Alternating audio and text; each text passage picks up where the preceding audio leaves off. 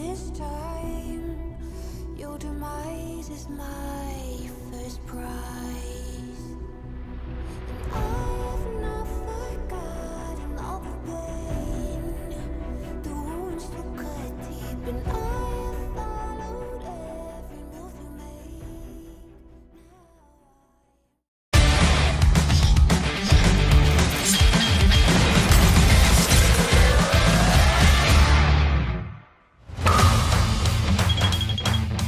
스코어 때 도미닉이나 이런 게 없으면 상대방 탱커를 못 죽이거나. PC방에 막내 작가님이랑 같이 왔는데 여러분 저는 지금 막 퇴근을 했고요. 오늘도 파이팅!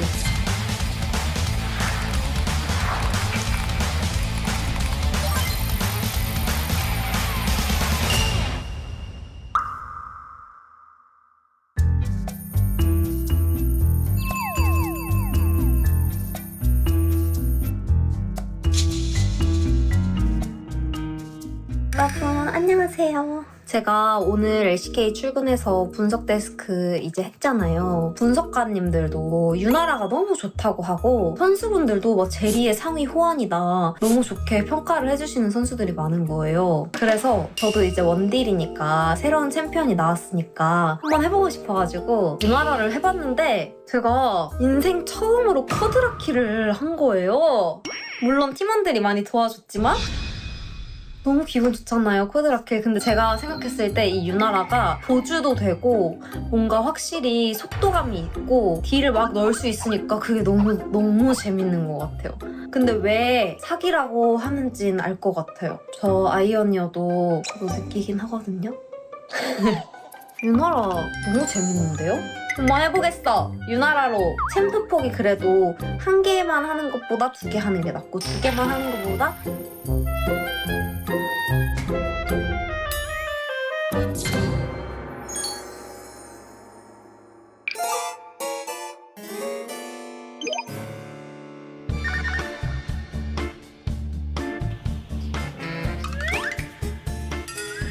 오늘 뭐예요? 오늘 뭐 할지는 네. 살짝 알려드릴 테니까. 에? 아직도 안 알려주세요. 이제 알려주세요. 사실 2주가 벌써 흘렀어요, 그죠? 네. 그래서 지금 시점에 과제 검사를 먼저 한번 해보겠습니다. 아, 과제. 그렇네. 아직 그래도 2주가 꽉 차서 지난 건 아니잖아요. 은빈이를 갚아갖고 지금 중간에 끊고 어쩔 수가 없었어요, 오늘. 근데 제가 봤었을 때 다 채운 것 같긴 했는데 보면은 이게 저번 주 이제 실패한. 네. 근데 그래도 이번 주는 지금 성공을 하고 있어서 네. 우리가 약속했던 대로 이제 핑핑이 그 핑크 에디션 네. 그거를 이제 오늘 주는 거 아니에요 오늘? 그걸 이제 진짜요? 준다고 해가지고 나도 와!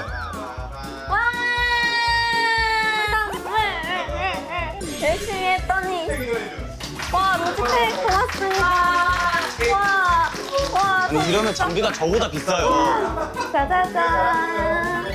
아 이쁘다 이거 이거는 키보드고요. 이게 진짜 너무 가지고 싶었어요. 헤드셋. 이거 헤드셋. 열심히 한 보람 있네요, 선생님. 저는 근데 안 줘요. 고맙습니다. 로지텍. 근데 이거 유나라는 근데 왜 갑자기 유나라를 누가 이거 LCK 경기를 보면서 분석가님들의 이야기를 듣거나 선수들이 플레이한 걸 보니까 너무 좋아 보이는 거예요. 너무 재밌어 보이고. 근데 아니, 해볼 수 있잖아요. 아니, 해보고 싶을 수 있잖아요. 아니 해보고 싶은지 있는데 내가 알려준 거를 그걸 해야지 왜 계속 딴 거를 해가지고 근데 진도 했어요. 아니 이거 아니 뭐 그럴 수 있는데 할 수 있는데 이제 물어보고 그냥 이제 어떻게 물어보고. 하는 네, 그냥 뭐 다음에는 이제 그냥 물어보고 한번 이제 뭐 하나요? 벌칙 받아야죠. 아 그러네. 다 못하셨잖아요. 루시팩은 약속을 했으니까 이것도 드린 거지만. 그 팬분들이 보내주신. 맞아요. 300이면 와. 그래서 다 같이 하신 분들이 있구나. 이분들 개점을 통해서 루시팩 선물을 드립니다. 와.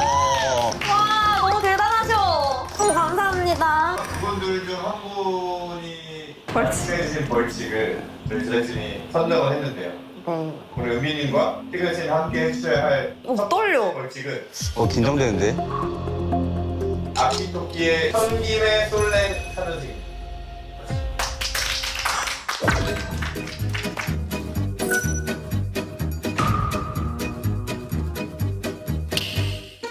우리 김한은 게임 보는 피드백은 금지.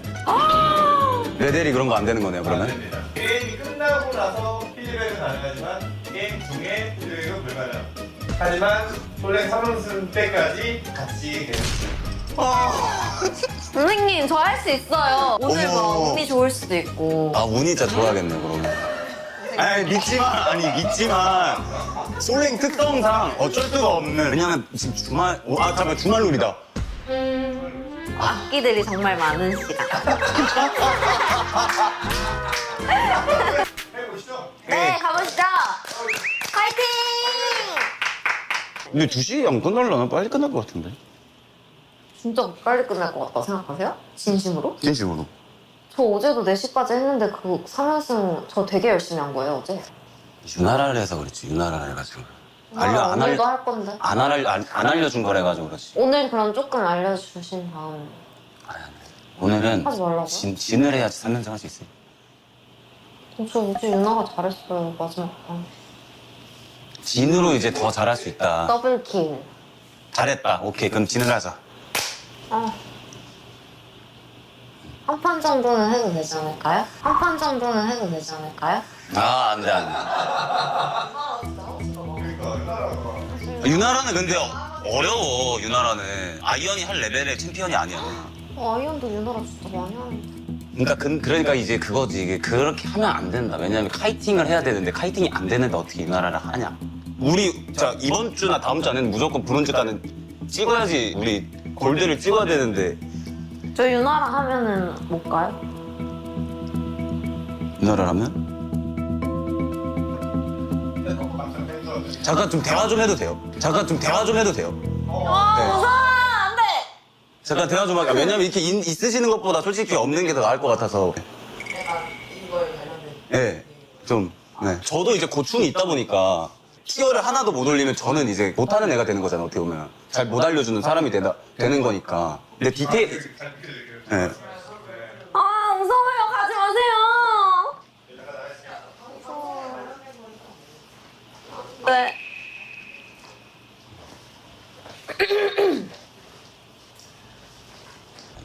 알려주는 입장으로, 그러니까 하지 말라는 건 아닌데, 만약에 10단계가 있으면 그 이제 와꾸를 짜가지고 첫 번째는 이거 알려주고, 두 번째는 이거 알려주고, 세 번째는 이거 알려주고, 이렇게 디테일하게 그림을 그리고 이제 알려주고 있는데, 갑자기 챔피언 바뀌고, 또 갑자기 챔피언 바뀌고 이러다 보니까 계속 이제 그렸던 게 그림이 계속 깨져요. 갑자기 이제 바로스를 했다가 또 갑자기 진을 했다가 이제 이번에는 이제 이제 유나라가 되다 보니까 도대체 이제 뭐를 알고 싶은 건지. 근데 뭔가 그냥 그런 생각이었던 것 같아요. 어쨌든 진이랑 바로스 리프를 가르쳐 주셨으니까 유나라를 한번 해보고 싶은데 저도 해봐야 아니까 한번 해봐야겠다 이런 생각이 들었던 거고, 또 이게 너무 재밌으니까 더 이제 1부판이 사실은 힘들잖아요. 근데 재미를 붙이니까 1부판도 할만하다고 느낀 거예요, 유나라를 하면서. 선생님 말씀이 무슨 말씀인지도 압니다. 근데 죄송해요. 알겠습니다. 근데 그렇게 느끼긴 해가지고 뭐 이제 재밌는 걸 하면은 솔랭 할 때 좀 더 재밌게 할 수 있으니까. 그래가지고 이제 좀 유나라를 좀 알려줘야겠다 이렇게 또 생각이 되다가도 아 내가 안 시켰는데 이걸 왜 하지?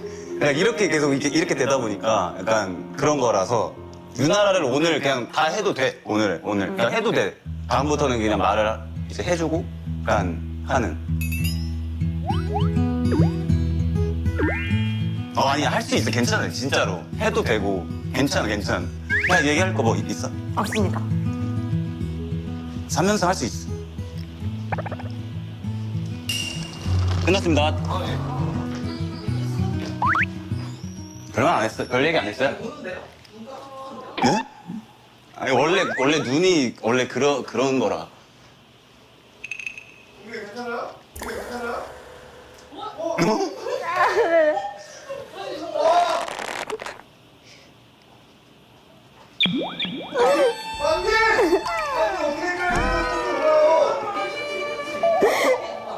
아, 죄송해요.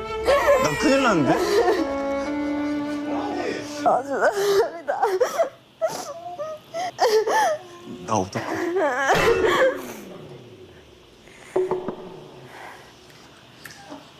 나 어떡해요 나? 아, 죄송해요. 뭐라고 했어? 아니, 선생님 말 맞아요. 맞는데. 사실 유나랑 하면서 재밌었어가지고. 재밌으니까 해봐야겠다. 이렇게 해서.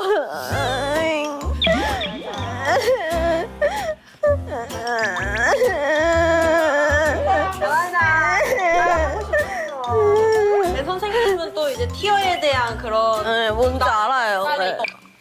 혼내시지도 않았고 그냥 네네네. 너무 무섭게 말한 거 아니야? 아니에요. 그냥 제가 속상해가지고 나도 뒤에 올리고 싶은데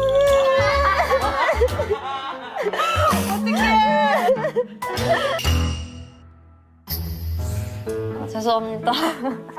저는 이제 이거 방송 나가면 이제 저는 이제 끝났습니다. 아니에요. 마지막 인사하세요. 제가 봤을 때. 그동안 감사했습니다. 아니에요. 아닙니다. 제가 우리려고 하는 건 아니었지만 아니 진짜 그냥 제가 혼자 속에서 속상해서 그래요.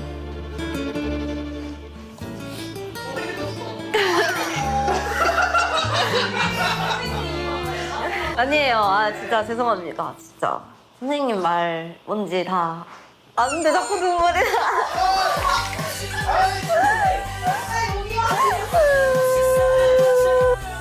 나도 뛰어올리고 싶은데. 우리는 오늘부터 유나라 원청으로 간다. 아니야. 이 토끼 유나라 지켜봐 주십시오. 아, 유나랑 만든다며!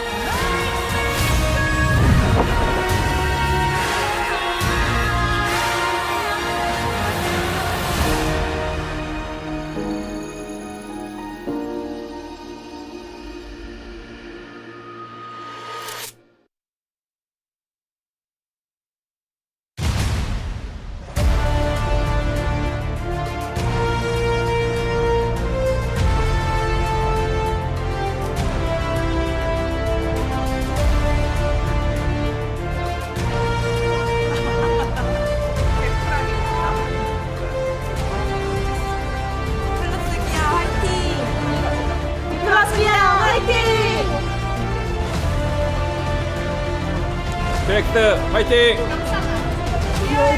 화이팅! Welcome, ladies and gentlemen, to LCK 2025. It is the play-ins. We are still in round one. We have one more best of 5 to go here before we move up to round 2. And this one is truly Rise Group, baby. Yesterday, we saw a bit of that Rise flavor, all right, coming out of Nongshim. They managed to bring it to 5 games against the Bros, where the Bros unceremoniously lost the last match, but they did give us the greatest value that we can get, and so thank you to the Bros. We'll see whether we get that same level of value here today, and my waters are saying that we probably won't.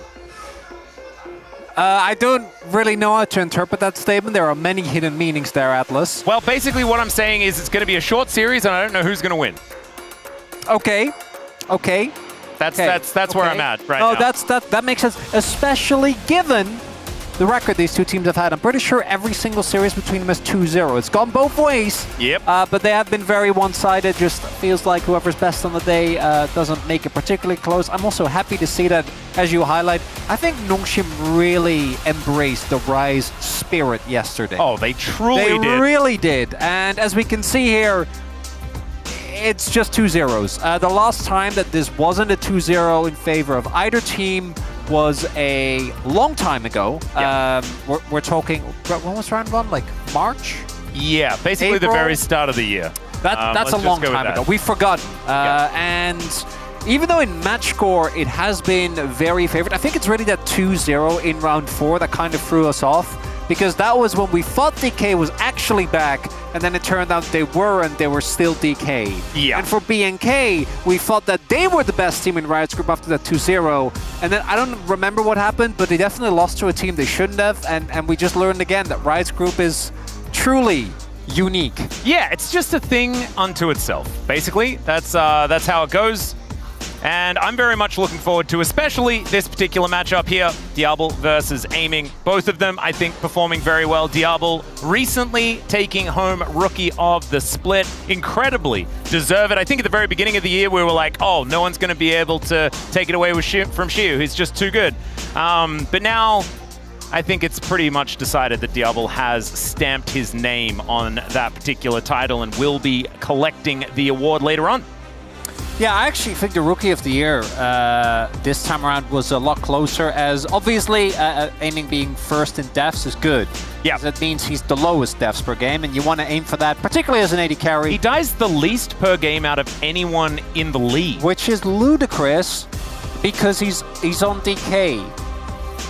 Yeah. So, now I do think we've actually had a discussion coming into this. I do think that Aiming sometimes tends to play a little bit too much towards keeping that number low.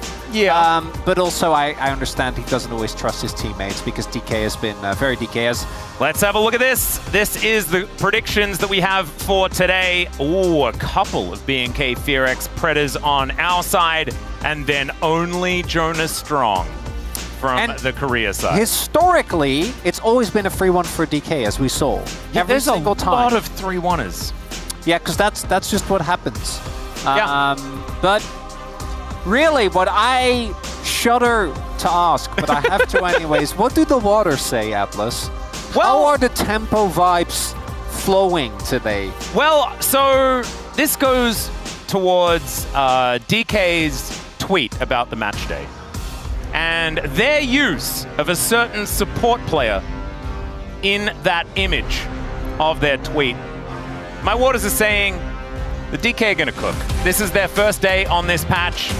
There are buffs to Kassadin. Like, who knows? 10% extra AP on his Q. That might get him over the line and give Showmaker a chance to pop off. We'll just have to see. I think BNK FearX, I think reality is going to strike this team during this series.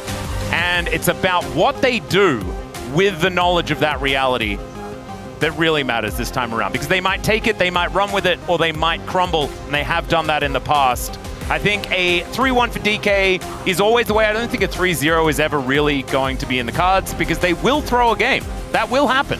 Maybe 3, but they will at least throw 1.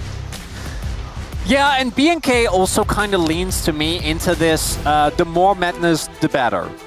Insanity, as we take a look at the performance of these two mid laners between round 3 and 5. And this is, to me, also what the matchup today will come down to. Will it be Showmaker, who definitely has been steadily climbing up in form, or Viglo kind of had a little redemption arc of himself towards the later end of the split? Because I think that obviously he started out the year very, very weak and did really come back. Because as much as I think the arguably the best performing players on the team, particularly when you look at stats, have been the AD carries, I think what actually will decide this matchup is which mid-jungle 2v2 gets ahead. Because that first skirmish is going to hit like a ton of bricks. I can't think of something that hits hard enough, because both these two teams have relied many a time upon their junglers, and in many cases their junglers have had stellar performances. Lucid Zin's out game, and I think particularly in round 1 and 2 he was at the forward. Raptor is for a reason, I think, one of the players that just keeps getting pump after pump after pump on this roster. But they also have struggled with being behind. Yeah, they're not necessarily, like, this is neither team. Back since, like, the sandbox days for this squad, it's like they have to be ahead, otherwise their brains cease to function. No, I actually think that it just always works the same way. So you just constantly have this idea that we are ahead, we should fight. The Raptor does not concern himself with game state, okay? He just sees his targets and he goes for it. And that's what they do. That's what we love about it. I want to go back to those stats just a little bit, because I think it was a beautiful highlight between Showmaker and Vikla of how these two players play the game. Showmaker plays for lane pretty aggressively as well, has struggled to find impact mid to late, whereas the entire opposite is true for Vikla. His laning phase is not good, but he manages to turn what little gold he gets into advantages later on in the game. He's a wizard. It is demonstrated in the fact that his damage per gold and his damage percent stats are still quite high, and it's very impressive for a player that I don't think has received too much positive feedback over his career in the LCK. It's even better because at many a given point, we were so certain that either of these teams were the best in the Rise group.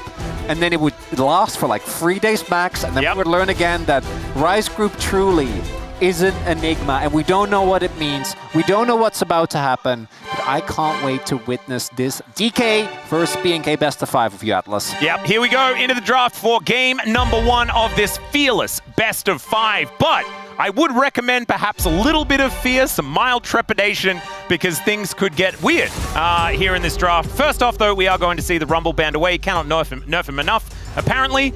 We'll see whether the Gwen gets a look in. We did see that one banned away yesterday as well, but also has been nerfed relatively heavily.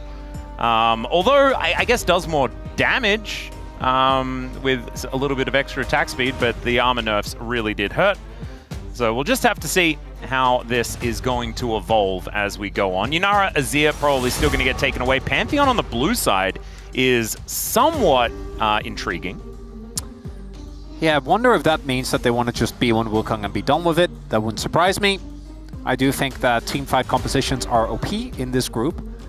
I also wonder if my read on the patch was that with Rumble and Gwen both nerfed, that they would just still be picked, but Aurora would just be permat, because Aurora did kind of escape. She is on the dock for nerfs in the next patch, because she's just been so insanely strong. She's a flex pick as well. Yeah. So kind of the doesn't really have true counters and gets to be flexed, and then also wins a lot of matchups. It's not even that she's, you know, able to no, she just straight up wins. Yeah.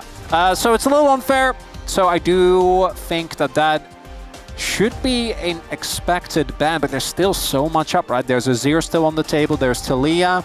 Talia, I think in particular, we haven't generally seen make it through until later matches in a Fearless. We have the Nico to come through as well. I actually kind of expected this. It's like I kind of wanted this, because I think banning Azir on the blue side is kind of weird when Talia is still up, and now you're throwing the question over to BNK, because if they ban Azir, then obviously you get a free Talia. If you leave them both up, then Azir doesn't feel great into the Taliyah. You're playing it into Taliyah. And so they're a little bit trapped here. They're going to have to leave both of them up. The Vi is going to be banned away from Lucid. Watch it be like B1 Trundle and immediately lose our minds. Dude, it was exactly what I was going to go into, but it's going to be Taliyah. I'm just going to write it in. I'm just going to write it on my little sheet of the draft. I'm just going to put it in there, and it's going to be Azir. Oh, Aiko. Okay. It's one of those days. It's one of those days. The waters are wrong. Or, well, they were right, but maybe they were right in the wrong direction as well. Or maybe they were wrong in the right direction. Perhaps. This Taliyah is obviously going to be picked up now. Taliyah Xin Zhao? What do you reckon? I think it's just Taliyah Xin Zhao. Yeah. It might not be that interesting. But then they get to slam Trundle Scion. Yeah, I guess they do. that is a thing that actually most likely will happen if the Xin Zhao does come through. Maybe that will put a little bit of trepidation in the step of BNK. Could also go towards something like Renekton, which is one of the comfort picks for players, but we're not. It has been written. We're not reinventing. Did you already put down Trundle Scion? I haven't put down Trundle Scion yet. Did you already put down the Xin? Yeah, I put down the Xin. No, I mean preemptively. Oh, no, I didn't write it in just yet. Okay. Oh, the Jarvan. So, I actually like Jarvan way more than Trundle. Well, so I normally do. I just don't like it into Taliyah. I do think playing Jarvan into Taliyah is one of the matchups where you do really struggle. What about Lee Sin into Taliyah? God, it's Trundle Scion. But okay, but for what it's worth, this is a good Trundle setup. There are 2 stationary targets on the enemy team. Ooh, Aurora's fun. They're already quite short range, and Shiwu's Aurora is going to come through. Shiwu's Aurora really, to me, is so hard to read because I feel like he's simultaneously really good at the pick, but then also sometimes he's not at all. It's really, I feel like his early laning phase is impeccable, and then his late game team fights are really good. I think if you watch a highlight reel, you think that he's amazing at Aurora. If you watch all of the games, you're like, But I think it's been consistently that his laning phase is really good, and then we get out of lane, and the first 3 fights are a bust, and then post 30 minutes, it clicks, and it's good again. I do like the Ambessa pickup here because it is both one of the best picks on the current patch, particularly given the nerfs that have come through. It also doesn't struggle as much into Aurora as a lot of other picks, and it is a takeaway from Shiyu. It's definitely up there as one of his best champions, and it also really nicely solidifies the kind of dive-heavy top side. The only thing that I do worry about is that we already do see that there is a bit of a struggle playing into Trundle. If the Alistar is also banned here by DK, which I hope, that kind of takes away the only engage support that doesn't just fold to getting subjugated. And I also think it makes your AD carry pick a little bit harder because you really do want to get something that doesn't get too much hindered by the pillar. As I swear, this is the most obvious Alistar angle that I've seen, particularly with Nico already out of the pool. So I hope that DK bans that away. You would expect that that would be coming through here, as Beryl is having a little bit of a think about it first. See what he does decide to take away here, but should just be the cow. Unless they want to leave it so that they force them to pick it, and then you can pick something with very, very high lane power. So like Alistar comes through here, then you pick Corki Oh, you go Karma. like Corki Karma. Yeah, that would also be very. You would have like DK. not very much engagement. You would have none. Yeah, but that would be very DK as well. Yes. Wouldn't it? So the cow does come through, as expected, as most of this has been preordained. And Callan's Alistar, to me, is the best representation of BNK, because depending on when you say that, that can mean very different things. Yep. On any given day, can mean both the worst of Callan or the best of Callan. We just don't know. We're going to have to see. I would expect there to be, as you highlight, I think the Corki to me is a no-brainer here. Or they just slam Callista Renata and call it a day. That would also be... So, the main issue for me is that with the Callista, I think you do really struggle into Taliyah. I do like Renata into this comp, though. That would be kind of fun. But that's not what's going to happen. It's going to be Nautilus because... it's Beryl. We need hard engage. Well, we need hard engage, right? And I think that Nautilus is one of the picks we do see into Alistar relatively often. I'm just... It leaves Lucid without the best target for Subjugate. You can just use it on Raptor or Claire and it's fine, but I do think that Alistar is, again, the engage support that Stappy's playing into it. It also does mean that DK shore up their weakness of engage, right? Like, you do have one of the best engage supports in the game.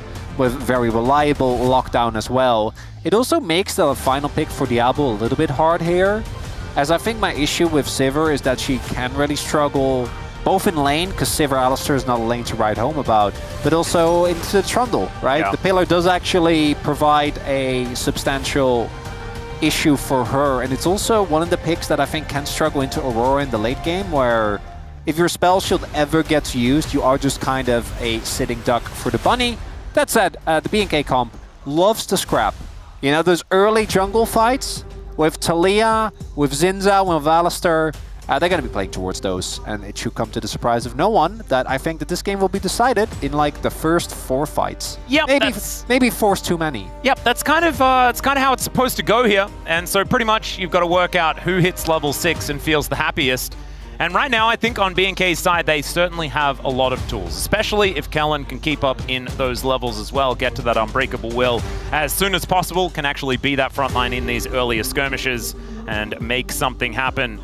I think that the read of the Alistar coming through was something that I assume DK understood, but I just don't know whether they've gotten enough out of it as far as punishment is concerned on the other side. But we'll just have to see. Of course, Corki is extraordinarily strong at this point in time. The 2-item spike going to be a big deal. It's Toboggan Corki as well, which means that, you know, aiming a bit of a connoisseur of the Corki skins of old, which is absolutely fantastic. But now it is time, ladies and gentlemen, the play-ins. Second best of 5 here in round 1, about to begin. 세상사에 합격하고 오신 것을 환영합니다.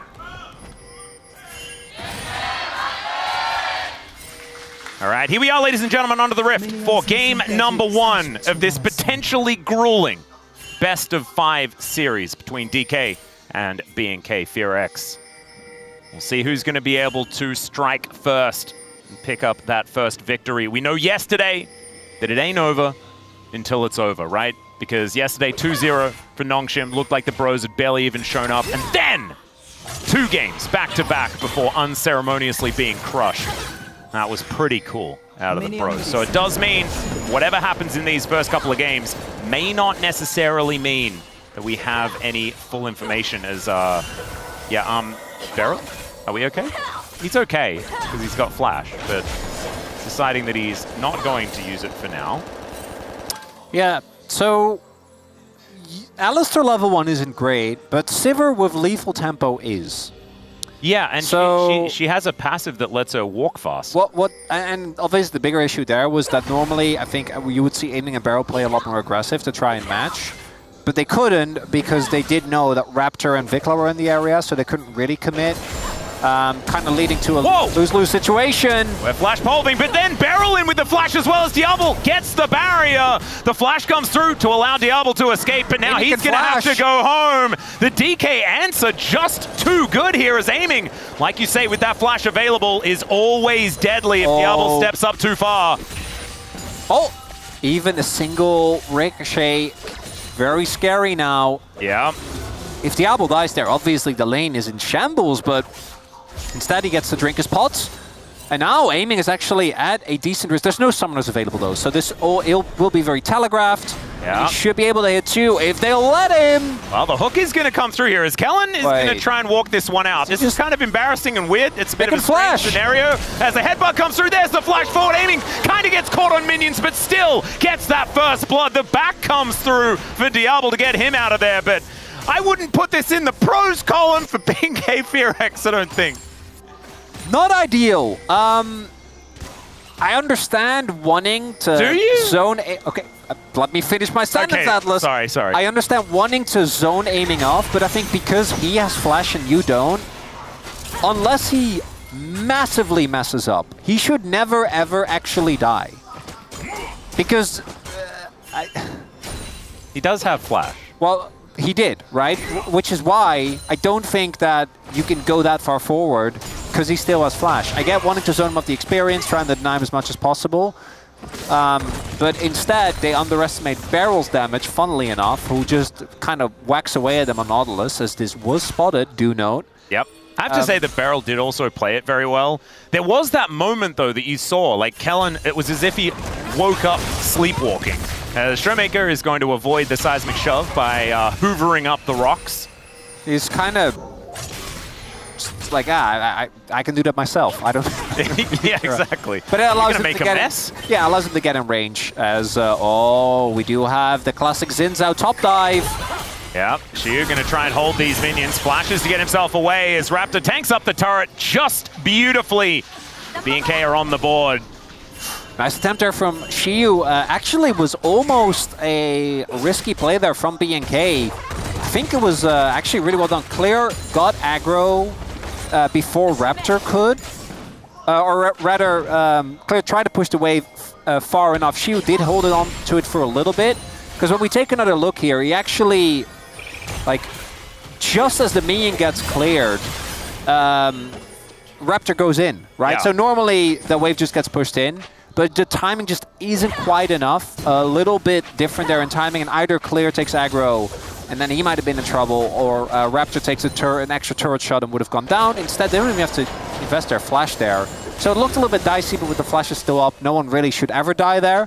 Yep. And I do think that this is one of those situations where, with Lucid starting on the top half of the map, going for really aggressive trades in top, like she was doing starting level 1, is something that can backfire, particularly when you're playing into a jungler like Xin Zhao, who has such a strong dive, because I swear, we've seen like a million of the I'm just slowly walking up to your turret, autoing it twice, and you know what's coming next. You're just gonna die. But it's not the end of the world. Even though the kill did go over to Claire, she was able to TP back and did get most of the wave. But it's still a win for B&K. It means that the gold stays even here, relatively early here, early on. Yep. 200 gold going to be the gap, and that is not much of one.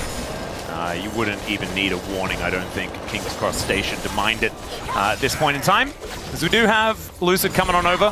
Hello. His baseball bat to take down the ward. And will then slink back into his jungle. Haven't really seen too much of the Trundle so far today. We'll see whether he is going to make his presence known as the levels start to come through. First Dragon going to be a Chemtech. Does mean that the potential for a pretty cool soul is quite high. I do like that we've seen Sivir be very often used as, you know, like the classic, the fountain laser special, you know? Yep. It goes 6 items and we just try and 1v9 the fight. I think it also, we have seen it work more, and that's the reason why, besides its lane match being pretty solid, I think it has come back. You can also just play it as at level 6, when the rest of my dive bomb goes in, I press R. Yep. And then I'm just kind of boomerang blading and you know, throwing some ricochets from behind, which is also definitely how B&K is going to play this. As we do have some early posturing towards this objective, but very quickly disengaged from there. yeah, because they remember down. Aiming is actually in the 1v2. Claire is 6 now, so aiming does need to be a lot more careful than it was before. But there was also Kellen towards the top side of the map. Now, if DK would have committed, Kellen probably would have TP'd to Dragon. So they're not actually going to commit too much, and Claire should, with his TP still up, be able to make it towards his bot wave without too much of a hassle. And Diablo's already basically here to answer the wave, right? As Claire does not get the back end, though. Yeah. Will be going straight back, but is now back in the lane matchup where he wants to be with a Hex Drinker. It's just going to be a plate for DK. Yeah, things kind of going okay on either side, but you do see that Xiu does have a decent CS margin. That is going to keep things competitive between the two top laners. After the first kill for B&K did go over to the Ambassador. Certainly where they wanted that, but Xiu does now have the burn-in and all that sort of stuff, feeling pretty good about it. As you can see, Lucid was slinking up towards that top side, going to grab this crab and then look for maybe these grubs in 10 seconds time. Aiming taking a decent chunk of damage here, though. Does need to be a little careful. Now grabs himself some rockets. Doesn't hit the first one as Beryl decides that he wants to go in. And here are these grubs. Let's see what Lucid's going to be able to do as Raptor is going to show himself. Clears out this ward. As a hook onto a minion. Beryl really didn't like that minion. Oh, Talia does have the wall, is roaming towards this top side. And there's the flash up pole from Kellen as Lucid does need to flash to get himself out of the way. Kellen is relatively low, only level 4. As Vikla now looking to clear out some vision himself. Lucid looking to rotate over.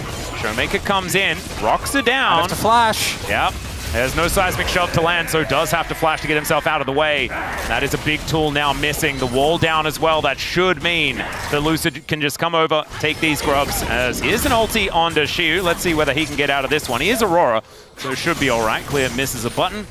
And just going to put a bit of fear of death into Shiu here as he clears out the wave. Yeah, Shiu, unbothered, not going to be able to actually win that trade. He knows as well with the Hex Drinker done for clear. And as it turns out, that topside play, they got Lucid's flash, but Lucid got the, Lucid and Showmaker, I should say, then got the follow-up collapse onto Vikla as a punish for his attempted roam. Already the ward clear, I feel like if he didn't clear the ward, he probably could have just walked back to lane and be fine. And it's going to be 2 grubs going over to DK, and a single one going over to BNK. Yep, so that is going to be 1 objective over to DK. The dragon still hasn't been touched. As, of course, Raptor did go over there. We did have that extraordinarily long-lived It's Chemtech Drake, yeah. And Dundun told us that it's pretty scary. This is also scary, though, as Aiming looking to try and take down the cow, but Beryl is also in trouble. Diablo now flashing to follow Beryl, who decided that he wanted to go into that brush to die. And now Raptor's coming in, but Diablo's in so much trouble. The barriers come through, and there is the auto to pick it up. Not sure about the flash there from Aiming, but picking up a double feels fantastic. Yeah, I think Aiming flashed there to ensure he would have gotten the kill, right? Like, he knows he's dead. He sees the Xin Zhao. As we know, was just a little bit too... He would have... he already got the kill. Yep. But that's... I'm gonna imagine why he flashed, because... I don't blame him. He got a double kill. Yeah, Barrel's flash to me is a lot more funny. As this initial play, very nicely done. We've seen people underestimate this Corki damage time and time again. Beryl, I don't know, buddy. I guess he got Diablo's flash, so... That's probably what he was looking for. Yeah! And they're Aiming. Oh! He does have to pay with his life as the hook buffer, but he doesn't have flash. Yeah, he's still very dead, so Beryl is going to die. It's Kellen that locks down that kill. It's Portal combat. If only he had flash. Yeah. If only also he wasn't there in front of 4 people. That could have also been a positive, but we don't know how that occurred. I think that was just a trap being set up, right? And looking, they got the dragon, so that might have just been a... Oh, teleport's coming in here. Raptor. Yeah, could be in a lot of trouble. Does have the Crescent Guard. May need to use it. We'll see whether he does.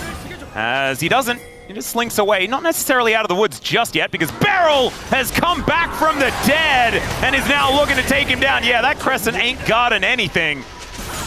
As down goes the Xin Zhao. That is a TP invested here, so we'll see what Clear is able to get on the cross map still.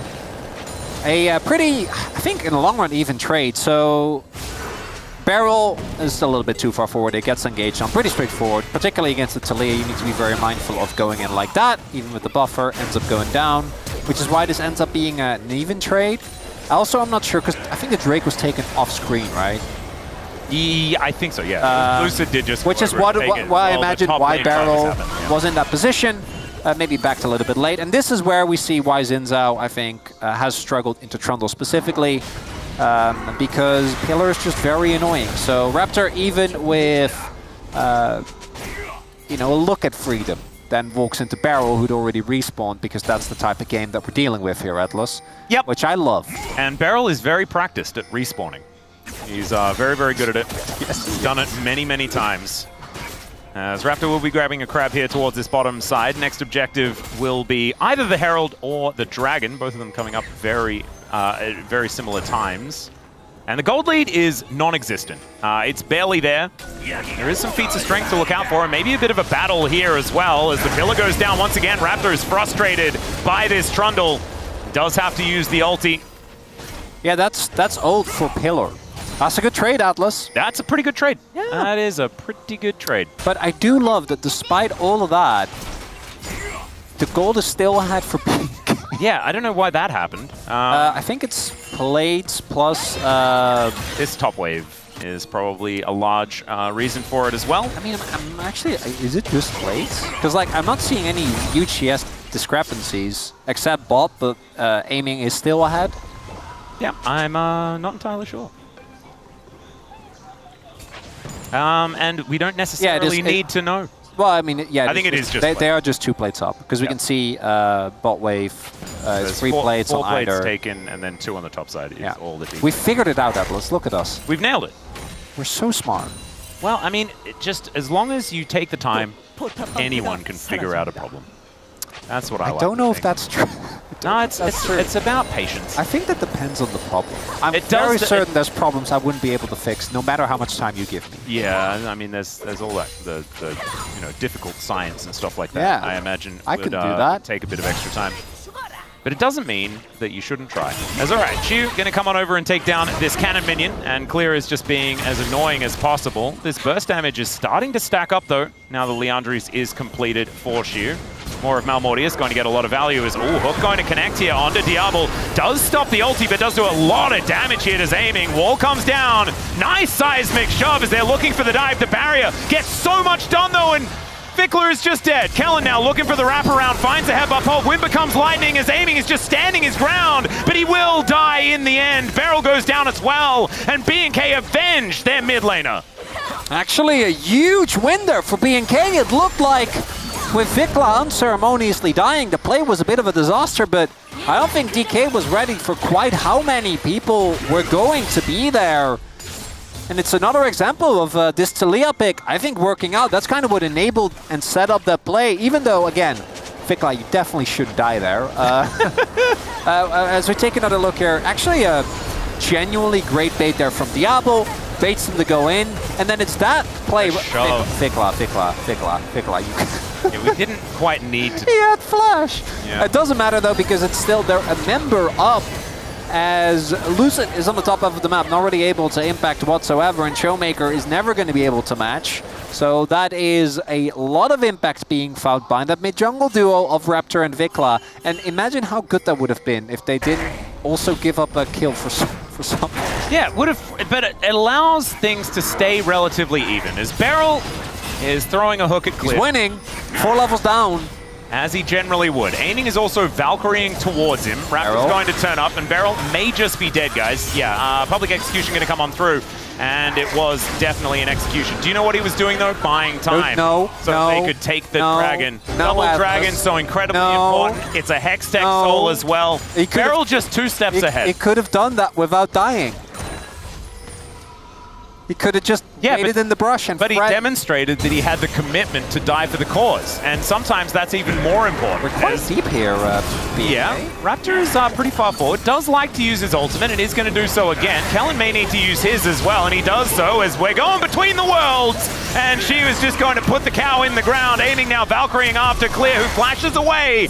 And Lucid going to have to disengage from this one as Diablo does turn up. Now Raptor's coming back around, but remember, he doesn't have the ulti anymore. The flash forward from aiming will secure the kill. Onto the Xin Zhao, and now the wall is going to serve as disengage.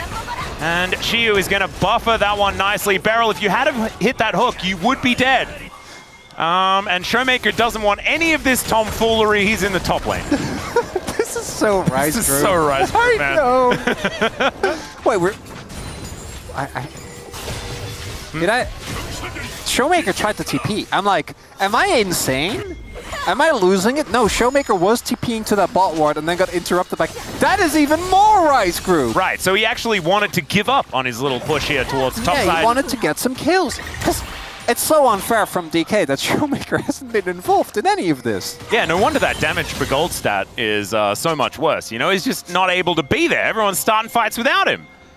Ah, it's so rude. Why were B&K 2 turrets deep? I guess they were... It's Corki. They found the Corki. Yeah, they sure did. And then the rest of the team showed up as not the best pillar there by Lucid as Raptor is able to fret through, but it doesn't really matter. Kalin also definitely could have ulted earlier. Then Clear gets effectively taken out of this fight. And what really gets me is that could have been enough. You know, we just take those sums, but we gotta keep going, Atlas! Yep. Time for a Herald team fight, ladies and gentlemen. That's what we're doing. Everyone grouped up and ready to go. Got some ultis just about to come back up. Shiyu doesn't quite have his yet, and he may not be able to use it because he's so close to dead. Between Worlds does finally go down, though, as he's bouncing between and picks up a double! And he just needed to wait those couple of seconds, and that was enough as DK run over the fight, and they're looking for the Herald as well. And the bunny just bouncing around the team fight. kind of throwing off BNK. Even if she ended up dying, I think that would have been good with the amount of damage he was able to do, but... Well, the thing is, he almost died before his ulti came off cooldown. If they had have been able to burst him down and take it out, then that could have been a big deal, but... I'm just shocked you haven't claimed that one for Barrel yet, because it was his redemption that actually kept him alive. Well, I assumed everyone knew that. You know, I was trying to add to the nuance. As we take another look, as Barrel does miss his hook onto Kellen, which is what allows him to engage. This time the buffer doesn't quite come through, but Chiu flashes out. But it's this re-engage that's kind of insane. Actually keeps him alive because the Xin Zhao can't auto him because he's on the other end. And Vikla has Talia, so his rocks are already primed the other way. As we take another look here. 1. And actually just has it up when he needs it. Pretty impressive. Good use of the stealth there as well.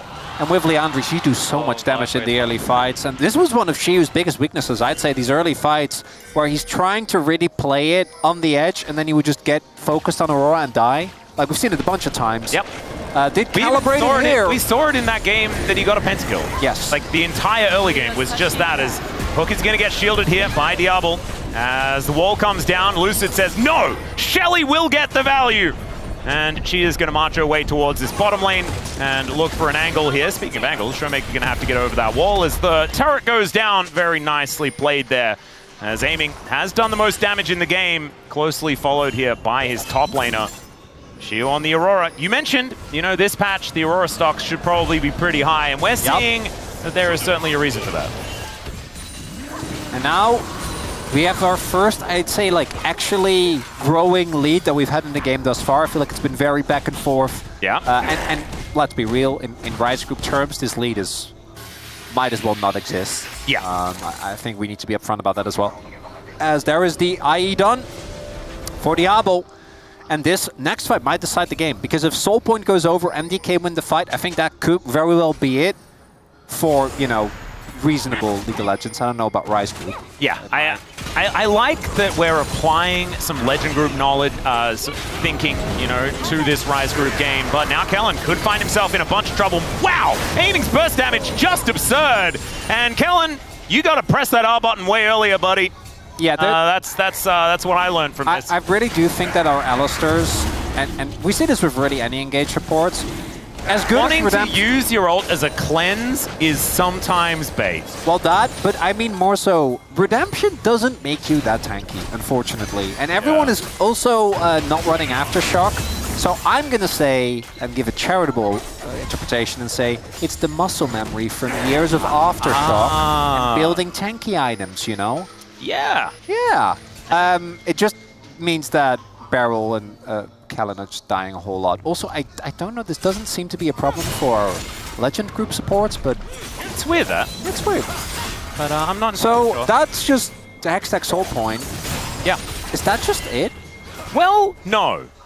But it's close. It's good. It's definitely... For DK. It's good for DK. We're going to say that. Now, but anything is throwable with a strong enough arm. All they need, BNK, is one pick, because their single pick is absolutely ludicrous. And then once you have that, I do assume the decision-making from DK will be tested, which is not where they have traditionally excelled. It might be a Hail Mary Otacon, though, from BNK. Wouldn't be surprised. That's something we've seen many a time, try to force an awkward position from DK, but doesn't look like it's going to be the case just yet, as 2 item spikes have been hit across the board. Yep.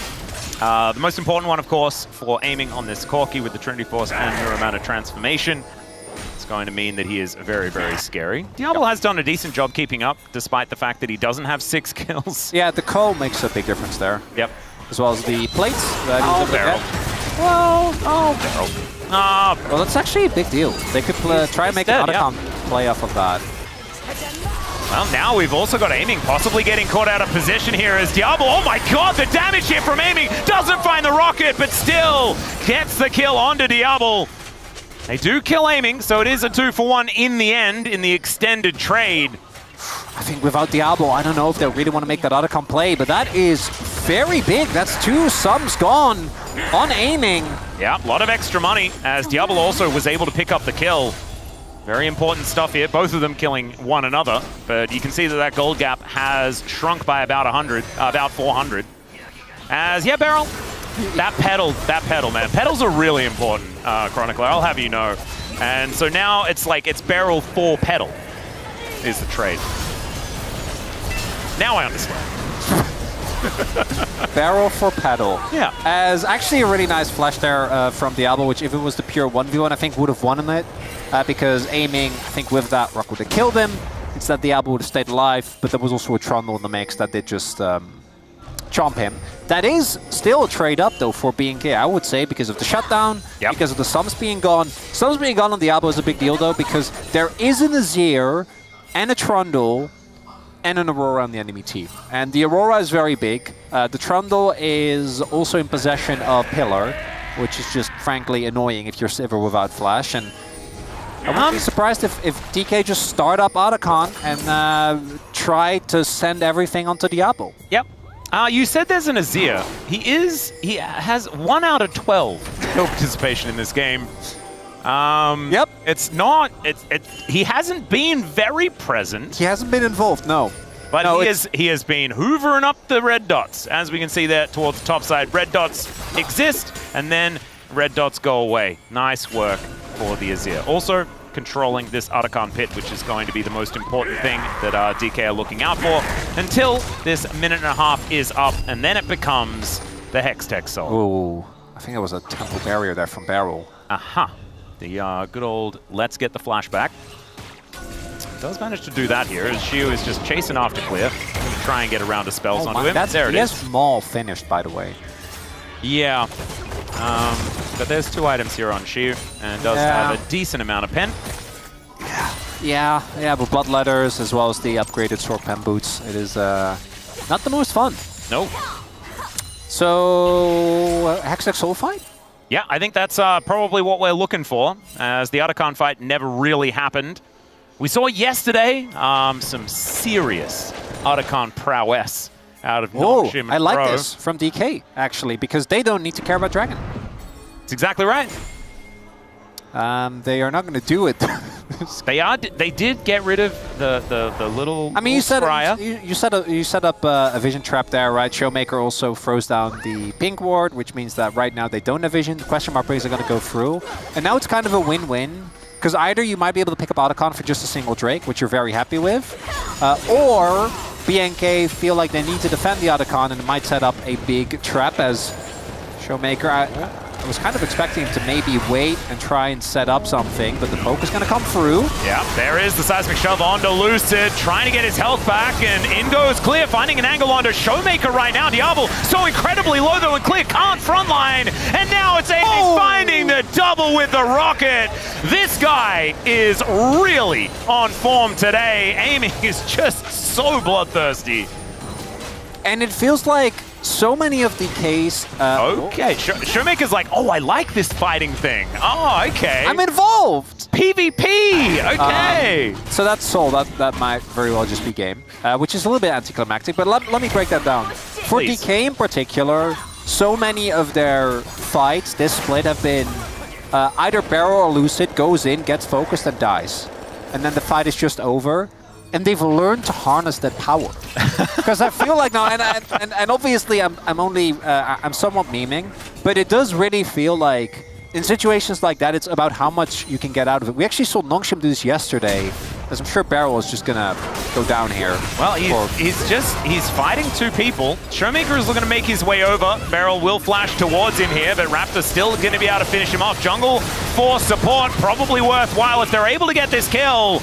As Crescent Guard comes on through and Showmaker is able to lock that one down. Now Lucid's found Kellen, who does press the R button early. You love to see it. Gets the headbutt back onto Lucid as well, who flashes out of the way to avoid being shoved to his death. But that is going to be that 1-for-1 trade, but it's so much better here for DK. That's important though, because if Lucid goes down, they can't go for the objective, but because he doesn't... Oh man, this comp does so much damage to Baron as well, it's kind of obscene. It is. As attempted, that's Aurora, guys. Yep. And he is just going to go between the worlds here. Vikla does pop off the wall, but that seismic shove left a lot to be desired. In the meantime, the Baron will be taken down, and Clear finds himself in such an awkward position. Diablo, wow, it's a battle for who can be in the most awkward position. Diablo's going to take the award.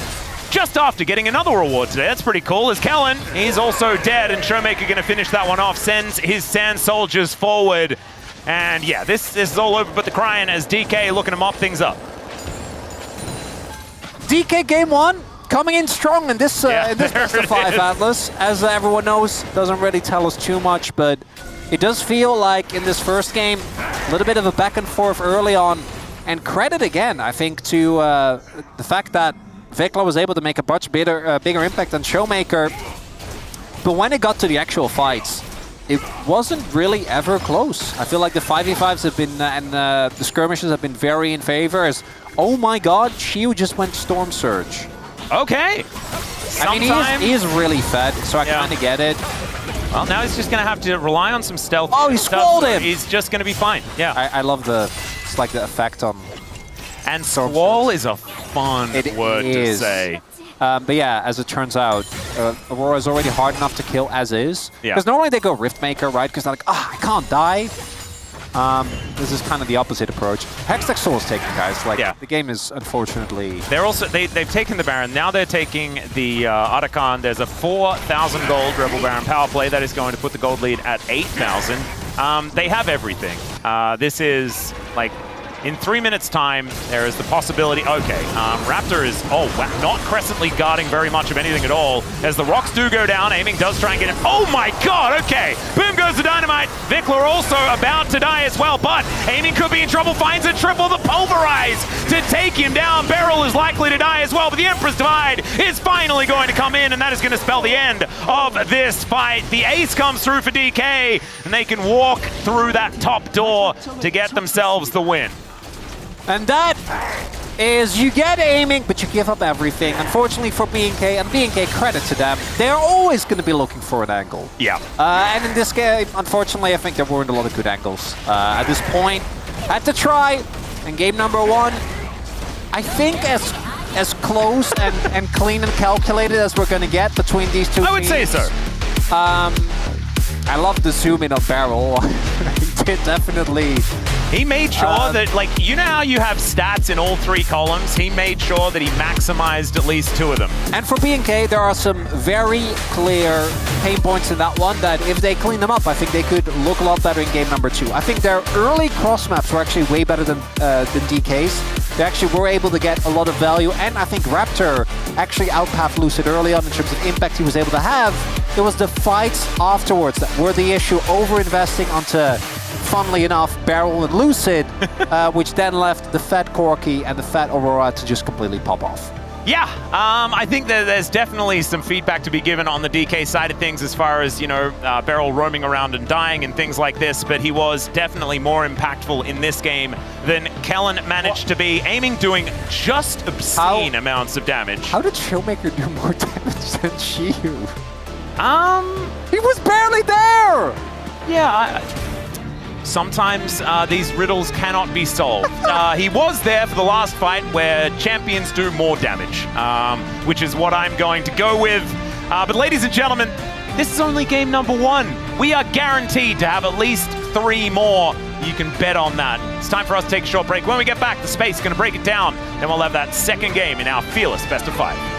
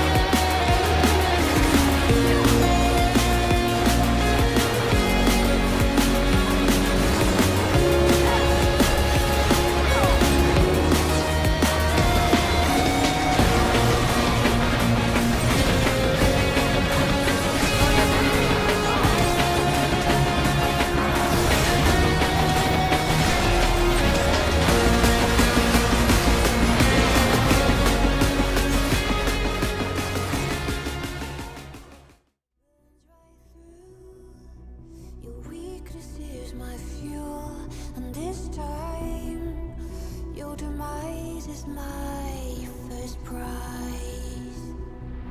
And I've not forgotten all the pain. The wounds still cut deep, and I have followed every move you made. Now I am right here. I'm waiting. Come find me. I'm everywhere, though you're blind to see. I'm boundless in the darkness. I must be there. Survive and try, and watch me rise. Create destruction, all the madness. You want it all, I'll give you all. But this time you'll bow down to me.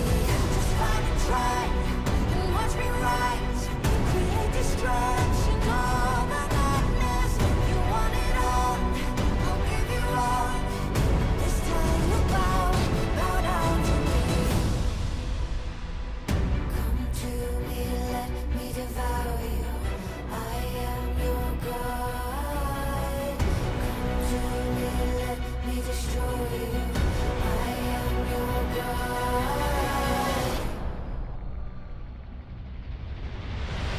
Come to me, let me devour you. I am your God. Come to me, let me destroy you. This time you'll bow down to me. You're breaking, I'm conquering.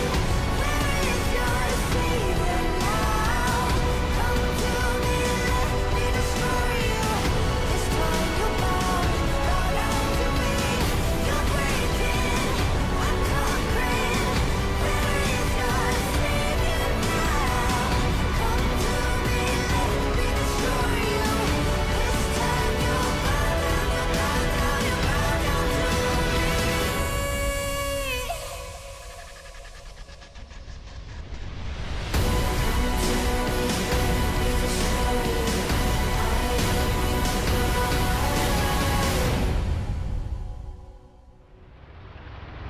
I'm waiting, come find me, 'cause this time you'll bow down to me.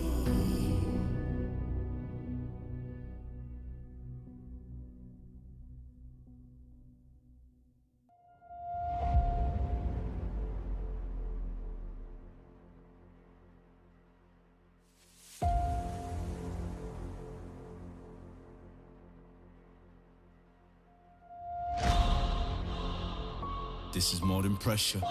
Soul, tears, this is more than effort. They try to tell me I was lesser. If all this makes diamonds, you should get your test done.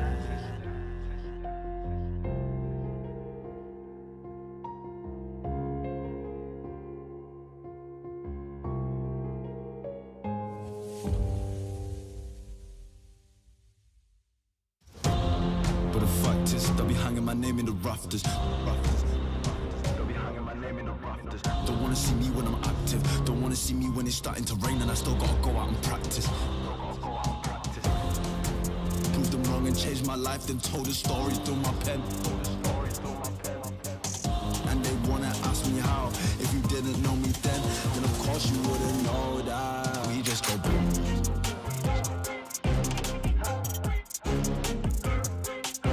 We just go boom.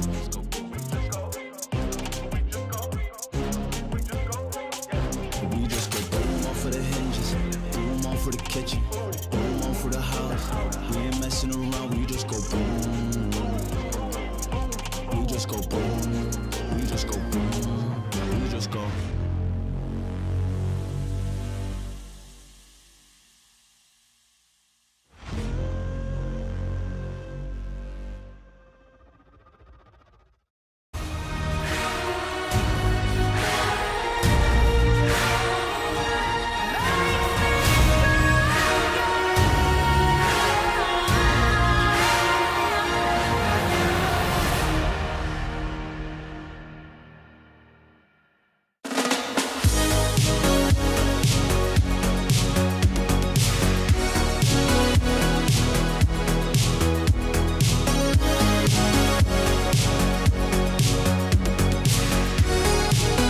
Hello and welcome to the space. We're here after game number 1, which was very confusing, very all over the place. D plus Kia able to stumble their way to the victory by the end of it all. I am Valdez, with me is Ox and Wolf. What do you guys think about that game number 1? Some Rise Group vibes, and I feel like, we've definitely had some chaotic games in the Rise Group, but, we hit play-ins, and we're like, this is when the teams get serious. I feel like the memo maybe didn't get through to these teams a little bit because some questionable decisions from both sides, some questionable dives, some questionable attempts. I think both supports having a bit of a weird game.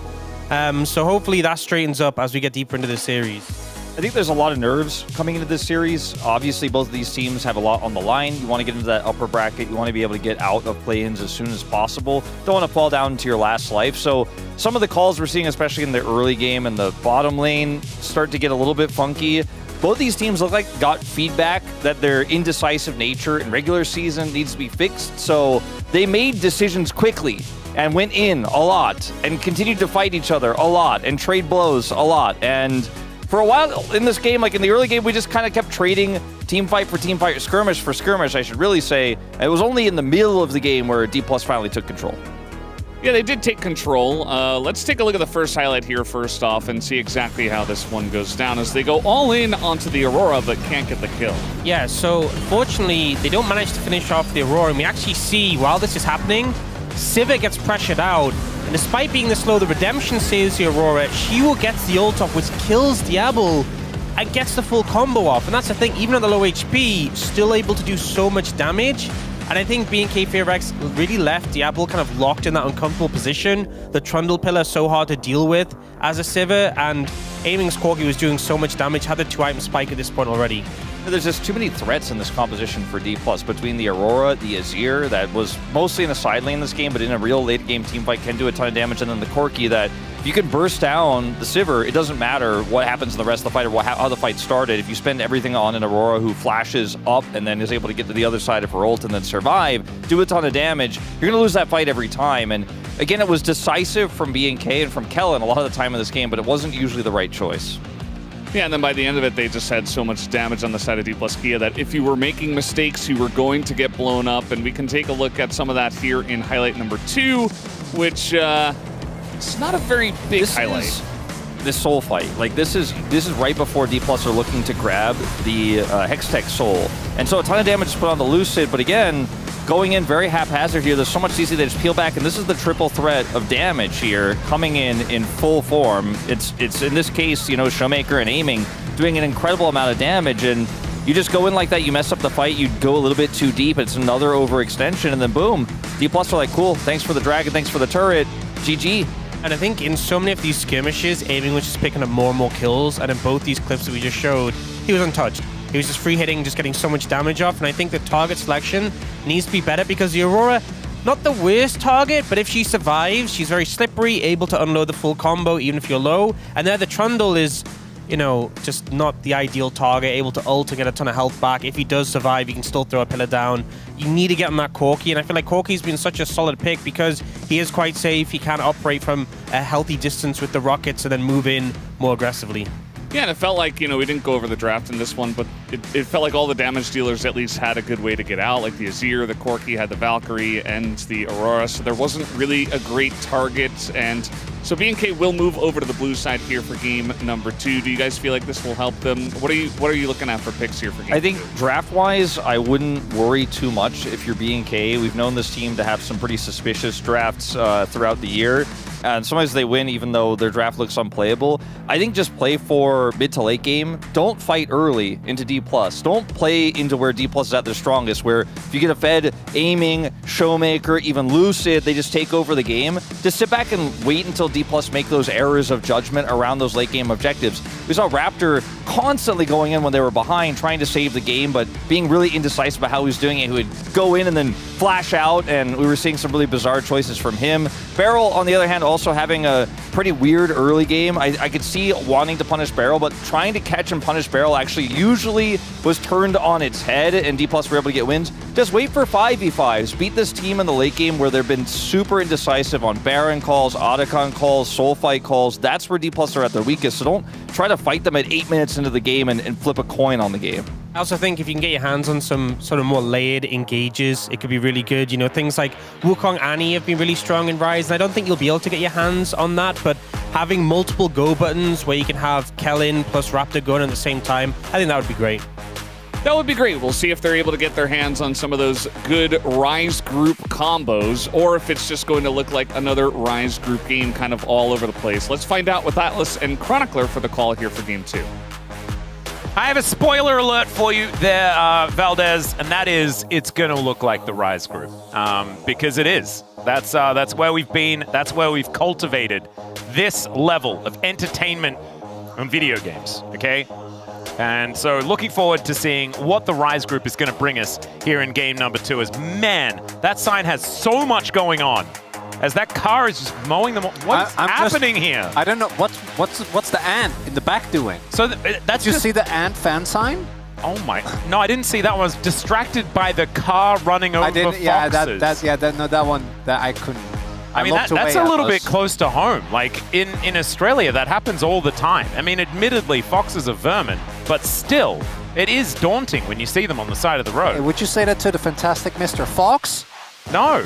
Oh. That's a different fox entirely. Is it? Yeah, not like the ones I see aren't claymation. Oh, that's fair, actually. Are they voiced by handsome gentlemen?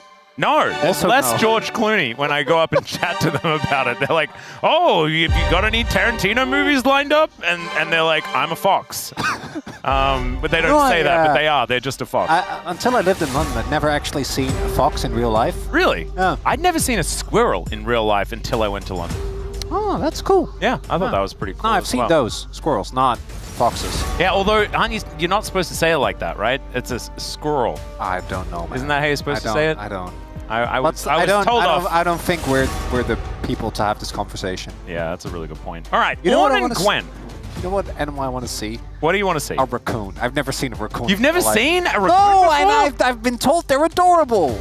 Yeah, and they also get into your trash and stuff like that. Yeah. That's super cute. Yeah. It's funny because when I heard about the raccoons getting into your trash and stuff like that, I was reminded of goannas, which are really big lizards. Oh. And there's a certain place you can go camping in Australia where they will get into your trash. I thought you were going to talk about bin chickens again. Well, bin chickens is another one, but that's a little bit too obvious. A bit nuanced is the semi-domesticated goannas. Ah, yes. It's like having you have to make sure that all of your trash is kept accounted for. Otherwise, there's a dinosaur that might start eating it in the middle of the night. I'm glad we could have a nuanced conversation, Atlas. Well, that's what we're about here. We're about sharing anecdotes from our lives, Especially and in Rise experiencing group. some League of Legends of the Rise variety. That's what we want. Okay, the Orianna going to be taken away here, and to round out these bans, we've got Yunara, Rumble, and the Wukong taken off the board.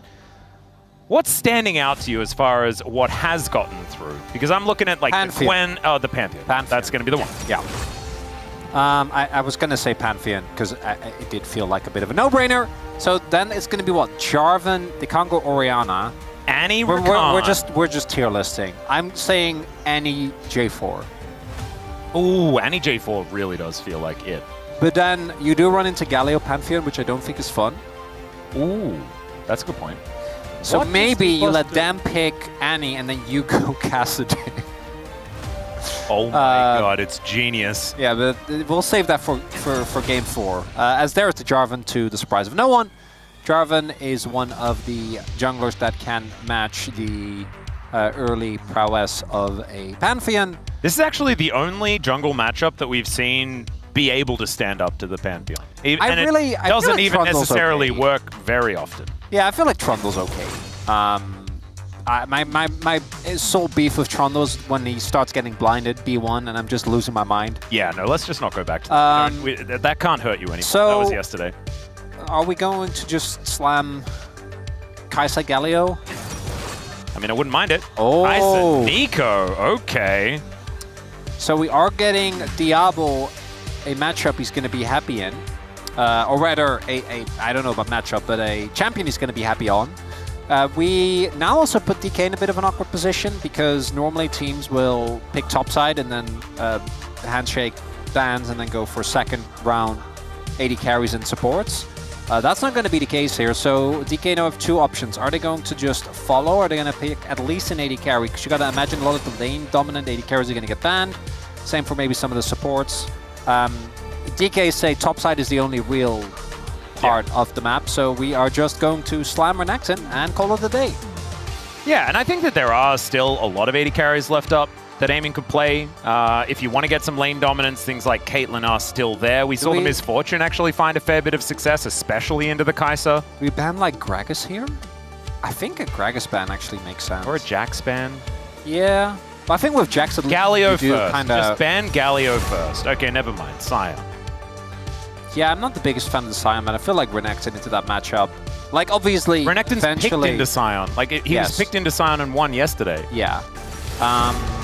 As well, it's going to be like Varus and maybe a support, maybe like a Karma ban here for Barrel. Yeah, I wouldn't mind the Karma ban. I would like a Galio ban, personally. I think Galio needs to be banned. I think it would be very silly if they did not ban it. I just think playing into double globals is so unfun. Yeah. And also, if you're trying to play really any AD carry, trying to play into the amount of backline dive that will be there, it won't be fun. It's going to be the Ryze instead, which, to be fair, Ryze does fulfill kind of the same criteria, but I do think that he is less of a pushover in the early lane, as the Lucian ban should come as no surprise. Are we just going to slam, like... The problem is, I would go like, are you just going to slam Kalista, which would thematically make sense? But you can't really go Renata into Nico. Let's not forget that Nico came up in the first place as a Renata counter. I just kind of want Aiming to pick Caitlyn and then run to lanes and blow them up. Something like that. Anything that can... so you can either like try to handshake the matchup and go for scaling and pick Xayah, which... That's what they're going to do. Would make sense given Aiming's track record. This used to be one of his best. It's also the classic matchup of Xayah into Kai'Sa, It right? is, yeah. Dates back 8 years. And then I guess you just go Xayah Rakan. Call it a day. It's not bad. Yep. I imagine that's probably what lane G+'s matchup gonna is do. not fun. So that one you got to try and navigate as best as you can. All right. Clears Aatrox to come into the Renekton. Some fireworks perhaps towards that top side of the map. Fair bit of damage potential as Vikla is grinning. That is a little bit worrisome, but he's just going to lock in Galio. And there's not really going to be too much to What should be like Cassio or something? Morgana.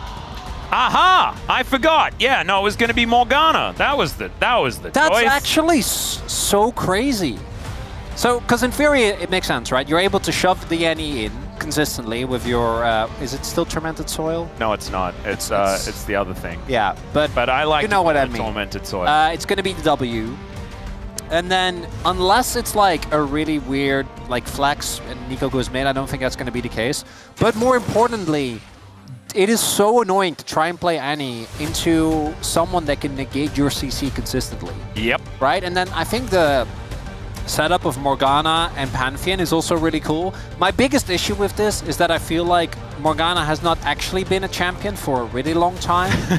And I hesitate to think that her power level will really allow this to pop off. But at the same time, this is what you want to do in the best of 5, right? You want to try and get these big swings to see if they work here. And, you know, in theory, I can see it. You find a route onto someone, they die, because there is so much single target CC here, and the Morgana does give you a lot of safety into the amount of CC that's going to come through on the enemy team. Yep, if they decide to dive you with these very low-range champions coming out of the top side of the map, the Soul Shackles are going to get so much work done. Plus, I could imagine the double burn build would actually do a fair bit of damage in a team fight if you do have people standing on the Tormented Soil. That we will call Tormented Soil for the remainder of the broadcast, even though it is no longer called that. Wow, that is a lot of D+ tickets. There's the ant. Oh, in front. There it is. Ah, it's a very happy ant. It's a positive ant. I really like that, and it does say positive there. Isn't it cute? Aw. I thought that it was going to be a scary ant because I was watching the foxes get ran over. He's happy. That's a much better fan sign to look at. All right, I'm feeling so much better moving into this next game. This could be the equalizer. And that would be very, very fun. Make this into a best of 3. Let's get onto the Rift here for the second game.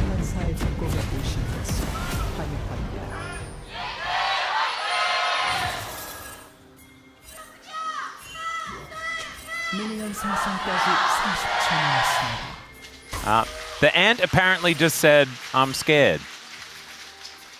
So it's not a happy ant. But then why did... I guess that was his stress response. Yeah.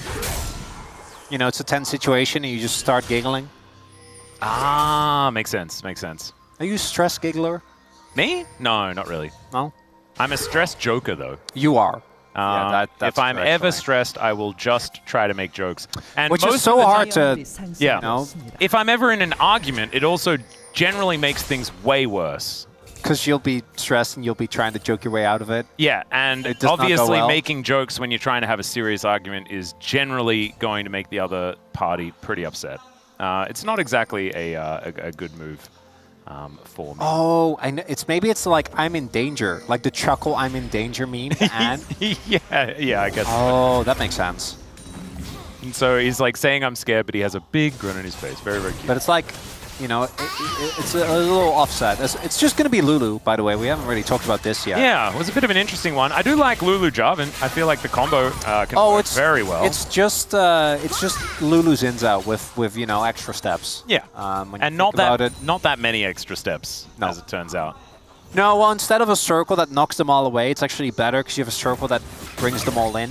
Yeah, and instead of WE to go in, you press EQ to go in. Yeah. And you press R to go in more. So I'm really curious to see what this Morgana is going to bring. So my theory is that once you get a couple of levels into your W, you're going to be able to shove the Annie in consistently. Black Shield obviously does well, and Annie is one of those champions that has to be in short range for her to do anything. And Morgana then has both easy access to getting big chains off, or just, you know, root her, and then she becomes a sitting duck. Yeah. The one thing, like, Comet feels kind of awkward into the Annie as well, because if you do just puddle her, we just saw it then, that you never actually hit it, because the Molten Shield comes through to block the puddle damage anyway. Yeah, and then also Annie just gets to run away, right? Yeah. Kind of amusing. However, if the Dark Binding ever does land, then things can be a little dicey. Yeah, really my main issue is just oh my god. Wow, it was Fly! The Morgana into Twisted Fate tech. And of course, in the past, it was always Morgana picked into TF or LeBlanc. That was famously when Pawn did it on EDG in our very first MSI back in 2015, as Vikla gets a -1 in the chat. That was what happened in that Game 5 in the MSI final to get EDG the very first title, was the tricky Morgana mid lane pick into Faker's undefeated at the time LeBlanc. Man, what an incredible tournament that was. I'm glad you're keeping the ancient texts alive, Atlas. It's important. I mean, it has to be done. It was probably one of the coolest draft moves in a Game 5 I have ever seen. It's also, I feel like those moments in early league meant so much more because it was the first time that stuff, like it's the same with, what's the other one that always gets, the Rocks Tigers, the MF support, you know? And I guess now, we have Vikla picking Morgana. Was it also Vikla that locked in the Zyra? He did do that on KT by accident, and then they won the game. It was very, very funny. Yeah, that's that my to? favorite piece of lore. It did against DRX. No, but like, who on his team then was, who was playing support for KT at that time? I want to say it was like Life or something? It wasn't Zeus, right? I can't remember who was I don't know. But anyway, they had a very good performance on the Zyra, despite probably putting next to 0 games on it at that point in time. As Raptor is just going to annoy Lucid here. Lucid will just wander over to the other side of the map, though, as it will be a very good start here for Raptor. Stealing away Raptors. Oh, that would have been a really big cancel, but she will be making his way back, meaning he can catch this wave. And yeah, neither Renekton nor Aatrox, I think, is going to be too bothered by being in this 1v2. Oh, that is a Flash Dark Binding miss from Vikla. Yes, I think that response there, Chronicler, was that basically said that sums it up. Yeah. Because I do think that in the Morgana Pantheon setup, got it, there is someone that should go first, and I don't think it should be the Morgana. I think you probably don't even need to flash if the Pantheon just presses W. You don't, no. But sometimes you want to make use of your cooldowns, and you're not getting any value if it's not ticking down, Chronicler. There's no Hex Flash. Think about flashes per game, okay? Flashes per game is a stat that we need to start tracking, okay? I don't think we do. Actually. I think the best players in the world flash more. I think it's probably actually the opposite. No.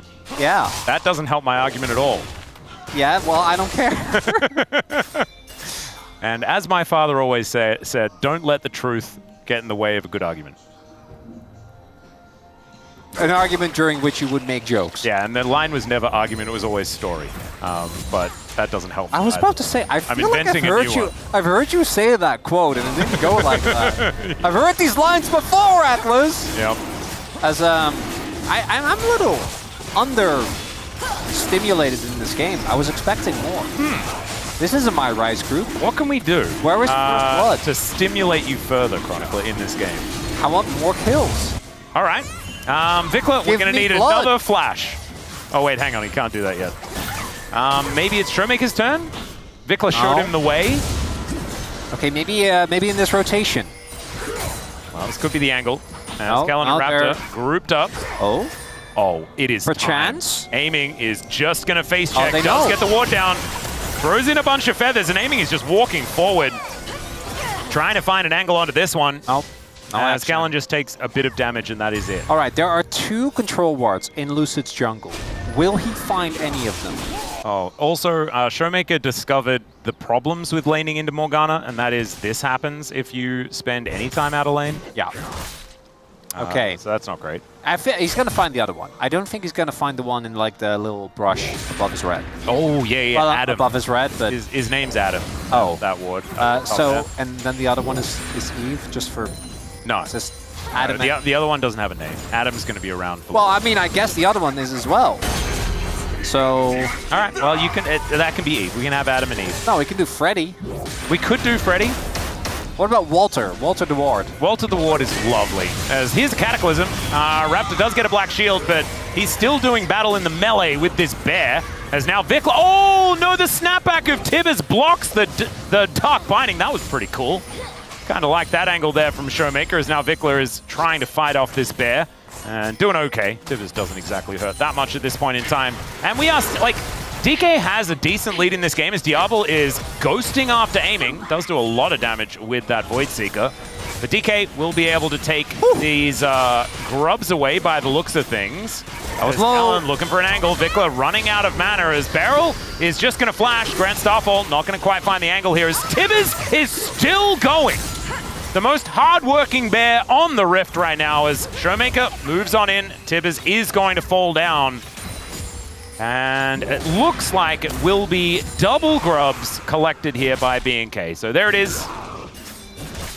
First objective did go over to DK in the form of the dragon, but that is going to be B&K's first one there in the double grubs. And things continue to be excruciatingly close in this game. I don't trust it. I'm not trusting it one bit, Atlas. This doesn't make sense. It's pretty cool that Walter and Adam are both still up, though. They are vibing, yeah. Just hanging out, having a good time, being wards. Oh, no! Walter just got replaced! What? He was just minding his own business! What? Why would you do that for... Wait, Walter, unless Walter just teleported. Okay. Does that mean that Walter is Atlas, now on the red buff? So this is an age-old question. Is the new ward that's currently in yeah. Is that Walter now? Do you believe in ward reincarnation? Well, I mean, it's a classic ship of Theseus, right? Is that the same ward or no? I would say no. I mean, no, it's not. A different ward has been bought. Yeah, Raptor did purchase from Boris another ward and placed it. But is the ward that you buy actually just a teleporter for the ward that has been allocated to you for this game? What if it's a physical representation that the spirit of the previous ward then gets teleported into? Exactly. Have you had it, like, how many? We need to actually have a chat to these wards to work out which one's which. Well, that will be hard. Important. Do you think? I think they've been known not to chat a lot. Oh, he would for sure, but I don't know if he would tell you. He may not. He'd probably just want to keep that one. Is Shio in trouble? He is Renekton. He does look like he might have a bit of an issue here as Slice Dice, all that sort of stuff comes out, but this still could be a worrying time. Gets under the turret though, and is going to be okay, but had to use basically everything in his disposal to make this one happen. Let's see how Clear's going to do as the Umbral dash, just beautiful, getting him out of the way of the snare as aiming. He got a grasp drop. Yeah, does need to be a little bit careful here as Lucid at full health. There's the wild growth as well to keep him healthy. So much damage absorbed by this Jarvan, and that is going to be first blood pretty late here, going over to aiming as Vikla uses the black shield, but Showmaker didn't actually hit him with anything. That is +1 for Showmaker, but doesn't necessarily have the same amount of farm as DK. They're just going to push this bottom lane, but there is a little bit more defense for the top lane turret. Still, it is going to likely go down first. That's actually crazy. Aiming had to walk out again. I don't know if that would have made the difference, but he got turret aggro. So I had to walk out. I think it still would have gone to top, but it was really close, so could have actually been the difference maker. He's fine. He has all his he's going to be fine. It's also really interesting. I actually want to check again, because I'm not sure if on the dive onto Clear, Lucid missed his first flag and drag, or if he missed it on purpose, knowing that they were going to go for the redive and just wait out the ultimate. Which I guess we'll see in the replay. I feel like he just missed it, but maybe it was a call because I feel like the rest of the team was kind of ready for that. As, you know, Showmaker's been locked in lane. He certainly has. I mean, that's what you picked Morgana for. That being said, if you watched game 1, Showmaker was still locked in lane in that game, and there was no, big reason. There was no downside for it. Yeah, so he probably would have done that anyway. That is player tendency and not necessarily the result. Also could have got the feedback that perhaps he should involve himself in more than just one of the kills for the first 25 minutes of the game. Could have also been a strategy. But this time around, he is just hanging out here in this lane, doing what he can. So we do deny the double dragon here for DK, like was the case in last game. That got them off to a very early start as a Showmaker. Well, he is going to discover some information. Flash for red buff. Maybe a kill? Ooh. Flash for flash. In the end. It's not too bad. Although I do think that Showmaker's flash, because he's laning into Vikla, is a little more important.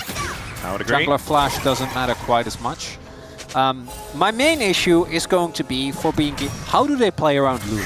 Because I feel like Lulu ruins so much of what the game plan for BNK is, which is find a single target and murder them. And then kind of go from there, right? You have resets for your Aatrox, obviously is nice. You have Kai'Sa that can kind of weave in and out the fight and pop off.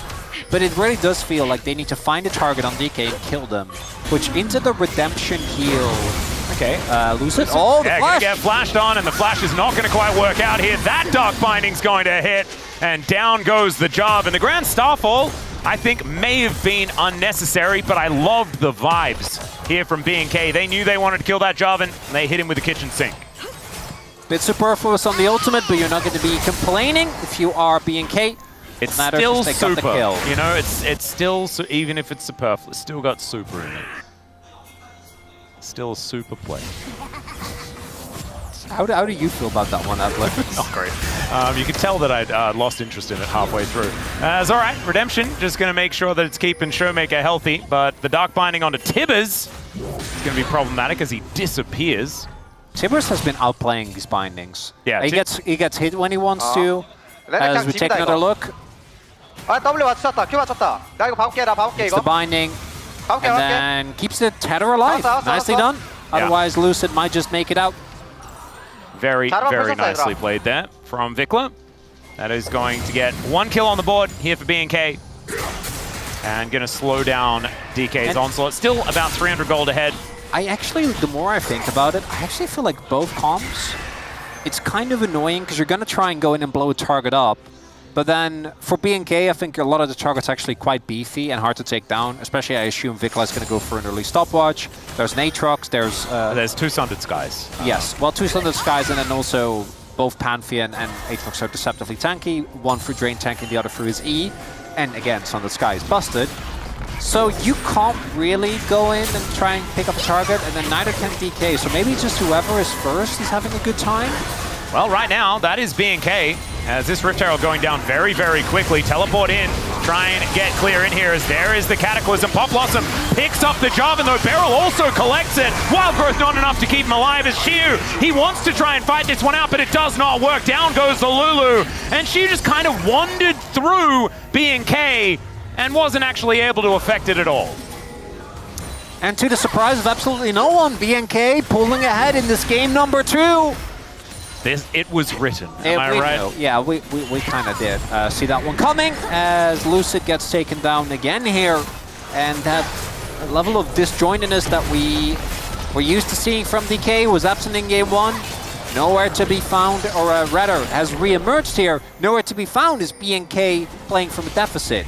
B&K from ahead is a very strong team as Lucid tries to get the steal and tries to go in with a flag and drag, but unfortunately gets ulted on. Really good timing there from player as well. And Showmaker's like, I want to join the fight, but yeah, he just wasn't right there in time and gets blocked out by the Pantheon. Yes, he doesn't get to, so Showmaker isn't there. And he's a big part of what makes his composition work. As the Clans gets forced and aiming also had to flash. So things are not getting better for DK. Not looking positive. However, he is still alive. So I guess there is that. That is going to be feats of strength also going over to B&K at the same time. Being able to pick up that last objective after they took down the top outer turret a little bit faster. We're going to have a look at the little replay here, picture in picture. As you can see there, just aiming at forced flash. And then the Tangle Barbs land, and so that means he has to cleanse. Yeah, pretty high value cleanse game, by the way, for aiming. Oh yeah. Oh, we have an attempt to play onto clearer. There's no turret. Yep, Showmaker's going to be booking it down towards him, going to be able to land the stun. And I don't know whether Clear is going to be able to get out, but there is a lot of B&K members making their way down. Cataclysm comes on through as Lucid's health bar goes down so low. Pop Blossom almost kills Xiu as he opted into it, as the Black Shield on this Aatrox is so incredibly hard to deal with here for DK, and Clear is still at 50% health. Oh, it's absolutely ridiculous. There is Xiu throwing down the ulti to try and stay alive, but he goes down like a hot knife through butter. And now the killer instinct from Diablo is going to come on through. Featherstorm is not going to be enough, and that is a clean ace for B&K FearX over D+ Kia. They will be able to get themselves a dragon, and we'll see what else they can get off the back end of that. And there is the other face of D+ as we take a look here. As highlighted, Clear taking him down reliably is actually a big deal. And I don't know if they ever kill him in time. Like, because Lucid doesn't end up hitting the flag and drag. Like, I don't think that would have made a difference. They just don't have the damage. They need more. And then we see the rest of the reinforcements arrive. Even though Kellen's ultimate doesn't hit the mark, it doesn't matter. This is the peak fight for B&K, right? Every cooldown is used on the Clear, who gets kept alive by the rest of his team. And then you can just go one by one with the amount of point and click CC that they have. And B&K looking to take us, as we I think all knew, to at least a 1-1 here in true Rise Group fashion. And you know what? I know it's not the main character, but the Morgana counterpick, I mean, it's been working. It's doing its job. And you don't need to land Dark Bindings in lane. All you need to do is puddle the wave. That is your job. And if then in the team fights you can actually lock down a couple of targets, that is all that you are required to do. So far the answers here for B&K have just been fantastic. Xiu is still trying to fight here in this lane, but he only has Hysterics. It's just not feeling too great. Yeah, and it's kind of something that we have seen DK struggle with before. It's a Spear of Soldier, by the way. It's not Hysterics. Oh, no. Yeah, bit of a shame. I've never gotten item names wrong before. Ask Hawks. That's okay. When Lucid starts falling behind, but he's the main initiator, I think we see this a lot. And, you know, Beryl was the... There's always a sacrificial lamb on DK. Last game it was Beryl. Yeah, it may be Beryl once again, but instead, DK are just going to get themselves out of there, understanding that B&K's collapse is pretty frightening. But in this game, it's clearly Lucid. And okay, doesn't hit the puddle, but nailed the binding. That's what matters, you know. Showmaker is, again, not really finding an impact. And this game is truly feeling like, can aiming 1v9 on Xayah, or will BK make a big mistake? That's another option. We'll just have to see. This could be the Otacon play. As Slice and Dice here from Shiu to try and get himself towards his inner turret. He might be able to get there, but we'll see whether he can keep himself alive as Diablo finds the supercharger to lock down the kill. And Otacon going to be given up on here by DK. Aiming, sidestepping the binding here, but now 4 versus 5, you're not going to have a good time. Wait, Diablo still has ult. He does. And oh, he is racing boy! towards the top side. Dark Binding not going to quite find the mark there as bit of an interruption. Raptor going to take a fair bit of damage here. Redemption does a fair bit of work. There's the Featherstorm, but now he's in melee range of an Aatrox. Still aiming, is trying to get the damage down. Does get one. I just don't know whether it's going to be enough as Beryl is off to the side. Showmaker wants to kill Kellen, but he can't do it. And Clear is just too strong in this front line. Out goes Lucid. Wait. That should be the Otacon. They're low though. Maybe Shiu can make his way back. Oh, they also have a control ward in this brush. Yeah, I don't know about this BNK. They're going to be squishy as hell. And Beryl is still here as well. Of course, he's stuck around. Vikler and no one has smite as Beryl comes over. Lucid being chased down by Clear. There's the knock up as it is going to be the Otacon secured by Shiu. And of course it is. They are likely to, well, I mean, Shiu has 1 billion health, so they're not going to be able to kill them on the outset. No, Shiu, it's bait, it's bait! I don't think we should be doing that one. He decides he wants to try and kill Diablo, but he just gets CC'd to death. And down he will go. That's a teleport in from Showmaker as well, as if at first you don't succeed. Try again. Aiming is just going to flash in and kill Vikler. All right, okay, it feels like DK, they now got the terms. Okay. That's Rice Group, baby! Yeah, well, I have no idea. So I think BNK still won that. Yeah. Probably. Yeah. Well, did Yeah. Did they? Yeah. Let's see. Let's count the wins. I'm sure the space is going to have a field day with this one, Atlas. I got very confused because like Raptor just kind of altered in place. So Kellen's Kellen's getting zoned by Showmaker. Clear doesn't actually get on top of aiming until it's late. Then aiming does get blown up, but they use so much, and Showmaker is actually still threatening for a little bit there, which means they need to spend time on him. And then, oh, I guess we're still going. We got some action that we have to get back into. No time for replays. Not here. Once aiming gets IE, I think the game becomes a little bit more playable for DK. They can't really get this dragon though, so they have to contest, which they don't want to, but they do have to. As Clear is waiting there. And, what is happening? That was such Wait, Showmaker is... He's flanking the flank of the flank! Wait, but you can't collapse onto Aatrox. It doesn't work. Well, also, Shiu cannot defend it in a turret, as Clear is going to take a damage. Okay, Callan's there, but he is on vision. Aiming does have his ultimate, as does Beryl. Crocodile doesn't have teleport, so he's not going to be here for this fight. As Clear is struggling to get past Showmaker, at least Showmaker can stand his ground here. It's the anti-poke! It's the forbidden poke combat, Atlas! Oh, it's working. The melee range poke. Okay, it's, so it's Clear, just beautiful. Clear is zoned, guys. He's out. Well, the dragon has been started. Lucid in position here to try and go for a 50-50. Doesn't have flash. Yep, stun is going to come on through as over the wall goes Clear. Yeah, he is very, well, not dead, but he cannot stop this Hextech Dragon from going down. That is going to be Soul Point over to BNK. A whole lot of extra power as Shiu is slicing, dicing, acting all cool, and he is dead. Don't really get to quite much more fresh prints there as the aiming does have to use the ulti. Kellen's flashing away. Showmaker likely to die here. Does get the bear down as Lucid looking for an angle here onto Vikler. He tried to shackle them, and honestly, they didn't even really need to be shackled because they can get ran down by this BNK roster. That is another clean ace here for BNK Furex and a quadra kill for Diablo. I thought they were going to just run it down mid and end, but we're only 24 minutes in. Oh, and it's Rice Group. We do not do that. We don't do that, I guess. As Lucid gets taken down immediately, doesn't really get to do anything. Showmaker is, I don't know, not anywhere near his team, because he's still trying to flank. Shiu gets hit by a binding and dies. I mean, it's interesting to say that he's nowhere near his team, because where is his team technically? Like what constitutes his team? I guess he could be his team as well. Yeah, because no one was really near anyone. No, to be honest. No, they weren't. And then obviously BNK just play it slow. And again, it's this one by one pickoff that just works so well into a DK that's behind. Doesn't really have the cleanest setup. As I guess Lucid has to smite steal this, but he gets bind. Walks into a binding. And I love as well that Vikla's understood the assignment. He's not playing. There's two supports in this game. No, that's what... the Rylai's is there. Yeah. There's the Magi! Oh, the Magi. You love to see it. All right. Vikla ready to write some names in that death note. It also does make me wonder how Nico made it through again. Well, this is the thing. I think that they were expecting a lot of these picks to come through in the next round, so they had a second rotation of bans, but really great decision-making here from BNK to lock down this Kai'Sa lane on top of the Pantheon. You get a Pantheon in there, and already you kind of want to play dive, so I don't think you ever wanted to pivot away from a Kai'Sa's style composition. I think it was really smartly done.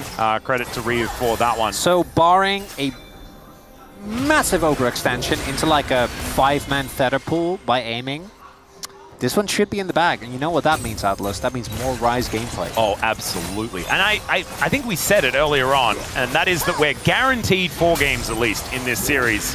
Now I'm getting greedy. Now I want 5. Because remember, like, we just, as we go on, we are just not going to have Rise Group gameplay.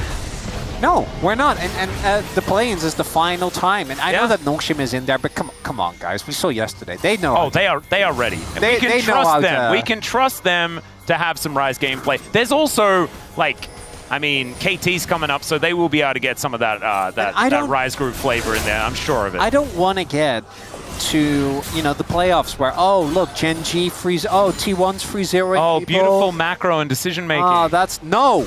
I want 5-game Madman level gameplay. I want Why this. Why you there? Exactly. I don't know. It's an enigma, and trying to work it out is part of the fun. It says something about League of Legends. It's art, Atlas. Exactly. If the Wordle was just a word there and you were like, cool, it's finished, that wouldn't be interesting. You got to try and figure it out. It's all right. Cataclysm comes down immediately. The Jarvan tries to get out, but it does not work. My God, the weight of the wallets just slamming down onto DK. That binding, Vikla.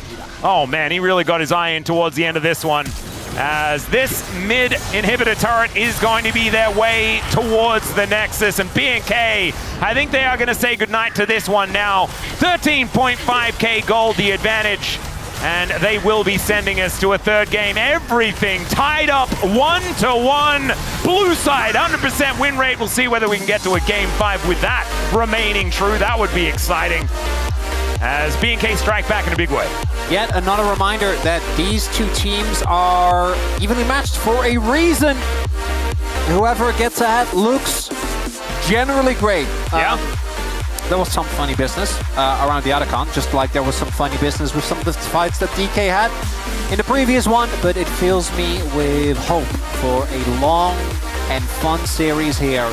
The games, though, have been exceptionally stompy. In this one, it really did feel like it was, again, the top side that kind of set the tone. The moment that Pantheon Aatrox Morgana combo started to get ahead, they didn't get to play the game. As clear on this Aatrox, bolstered really by Vikla, I think. That 1-2 ended up being such a big win condition in this one. Yep, and she suffering from a bit of handbag syndrome there as well. Oh yeah. This Renekton was not very useful. And thankfully it's Fearless, so they don't need to worry about Clear's Aatrox. He is very, very scary. What is it with, you know, DRX players and being good at Aatrox? Yup. That is going to remain true, but not for the rest of this series, as we are going to have some different drafts moving into the next couple of games. Time for us to take a short break. When we get back to space, gonna break it down, and then we're gonna have that game number 3. We'll see you soon.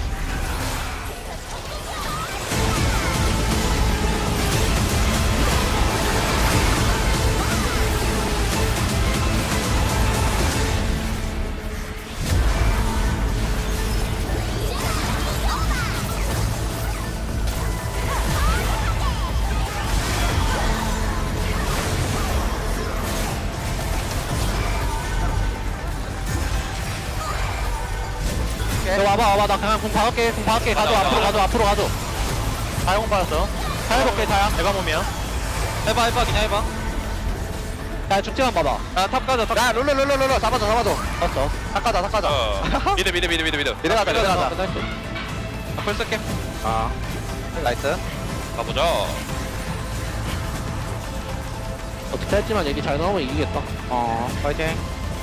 근데 얘네 이미 피부 다 빠졌어. 자신 있는 거. 디테일 올려서 하면 될 것 같아. 나 큐 한 번만?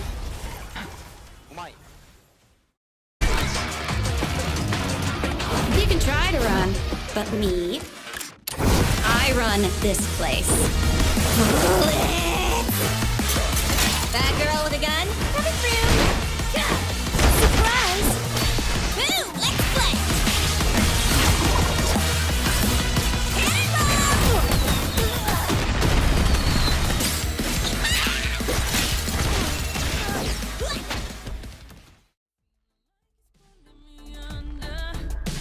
You tell me take my hand and trust me if you can.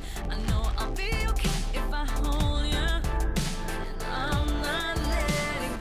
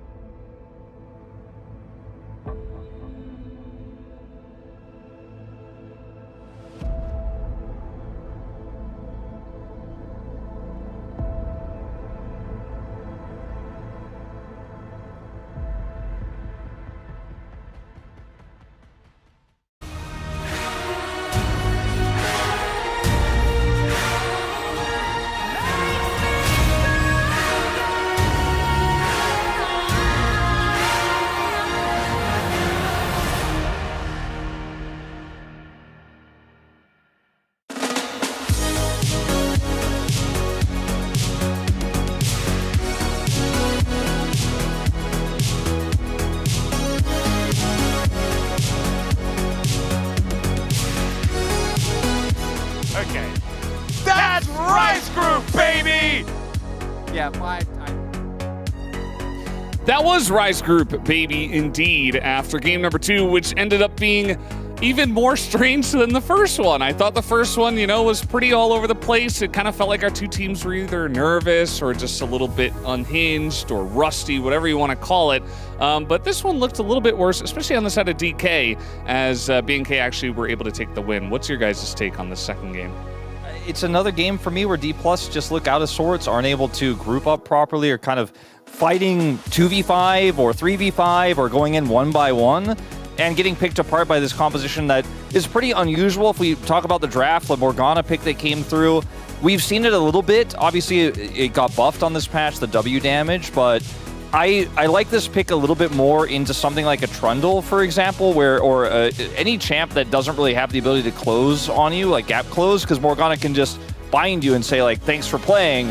You can't play the game anymore, but it's really hard to actually time spell shields into Annie, and we were really not feeling this pick when it came to the draft. Yeah, I wasn't really too sure on whether the Morgana, obviously something they've clearly prepped for this situation, especially into Jarvan, because if you get Cataclysmed, it's not really helping you out of that situation. But I think like the Pantheon Nico Annie really, Pantheon Nico Kai'Sa really went a long way in this draft, and also like the Xayah Lulu felt really uninspiring that came through, and often we saw very split engages. Like, despite having this Jarvan Annie, which seems like a really strong combo, it never felt like they had a decisive engage. The Morgana obviously made the Annie's job a bit trickier, but this Xayah Lulu just felt not really the sort of thing we'd expect. Like, if we're thinking of the 80 carries you'd pair with the Lulu, you're thinking things like a Jinx or a Zeri. You don't really have that same, like, Xayah already has her own safety, and I just think it didn't really make too much sense because the Lulu was just getting, you just end up being a liability yourself. If you put your resources onto the Xayah to protect her, you're then going to get focused. If you're putting your resources on yourself to be safe, then, what was kind of the point of picking the Lulu? Didn't end up doing a whole lot. It seemed like they didn't want to pick the Rakan into the Morgana, but then they just ended up not really having too much engage after the fact. So it didn't end up working well. We can take a look at one of the fights we had here in the river, the top river, D+. It seemed like they wanted to start this one, but it look at the solo laners for D+. None of them are here. And Lucid engages and then instantly leaves as he realizes, wait a minute, my team's not here. It's just so easy for BNK to be like, what? Thanks, we were trying to take Herald, but we'll actually use Herald to then just win this really easy fight. Super messy setup here. It's just a free win here for BNK. You're fighting without your Annie. Your Renekton is TPing in super late, and you're just engaging without your really critical members that are going to follow up on that engage. Like, D+, we got to see better team fighting than this. It kind of seemed like they were going for like a non-committal engage, or like you Cataclysm drag out, but you're into Kai'Sa Nico, and they can just follow you out. And even the fact that Beryl got caught in the Nico ult as well, and this Lulu was left isolated. The part that really just made it worse was like aiming ulted backwards on the back end, which it didn't really make a difference to how it played out, but it just kind of showed that everything went wrong, really, for D+ there. Everything was kind of up in the air, just like aiming with that ult. And not 2 minutes later, they went for it again, just on a different part of the map, as Chronicler called it out. One to me. Collapsing onto Aatrox, generally not advised. Sure, he doesn't have Gore Drinker in 2025, but he's still going to live and heal for a very long time. And these fights, scrappy fights where you're not fully set up, trying to collapse onto one target using all your buttons means that, just like in the last fight we showed, the re-engage and the follow-up is so easy, especially with a Morgana who's just chasing people down, has the Rylai's for slows later on in this game as well, makes it so easy, it's so difficult to escape, and then here, just leave.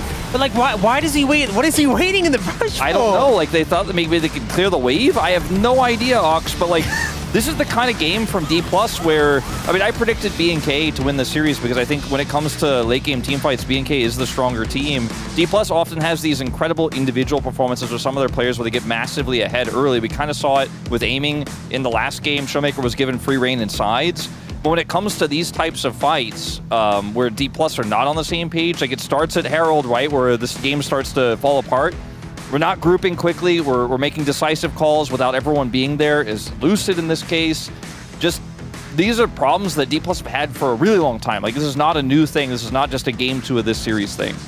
Maybe in the thinking about it, going through this segment, I've been thinking about the Morgana pick, and I feel like maybe just having that black shield that makes engaging a little bit more difficult, maybe that's the answer. Maybe you just make things a little bit harder for D+, and they just run around like headless chickens, because that's kind of what we saw there, Because I was thinking, like, what's the answer for D+? And I was like, you need to make it simple, you need to make your engages easier, maybe, because they're clearly struggling to pull this off. And I'm like, maybe that was the answer, was just anything that makes it a bit harder is just too much for them, because we've seen them regularly struggle when it comes to these later game setups. The amount of times they've even been in a winning position and fallen apart when it comes to later fights has been quite frequent in the Rise group.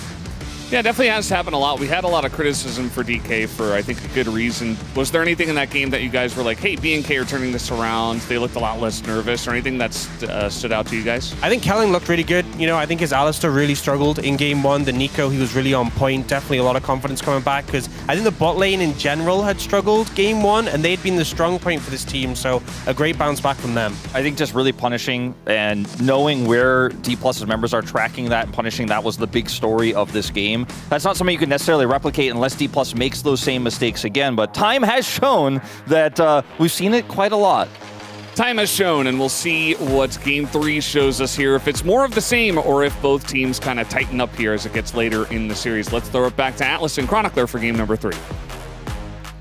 Did you say tighten it up towards the back end of the series? That is insanity, but I love the optimism there from you, Valdez, as Raptor oh my God. may indeed be the GOAT. That's a lot of abs on that Fox. Yeah, that was, sometimes you've got a six-pack, other times there's more.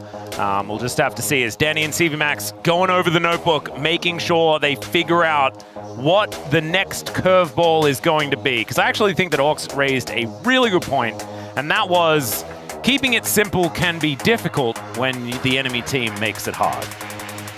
So what you're saying is there will be another Zyra for Vikla, but this one will be on purpose. Something like that. I'm not even joking, by the way. Like, champs like Zyra into a team like DK, I think what DK does best in the Rise group out of anyone is just find target, murder target. Yep, guess what? Pile on. And that is pretty Zyra-able. I would definitely say that. Let's dive into the draft here for game number 3 and see what is going to be picked up. I think there's always this voice in the back of my mind that is telling me the deeper you get into Fearless, DK should find more angles, right? Because they have a lot of creativity on this roster. We saw at the beginning of the year, they were playing some real weird stuff. But we just have not seen any of that for about 8 months. So I just don't know whether we can really lean on that. Which is a little bit unfortunate. They are going to be banning the same things away. Gwen and On were the first bans on the blue side in our last game. Doesn't matter about the nameplate change. That is just going to be the trades. And in fact, that is going to continue. So Orianna, Wukong, and then we'd have exactly the same bans moving in to this third game. Yeah, after these 2 games, I'm just further convinced that whoever gets ahead early, it won't be pretty, but they'll probably win. Yeah. Kind of how both games have been going, meaning that these early skirmishes are often going to be game deciding. I also think that despite, I'm not gonna lie, we were making a good amount of fun of Barrow in game number 1. Yeah. It does feel like it suits DK a lot better when they have 2 sacrificial lambs instead of 1. With how these games have played out so far, as the Wukong, unsurprisingly, taken off the board. Vi is open, which would be very DK to just snap up here on 1. This is a champion that Lucid really made a big splash on when we started out. I'm trying to think, like, Orianna would be another that I think Orianna's the only prio. one. That's the one that wasn't banned out of this game compared to the last one. Yeah. But they are making sure that they wait as long as possible to make that decision as well. Will be the Vi in the end. And so Lucid going to be getting his hands onto one of his favorite picks. We'll see how he is going to do on the champion. But now B&K, they get to answer. Could be an Orianna Orianna and Nocturne angle if they would like to go that way. We know that Vikla does like the champion, but instead we're aiming towards the bottom side. And B&K are really making sure that they're locking down strong bottom lanes really early on in these drafts. It really is highlighting how much faith they put in Diablo, right? Like, that's kind of the core of this. It's just we are ensuring that he has strong champions, no matter what. As so DK have gone many a time for Cho'Gath. Oh God, yes they have. I'm not gonna lie though, like Cho'Gath with Vi, that's a good combo. You know, having a guaranteed way is... Ahri Vi Cho'Gath actually feels like a top side of the map. Yeah. It's kind of all right. I wouldn't be surprised if that's what they end up going. That being said, the reason we have our voices so full of trepidation here... It's because Vi and Ari both have been a little struggling. No, it's because Xiu has a habit of going 0-9 on Cho'Gath. Oh, he can't really play tanks that well. No, I'm with you on that one. Yeah, so that's where that's my main amount of fear. So what is the boring pick? Because Aatrox is gone, Renekton is gone, and Bessa's gone. Cassante, there you go. Pretty boring, yeah. So that one will be locked in. Once again, the bottom lane is going to get focused out. I imagine a Braum ban will come on through here to deny that from B&K. Wonder what they have planned, as Kellen is the Nami guy. He really is. I think they just slam Braum though. That's what they'll do. Vi Ari. I think that's a bit of a no-brainer. Does mean that B&K is going to have to find engage in their jungle or mid. There is still a decent amount of junglers up. I do like the Rakan, but I think Rakan with Vi just goes insanely hard. Yep. And a lot of the other picks that are still available, you're not really too bothered playing them into Braum. And the real issue is that we have seen Barrel play things like Karma, things like Janna. I just don't think you can really get away with that at this point with this composition, right? Like that's, to me, is the core issue, is that you are committed to dive. Now, you don't really have a way of pivoting out of that. Which shouldn't come as a surprise because it's DK and they do this all the time, but it does mean that the Braum goes insanely hard, as there is a Silas ban, kind of a flex ban at this point, both to jungle and to mid, as the Bard taken away should also not be too shocking. And it might just be Beryl saying, you know what, I know it's not a fun matchup, but I'm just gonna like, slam Leona? Yeah, I'll play Rel or something like that. Rel, yeah, Rel's one that we often see into... it doesn't feel quite as bad as the Leona to play into Braum, but neither of them, I think, are very exciting, as the Rise is still up here. Yeah, it's for going to be the choice. I think B&K feeling pretty good so far with that draft. It's short range for sure, but so is the composition of DK.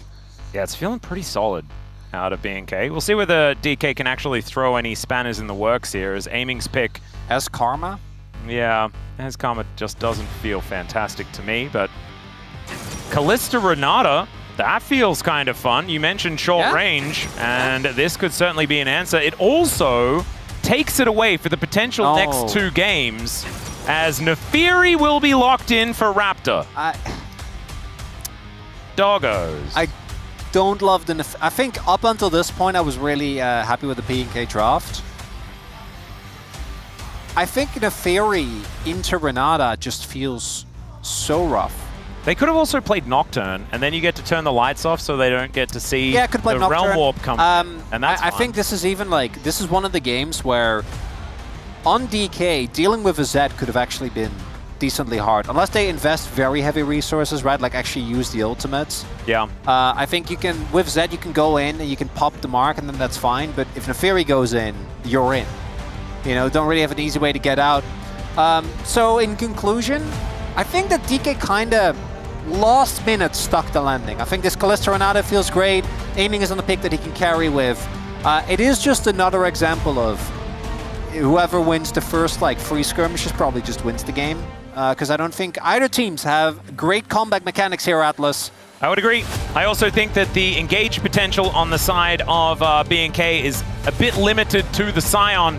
And that is not necessarily what you want in a game like this. So I think the pendulum may have swung towards DK for this 3rd game, but thankfully, no one on match point just yet. And if B&K can pull this one out of the bag, they could have themselves well and truly set up for a 3-1 victory. Let's get on to the Rift here, Game 3. 시간사의 협곡에 오신 것을 환영합니다. All right, here we are, ladies and gentlemen, onto the Rift for game number 3. I am very happy to say that it is also the Akami skin for the Nefiri, which we love to see. I believe it's Soul Fighter Nefiri. With that chroma also just makes it feel so Akami, and I just love it. That's all right, we got a bit of that the Scion shenanigans, but it is going to be found out here by DK. And Beryl walking alongside Aiming with Xiu here. towards their jungle. You have to be mindful, because Braum early levels is always very scary, but not going to be anything too silly happening just yet. And yeah, the more I look, I think whichever team falls behind just has the worst time, Atlas. Yep, that's what it feels like. Because for BNK, this is one of the games where if Clear does get ahead, I do think he becomes really hard to take down reliably. Because obviously with enough time, aiming will be able to. I think that Vi is also one of the junglers that does a little bit better into tanks because of the shred she provides with her W, as well as the fact that most likely it's going to be just the classic, you know, Sundered Sky into Cleaver. But for BNK, I think it becomes very hard because they are a very burst-focused composition, right? It's Raptor goes in, Vikla goes in, Diablo goes in, they blow their cooldowns, take down a member. We saw them do that very well in the last game. But this time they are playing into Renata. I think their bot lane is going to struggle way more to have a winning matchup than they did last time around. Oh, wow. As we can see right here. Diablo is well and truly exiting the whole situation. That is a no bout, if ever I've seen one. As... Oh, no. Oh, God. That burst damage was ridiculous. I barely even understand where it all came from. But yeah, that's why he left. As Diablo not exactly having the greatest win rate on Evolution thus far, but Raptor might be able to make a little bit of a difference to it here, as it looks like First Blood going to be cleaned up by the doggo. That should be a second kill as well, as Beryl is just so far from safety. It's a double kill for the Neferi in the bottom lane, and that is a level 3 gank if ever I've seen one. Well, it changes the situation a little bit, doesn't it, Atlas? Well, does it? Because you just said that whoever gets ahead gonna be having a good time. I mean in bot lane specifically. Because obviously they were doing very, very well. I think they were surprised by the amount of burst, or they didn't want to use their sums. Because they actually did have all sums available. I think the call was just like, we are dead. Yeah. There was no way of really making that, which I think was actually pretty true with how much damage aiming already took. There could have been an angle for them to try and turn it if they had access to the bailout, but they didn't because Barrel's level 2. Yep. Right? So went for Handshake as well as the, don't know the name, you know, the mist, the shield. The logistics protocol. There you go, thank you very much. One of the... Just easily, it's easily recognizable, that particular. We all know what it does. Yeah, absolutely. It just tells a story in the name itself. It really does. But that is actually really well done by Raptor here, who continues to have a better early impact than Lucid does, even in the game where I think Lucid had a great game on the Trundle. The early impact was definitely found there, and it's that cohesion between the jungle and support that I think we saw yesterday also be the biggest difference maker between which team was winning. And thus far, early on here, BNK getting a ton of value out of that with the Varrier Deco. And guess what? Raptor isn't even substantially behind in farm, even with that little delay, and obviously able to pick up a ton of gold here. Yeah, it's kind of obscene. 3 longswords now completed as well. And so that first back feeling very, very nice. Vikla is moving down towards the bottom side, but it looks like he is just going for that tier back. Wants to be able to get that one stacked as quickly as possible, as Raptor once again looking for an opportunity. As aiming in barrel, they are going to spot him. And now you've got a great handshake to come through. So now it should be a 2v1 for the foreseeable future, and Raptor does have to get himself out of there this time. DK are able to play it well. Yeah, have to always be a little bit careful when it comes to Kalista lanes. If you don't burst her down and she just starts stacking spears, the gank can turn very ugly very quickly. Lucid also has been meticulously tracked, by the way, in this early game. Continuously there are wards on his camps. So BNK is keeping very good track of where the opposing team's jungler is. Also, Lucid doesn't have access to 6 yet. Does now pick up a little bit of an experience lead thanks to his bot lane absorbing that early gank. I don't really think that this is even remotely diveable, but it could be looking to just deny some vision, as well as deny a decent amount of CS here, as we'll see. Maybe just trying to look for the catch onto Raptor here, but they do have the knowledge that this is happening, right? As and they go. They're going to have to flash this time around as Lucid back in the area, charging the Vault Breaker, but will not go in, I don't think. That's still a big window for B&K. They got the flash out of barrel. Yeah. So they're not going to be too bothered. I think they were trying to fake. Ooh, handshake does pull Kellen in. I don't know whether they necessarily wanted that, or at least Lucid didn't, but he's going to be able to make it out. Now aiming, trying to hop around this fight. And heal does have to be invested here. All right, Raptor now going to start weaving his way through the enemy jungle that we can see is a little bit barren. That should be fine. Showmaker gets a nice little shove in here. Things very even in the mid lane. A few CS maybe going Vicla's way as Raptor is going to rotate up. And the Crab likely to go towards B&K here as Raptor is able to dive on over. No worries there at all. Fighting. Lucid's here. Okay, possible angle here. Showmaker looking for another round of spells. But man, Vikla is, with those 2 rocks, the 2 red rocks, just feeling pretty tanky. Lucid also doesn't have 6 yet. With that though, Raptor is no longer behind in experience, and it's just a little push and pull here. But as highlighted, I think that this is a good start of a lead for B&K. It's not until they actually win a skirmish that I think we can decisively say that they're going to be able to run away with this one. We're seeing some itemization considerations for Raptor there. He has got a lot of items. Not a whole lot of them complete, but he's certainly got a lot of things. Soon. Sure. Oh yeah. This Neferi though is going to be a big deal.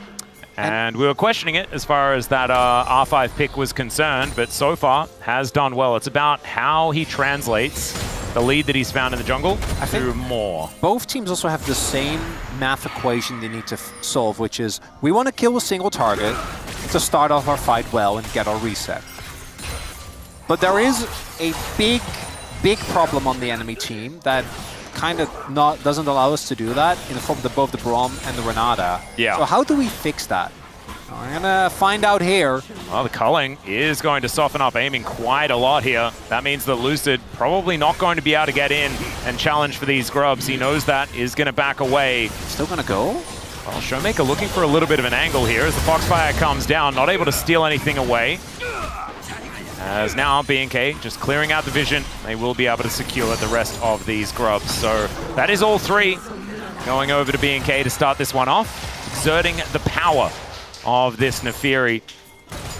As Diablo will be able to clear out this wave, look for a little bit of a back angle, and all is quiet. After that, 700 gold going to be the resulting lead here for B&K. Almost exactly first blood and an extra kill. But the fact that they've been able to hold on to that has been important here. It is interesting though that due to the fact that the kills went over the Raptor, it didn't really change the bot lane matchup substantially, right? That was really nice use of the level 6 power spike there by the B&K bot lane, which is what got them the grubs. Yep. Because aiming did not have his available, and Barrow also wasn't able to get the handshake to find the cancel. But now we do have these 2 teams, I think most likely going to be scrapping. Lucid can't really go too hard onto Raptor, needs to be careful. Well, he's just going to go in, finds the ulti onto Raptor, who does go untargetable. We'll see whether they can actually get the kill, but first it's going to be Lucid going down. Aiming has to flash, as now Beryl is, just doomed. And they tried to do it. They hit Raptor with everything, and that was not enough. Yeah, there's a reason why I said they couldn't. And that's because Neferi can go untargetable. Yeah. So, if Zion wasn't there, that play works, which to me is kind of insane.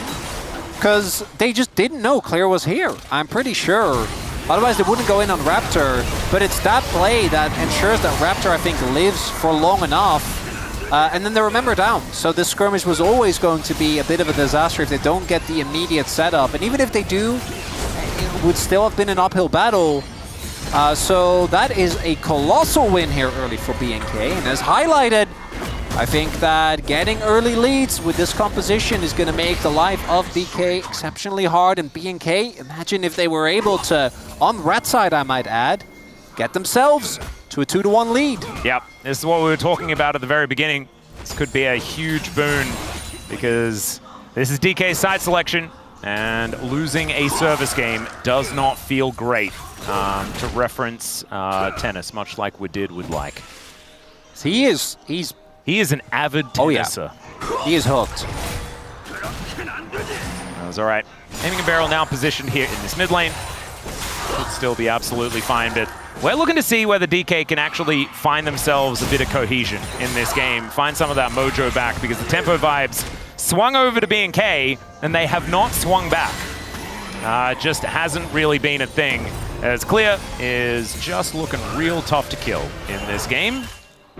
Spectre's Cowl really going to make things tough for Showmaker, absolutely. Trying to kind of think about how these fights thus far have played out. We did see, and this is, I think, a bigger issue for DK than is for BNK, is that there aren't a lot of good targets. So we saw there why the Fury is a rough one. Diablo has sums and is very mobile. Kalin, I think, is self-explanatory. It's Braum. So unless he mispositions, it shouldn't really be a good target. And Vikla is going to be very beefy, and Clear is Scion. And I think for DK, they have a lot more targets that are somewhat viable to burst down. Yep. Especially Barrel, if he doesn't have flash and he's not able to really threaten anyone with the counter punch. Because then his bailout doesn't get a lot of value. Is aiming again, getting taken low. Oh god, there's a train! Aiming is just going to get ran into, but does have the bailout available. We'll see whether it can actually survive. The answer is no, as it's a double kill for the Neferi once again. There is an answer though for DK this time around, but Lucy getting taken so low. Showmaker dives in, they take down Diablo, but Raptor is still at full health in this game, as the dash outs for Shio are trying to work out here as Vikla makes his way forward, but he's picked up by a Q, and DK, they try and salvage at the end, but this Doggo is just such a problem. And it is a 3-for-2 trade in favor of BNK. I think DK stopped that from being a complete disaster, but it's still such a big trade up here. If they don't get the counter kills, I think that's just game over. The mid lane turret will fall, and that'll be the end of it. And it is, again, Diablo setting up early here, gets aiming to have health, takes him so low, and then despite the ultimate, aiming just doesn't really get to play the video game. The arrival of Lucid and Clear means that at least there's some counter-punching to be done, but there is so much damage available with the Neferi. And even though Diablo dies, you think he cares when he gets to do that much damage in a fight? No. I would say no. Because he's Diablo. So the turret will remain standing, but as you highlight, this Neferi is getting further and further ahead. But more importantly, Diablo is now also starting to run away with this game. Well, Showmaker looking for a bit of an angle towards Raptor here. Does have Kalin as backup.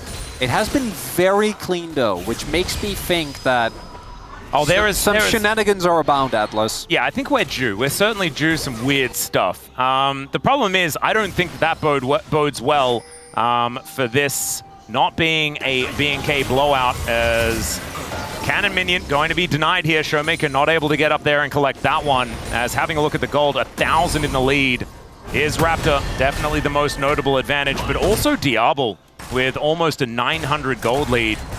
And Plate's just falling down here in this mid lane, getting some free time. Feels very, very nice for him. First items come in for aiming, as that Blade of the Ruined King is done. But as far as the buffs to Callista are concerned, you probably want 2 items, as that was largely to do with Rage Blade. So does still need to put that together to really feel good on this champion. Now, looking at the setup, Raptor is approaching that Cleaver. Gonna make even Shiu very easy to get through. Yep. This is, outside of that, I think the situation is a little bit better for DK relatively, because they're not really that far behind on big spikes.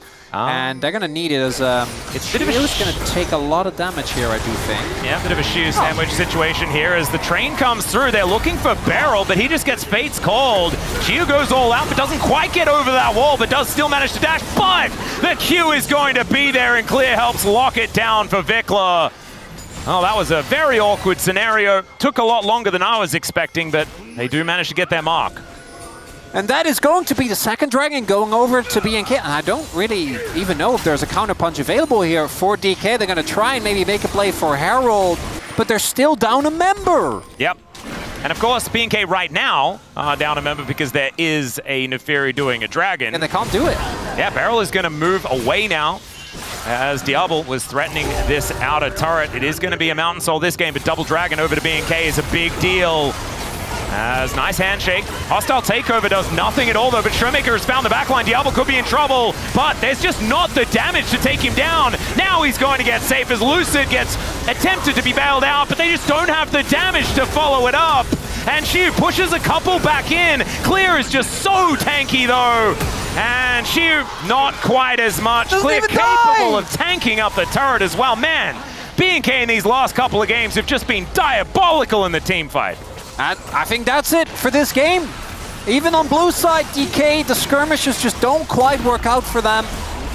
And now that's going to be Herald, mid lane turret sure to fall. The gold lead going to get even bigger as Shiu gets caught out of position here, found by Raptor, and even though the calling doesn't hit the mark, they have to invest so much. If they get clear here over the wall, maybe that could have been enough, but they don't. He gets the knock up, the root follows, and that's Shiu down, and that was already rough. But then right here, it's feels like a Hail Mary with Showmaker on a flank, but Barrel's ultimate just needs to get value there. If he doesn't get anything out of that, imagine with how close this fight is that hits, it could have been enough. I think he was looking preemptively for it as the Neferi Raptor was trying to threaten to go in, but he didn't. So the ult just gets wasted, and B&K play a clean team fight. Mid lane turret has fallen, bot lane turret sure to fall as well, and B&K, I think, are on the precipice of going up.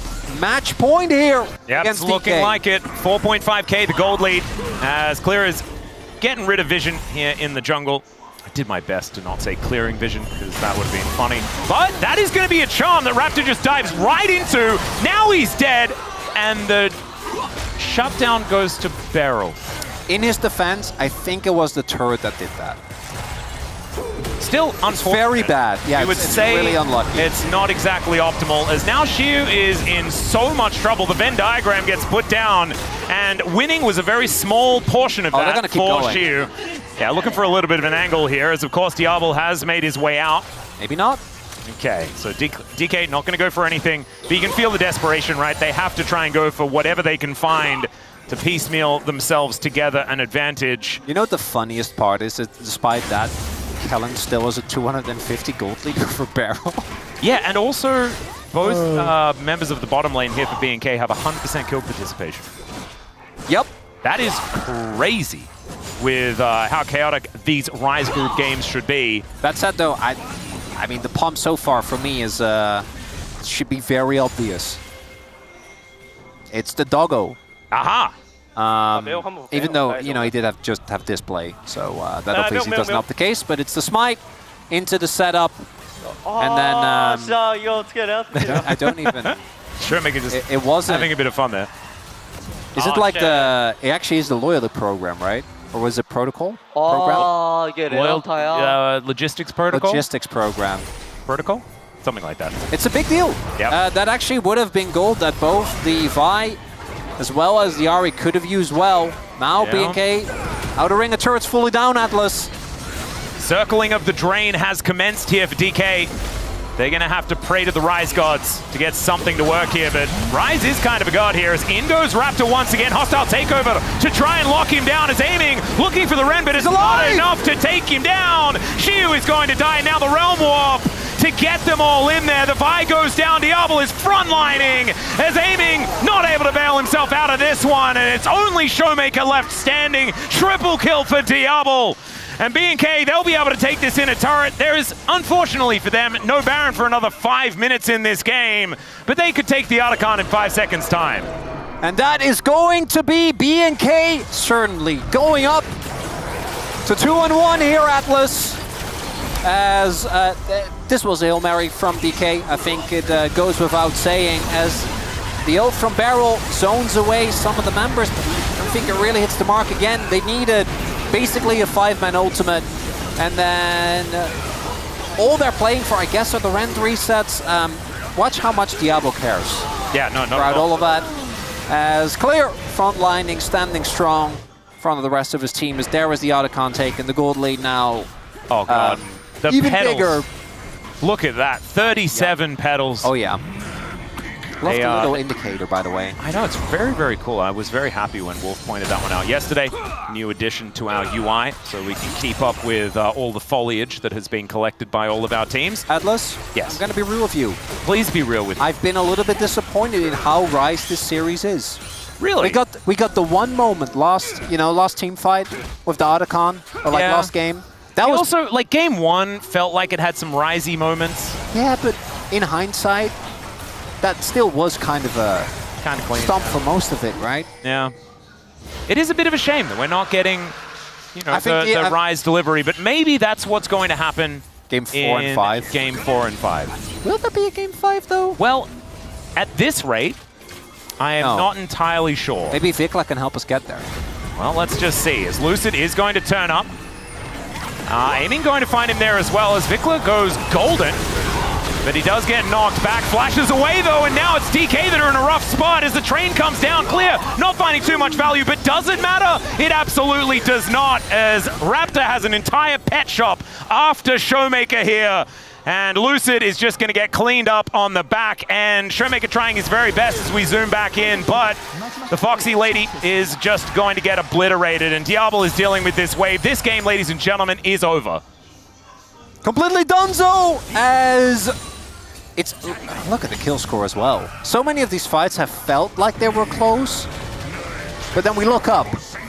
I don't know whether you were feeling the same ones that I was feeling. Okay, I feel like they're dramatic. Let's put it that way. Yeah. Unfortunately for DK, this one ends up dramatic as well as Vikla. So doesn't care, phase rushes, Zhonya's, barely takes a quarter of his health bar. And then also flashes over so he can still be in range to do some damage from over the wall.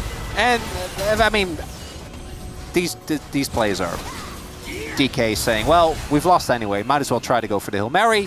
Yep. But they're not working. It certainly is not.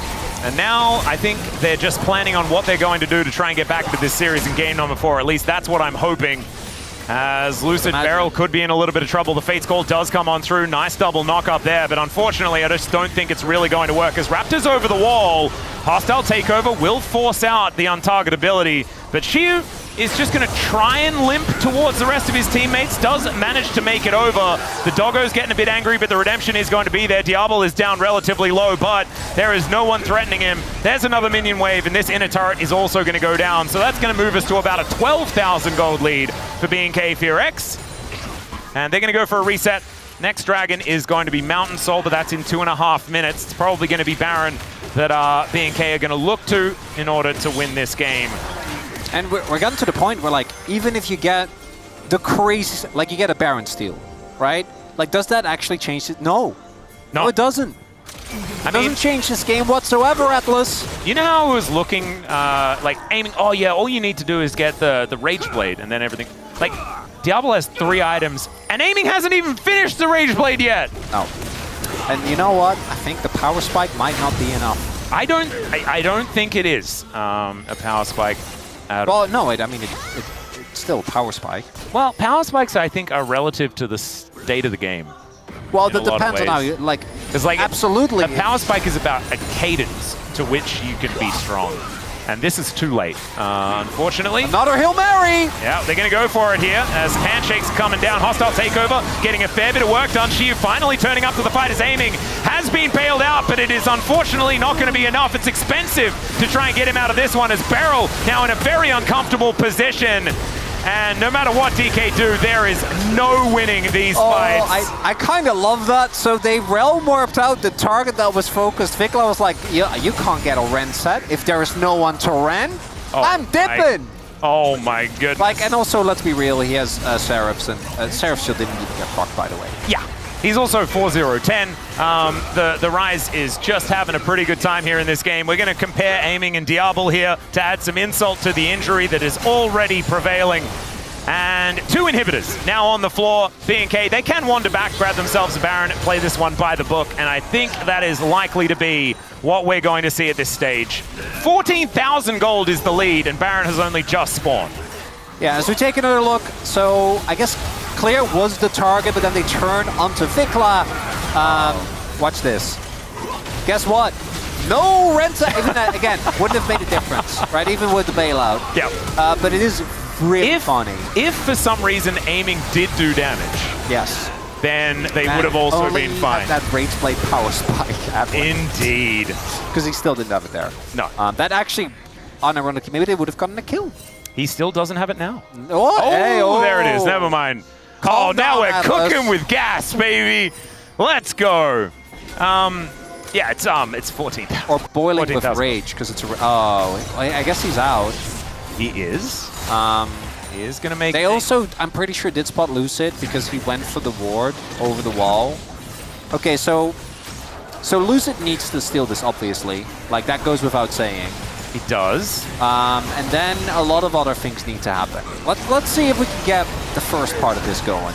Well, Showmaker did just teleport away. We're just turning! Yeah, we're just going to turn. They look to lock down Shiu. He's going to be going down first as Raptor dives on top of aiming. And as soon as he's closed the gap, I just don't think that there's any way for this Kalista to do anything. The bailout does activate, but unfortunately, he's just not getting any kills in this game. As the Vault Breaker goes out there for Lucid, but I just don't know whether that is going to help It's fine, either. Atlas, he's denying him access to the soul. True! Now, don't look at the base. Unfortunately, we're zooming in on said base. No, it's fine, it's fine. I'll try and ignore it. Okay, I'll cast off the mini-map as I'll look at the fountain as Lucid and Showmaker truly taking control of their fountain at this stage. But the Nexus turrets are exploding, and it's just B&K celebrating as they will hit match point in this best of 5 in the play-ins to stay in the upper bracket and give themselves the best chances of playoffs. Still one more game, of course, but they are in such a good spot now. And Atlas, it's kind of an everything gap. I'm looking at clear on the tanks. I'm looking at the early impact in the team fights of Raptor. I'm looking at the fact that Showmaker, I'm pretty sure in this whole series, has been asleep. Has not been there. He has not been waking up. And then the bot lane. Those ultimates from Barrel, I don't really think they hit the mark. I think aiming thus far has been the only player that's been able to stand up a little bit, and even in this game, he was not able to make an impact. The fact that those early ganks basically completely shut them out of the lane. I'm surprised aiming still managed to do that much damage. Yup. None of it was meaningful at all. That's that Blade of the Ruined King power spike. No, it wasn't. I don't even think he did any damage with that, unfortunately.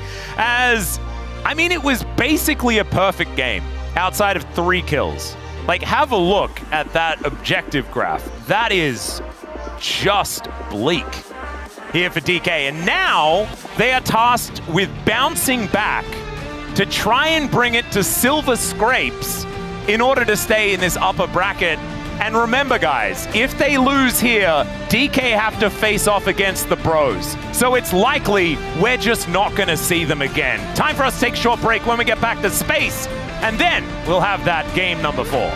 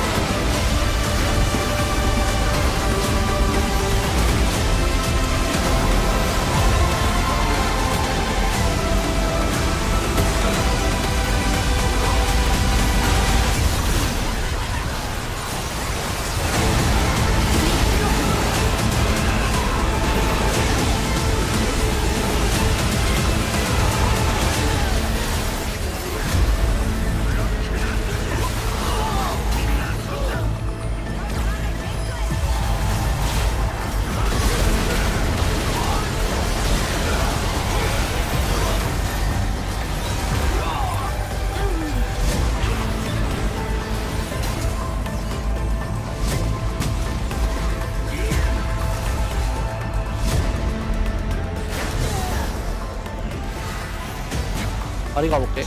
아리 가볼게. 아리 노공이긴 한데. W. 아, 매역 돌았어, 이 형. 아리 살아났어. 나 좋냐, 있어? 아, 먹어라. 끝내자. 루시안 놀고 있어. 노플인데.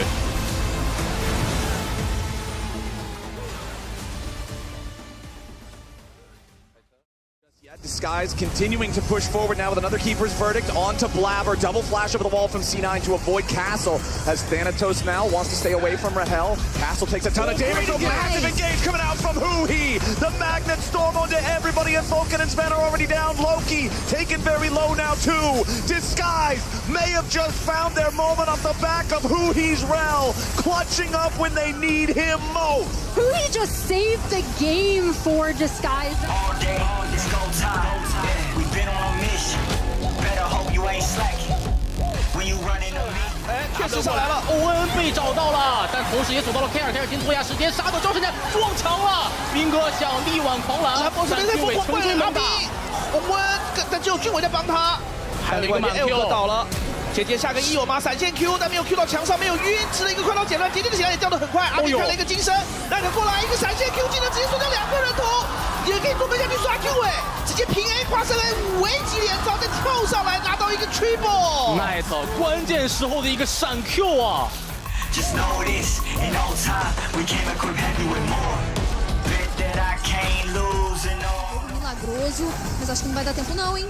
Tá caindo a vida do Barão. Já teve roubo do de Samis em cima do Carioca. Será que ele consegue fazer agora a devolução? Entrada agora, roubou! Roubou! Barão, mas não foi o Kaká, foi o Fury! A Bey ainda respira, mas será que vai aguentar? But you gotta know, it's one thing if you coming for me.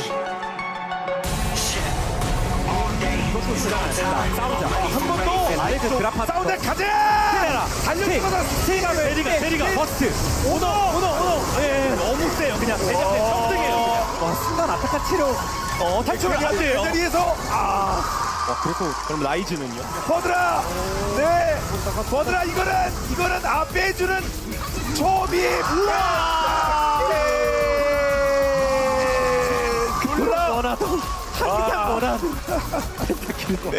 LCK에서 거의 뭐 제일 많이 먹다시피 했었는데 그래도 더 원하는 게 펜타입니다. 먹어본 사람이도.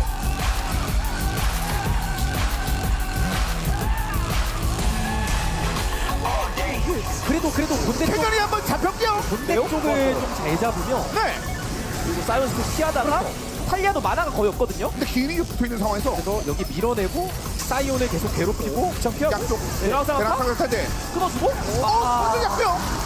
아니 이거를 몰아붙입니다. 1대1로 왔다 갔다 조리조리. 그런데 뒤로 이동하고 있다가 기인이 범판이 센세. 와 근데 기인 진짜 창이다.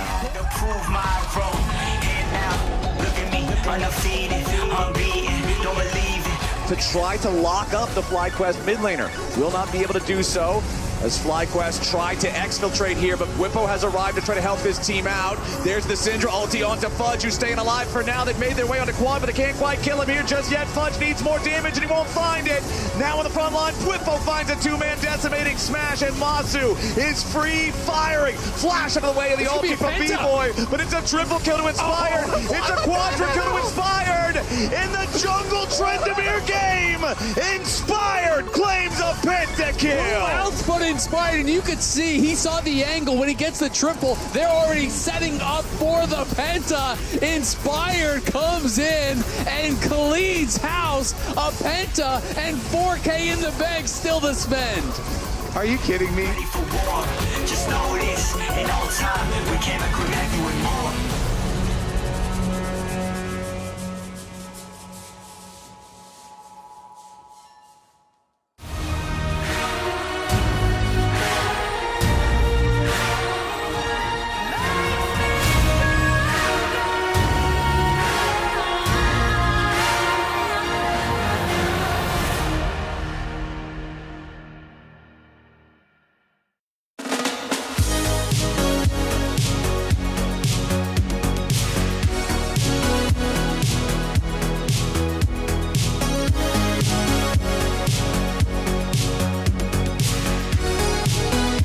Hello and welcome back to the space. We're here after game number 3 where B&K were able to give them yet another beating here, 2 in a row, as it's now 2-1 and they are on match points. DK not looking very strong now after that last game. What do you guys think? I think Wolf had something to say about this. I mean, look, D+ having a lot of coordination issues just like we saw in the last game, but more than that, it's some really interesting draft reads that we're seeing here from B&K throughout this series, right? Pulling out the Nefiri, which hasn't really been played in a really long time here at the LCK, one of Lucid's picks, actually, he's really famous for.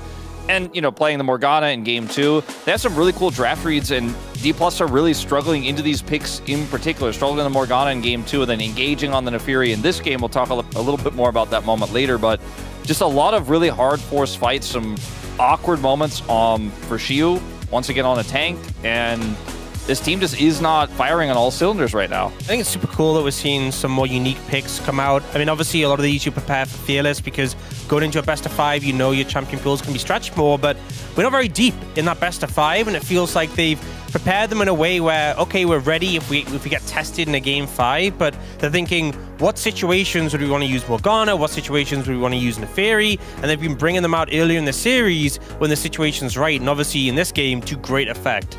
Yeah, the preparation and the composure, I would say, of B&K here in a best of 5 has looked a lot better so far. We'll have to wait and see what the rest of the series does look like. Let's take a look at this first fight we had around the Drake, because this is where really the ball got started very early rolling. How much is used onto Raptor?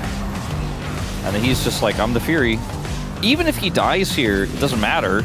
Like, they might not be able to secure the dragon afterwards because they won't have smite, but they probably still can. There's no way D+ is doing it right after this, but everything is blown on the Fury. And it's just another fight win here for B&K where they're like, okay, nice try, D+, but wrong target.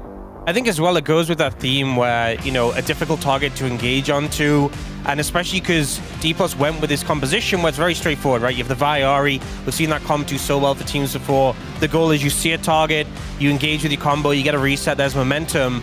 They try and go for the Nefiri, and that untargetability really breaks that momentum up, but it felt like, you know, they clearly had their issues in game 2. We're like, we'll just simplify in game 3, but the execution really was lacking, and again, a struggle to connect on the right target and find that momentum in these fights.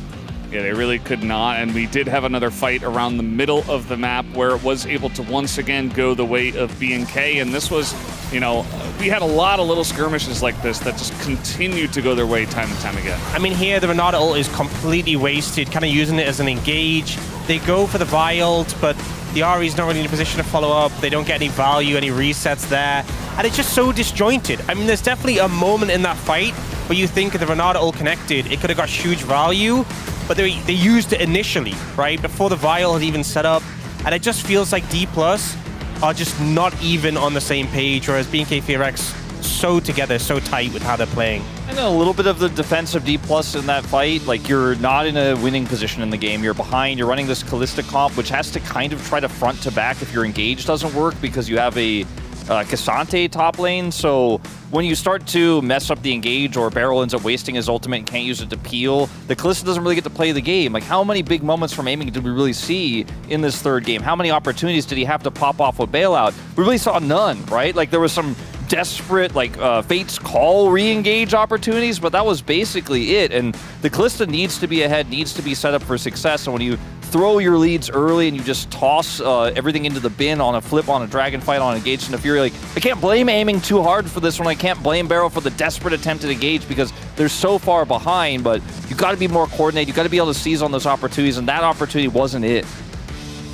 Yeah, it does feel like, as well as this is coming along, you know, guys on the side of DK, the younger side like Xiu, like Lucid, not necessarily stepping up to the plate here, and Lucid specifically, also Xiu as well, just kind of getting gapped by their opponents on the opposite sides. It just feels like they're not playing their full potential right now, guys. I also just think it's crazy the state D+ right now compared to the start of the year when you think about the LCK Cup, when they're bringing out all these innovative picks, and now they're facing a team that is doing that to them. And we've seen fantastic form from players. Even Lucid, like, you think about that Xin Zhao game we had not that long ago. We think about Showmaker, the form he's shown throughout this year at different times, some of the crazy picks that have come out, and we're just not seeing that today. And it feels like B&K FearX really have had their number. So maybe Showmaker returning to some of the picks that have done well for him, but it just needs a step up from across the board right now for this team. We're just not seeing that classic D+ innovation, right? Like, this is a team that has always been, in best of fives, the team that pulls out the tricky picks. You know, Canyon playing Karthus back in the old days. Obviously, it's a different roster, a very changed D+, and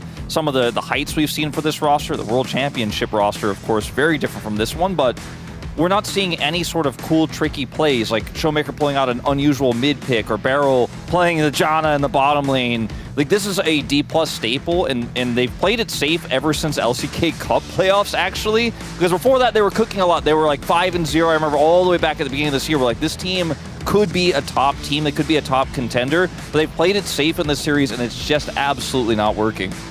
It's not working for them, and on the side of BNK, it is looking fantastic as DK are going to remain on the blue side. Is there anything you guys expect out of them in this draft? I mean, we've talked a lot about their gameplay, but now going back to the blue side, they've tried what looked like a comprehensive comp there in that last game. But Orianna Nocturne, maybe something like that. I mean, keep it simple, and if you have a really tricky draft, save that for the final game. If you could bring it to 5, maybe that's the way. Yeah, I think like strong engage combos is still going to be something that works well for them, because obviously they've struggled a bit in those 5v5s, pulling those on, but I think that definitely one issue they had with the last composition is not having as much scaling insurance.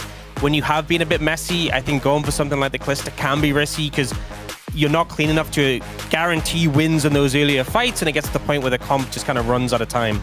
Absolutely. Well, we'll have to see what happens here in game number 4, as Raptor has been putting on a show so far. Some hoping for 5, some hoping for not 5. We'll see what happens here as we hop over to game 4. Thank you so much, gentlemen, for that breakdown. And yes, this could be the end of upper bracket DK in this play-ins. And I think now is the time to address what could be the most difficult thing for Chronicler to hear. No, this might be. No. I'm sorry, it has to happen, because this could be the beginning of the end, right? And this may be the last time that you ever commentate your favorite team, D+ Kia. This might be it. This might be the very last game. Atlas! And so I just want you to make the most of it. I want you to give it your all here, Chronicler. Oh, I always do, Atlas. I always do. I mean, if that happens, at least let it be 5 games. Because, in case for everyone wondering, I'm on for the rest of the week as well. I'll be desking. I won't be casting. And I won't be alongside Atlas. And also, if DK loses this series, will they ever be able to beat the Bros? Well, that depends on what day you look at it. Because given peak DK, I would say, yeah, probably. What we're witnessing right now, I don't think anyone could convince me. And BNK have remained very cool under the pressure. And that's something that I really want to highlight that has been, for me, the biggest point of development. I think that Desk did a really good job of highlighting the fact that BNK is both leaning into their draft diversity, and for DK, we're not seeing any of it. Yep. Feels like their draft reads have been pretty off. But there is also the fact that BNK, in both their wins, have been so in control. One of the big trademarks for this team has always been that I think that even in winning positions, they sometimes just got way overexcited and would just kind of keep running into opponents and lose their leads very quickly. We're not seeing that here today. They have actually been around their objective setups, around their team fights, very deliberate. Aha! As, oh my god. Well, we would like to play Yunara, is what DK is saying. Yeah. But this set of bans is wildly different to what we have been seeing. So, we have Rumble, On, Gwen, Wukong. All of these things are up and available. Well, Orianna is the only one that has been banned away. The Yone is going to be removed. And so, unless that was a misclick, wrong Y champion, I imagine the Yunara should be locked away here for D+, into Wukong and Rumble. Yeah. That feels good, doesn't it? If you're being K-fan. Yeah, I would say so. And especially, I would just lock the Wukong personally. I wouldn't be surprised. I think they're going to lock the Yunara, because I think it's probably one of the best picks on the patch. I think it is insanely strong. I think just Wukong isn't enough. But what they're going to do is they're going to go Rumble Wukong, and I actually think they're going to slam Rakan here. that would as be... the final. I'm like triple checking. Like I mean, Rakan it's either is still that up. or Galio, but both of them feel pretty amazing. I think that given what Vikla has shown, funnily enough, I'm actually not worried about his champion pool. Nope. Because they might have more trap cards available. I think that Rakan here does just make the game insanely hard to play out.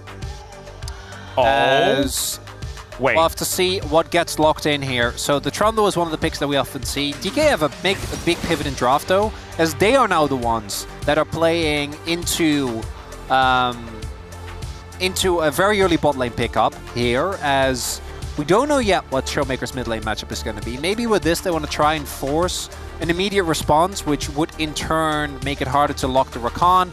I haven't been blown away by Shiu on this pick. Okay, Showmaker's just playing with the card. I think it's going to be that Ornn or Gwen lock-in, most likely. The Gwen nerfs, I think, are not quite as big a deal in this matchup because you're playing into Rumble, as opposed to... obviously, the losing the slow still hurts a little bit, but if this was in the best, I think you'd be feeling a lot worse. So, I don't think it's the end of the world there. I'm leaning towards a Rakan pickup. They could also slam Zeri. Or just slam Galio, which I think would also be fun. I think the fact that it's blind makes it really hard. True. That is a good point. To get away with it, and I think that Showmaker should be able to punish that. So I think the Rakan is a no-brainer. It doesn't have the Annie, but Wukong Rakan is still insanely strong, and you gotta imagine that this one is shouldn't have come as a surprise here for DK. And they're just relying on the fact that this Yunara is going to be too strong. The Twisted Fate will be banned away from Showmaker. And I think these two bans are going to be so incredibly important at the same time. I think Galio deserves a look still. Yes, I agree. But like you say, Zeri is still a big deal. So maybe like Galio, Zeri to me would make sense. They could also just fully try to get Diablo in an uncomfortable position, because I do think Diablo, despite him not being the main character today, is for me the heart of this team. Right? Yeah. Like Diablo, whether or not he succeeds, makes the biggest difference in how BNK looks in the fights. Well, let's see what this final ban is going to be. You can see Still Vikla Silas as pretty well. animated. Oh yeah, Silas is still available. Lucid could pick that one up theoretically. Would give a lot of magic damage towards the top side of the map, which does not necessarily feel great. Jace. Huh. So that's a Jace mid ban. Yeah, that's to deny the potential Silas, I guess. Although he could still... I mean, do you know what I actually want, Chronicler? I want, like, DK to ban Galio here, something gets picked for Vikla in the mid lane, and they just slam Tristana Maokai. Oh, I thought you were going to go Kassadin. Or something like that. I mean, Kassadin would also be fun, but there is the Varus ban. They are going to just hamstring the pool of Diablo here, trying to deny him as many... Okay, this is the most obvious. Yeah. But this should be punishable. That, to me, is the big thing, is that I think that this looks nigh unplayable for the Yunara, but this should get heavily punished in lane. And I think Maokai Tristana, actually, you hit the nail on the head there, Atlas. That, to me, would make complete sense here. It's that, or it's actually Kassadin. Like, we've been memeing it a lot, but... Yeah. Because you have a free ride to 6, basically. But what would it be, like Kassadin Zed or something crazy like that? Well, that's not a... I don't want that as a mid-jungle 2v2. I think the biggest issue with that, though, is that you are not actually able at all to play for your Yunara. Like with Kassadin, you just can't. It just doesn't really work. Yeah. You don't really get to play Peel for her at all. I think the Sejuani Rel is a really strong combo. Gwen Sejuani is also a strong combo. And it makes me wonder, does Showmaker pick a melee mid here as well? I think the Tristana still makes a lot of sense. I think both are doable. I just think that with the performances he's had so far, with Tristana you're leading a lot more into lane dominance, and you have 2 carries, which means that the dive onto the Yunara isn't quite as relevant. Wait a second. Mid Viego? No, okay, we're not going to get carried away here. There's no way. Locks it in. Okay. The mid Viego coming in, and this is actually something that we had Chovy on record talking about a couple of patches ago, as that's Vayne. All right, so Diablo is just looking to style. Okay, but I don't think it's good. I don't see the... All right, It's getting later on in the day. We're going to play some Vayne spotting, and I hope that no one gets sick. So, let's do some takeaways here. I think DK lean into their creativity a lot more. We're seeing the Viego Sejuani, which are, you know, many things. Two of Cuz's favorite champions. Once upon a time, I think this was played as a jungle and top lane duo when Sejuani top was a thing. Yes. That did happen. It's also a dream Sejuani game. You literally have two of the best applicators of your passive in the game. Jax would be up there as well, but we can't pick, you know, Jax bot lane. I think too far. Aurelia is still I also up the next think game. the matchup. Oh my god, the matchup should be also extremely hard to play in mid. But when you look at the composition as a whole, up until the Vayne, I was like, okay, this is a smash hit for being. That said, if Diablo actually pops off on Vayne, he will ascend to being an even bigger legend than he's already been. Yeah, and he just won Rookie of the Year. Yup. And this will solidify it if this one works. Thankfully, they also have a game in pocket, so we could go to game 5 if it doesn't quite work out. Let's get onto the Rift here for game number 4. 소환사의 협곡에 오신 것을 환영합니다.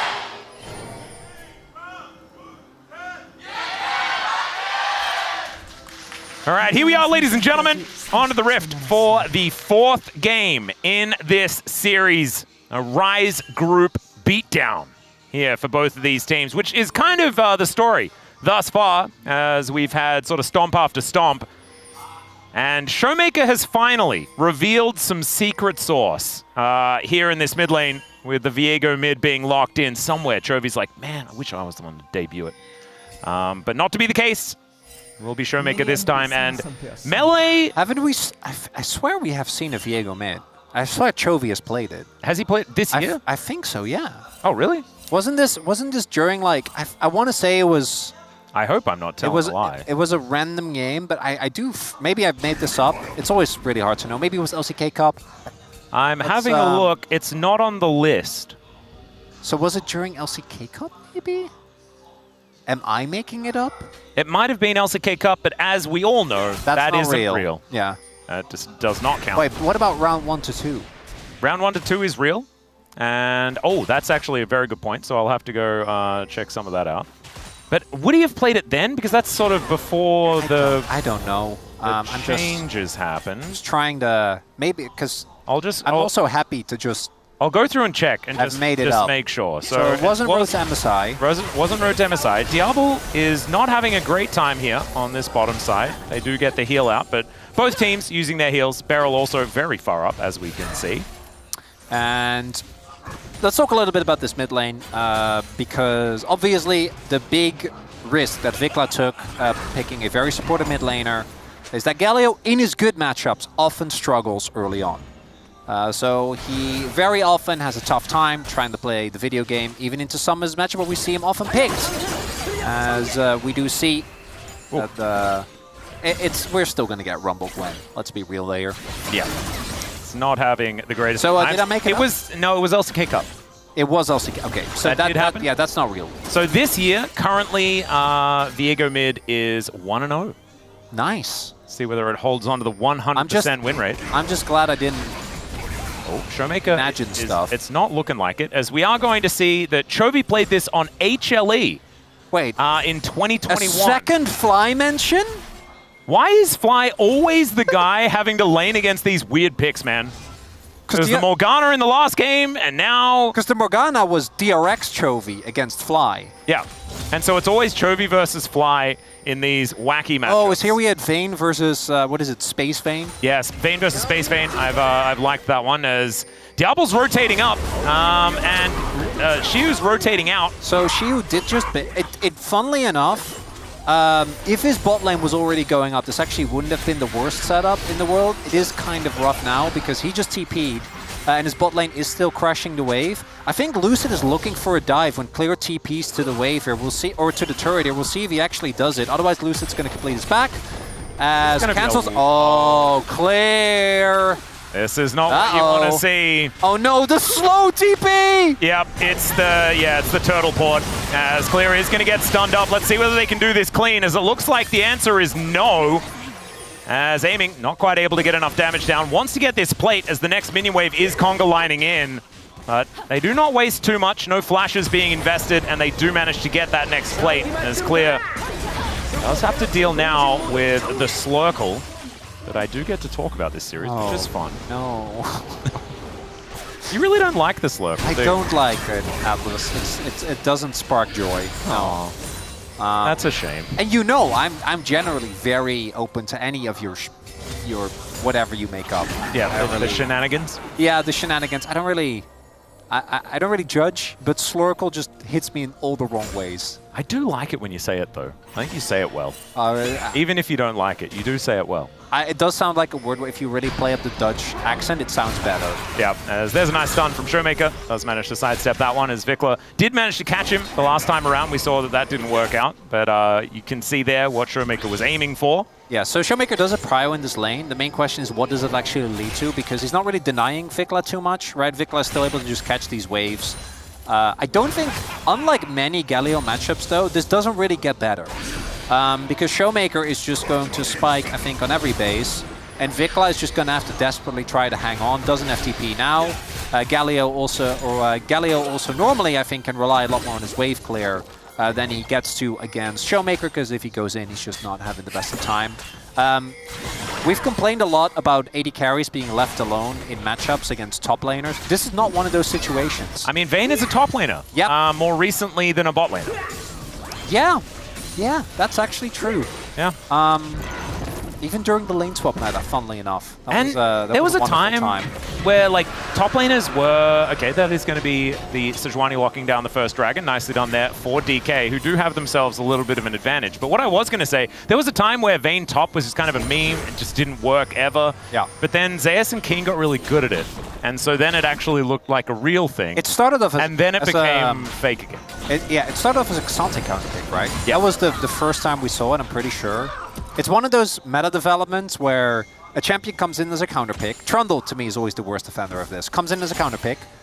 And then teams are like, I like this. And then we get to the point where Vayne is just being blinded.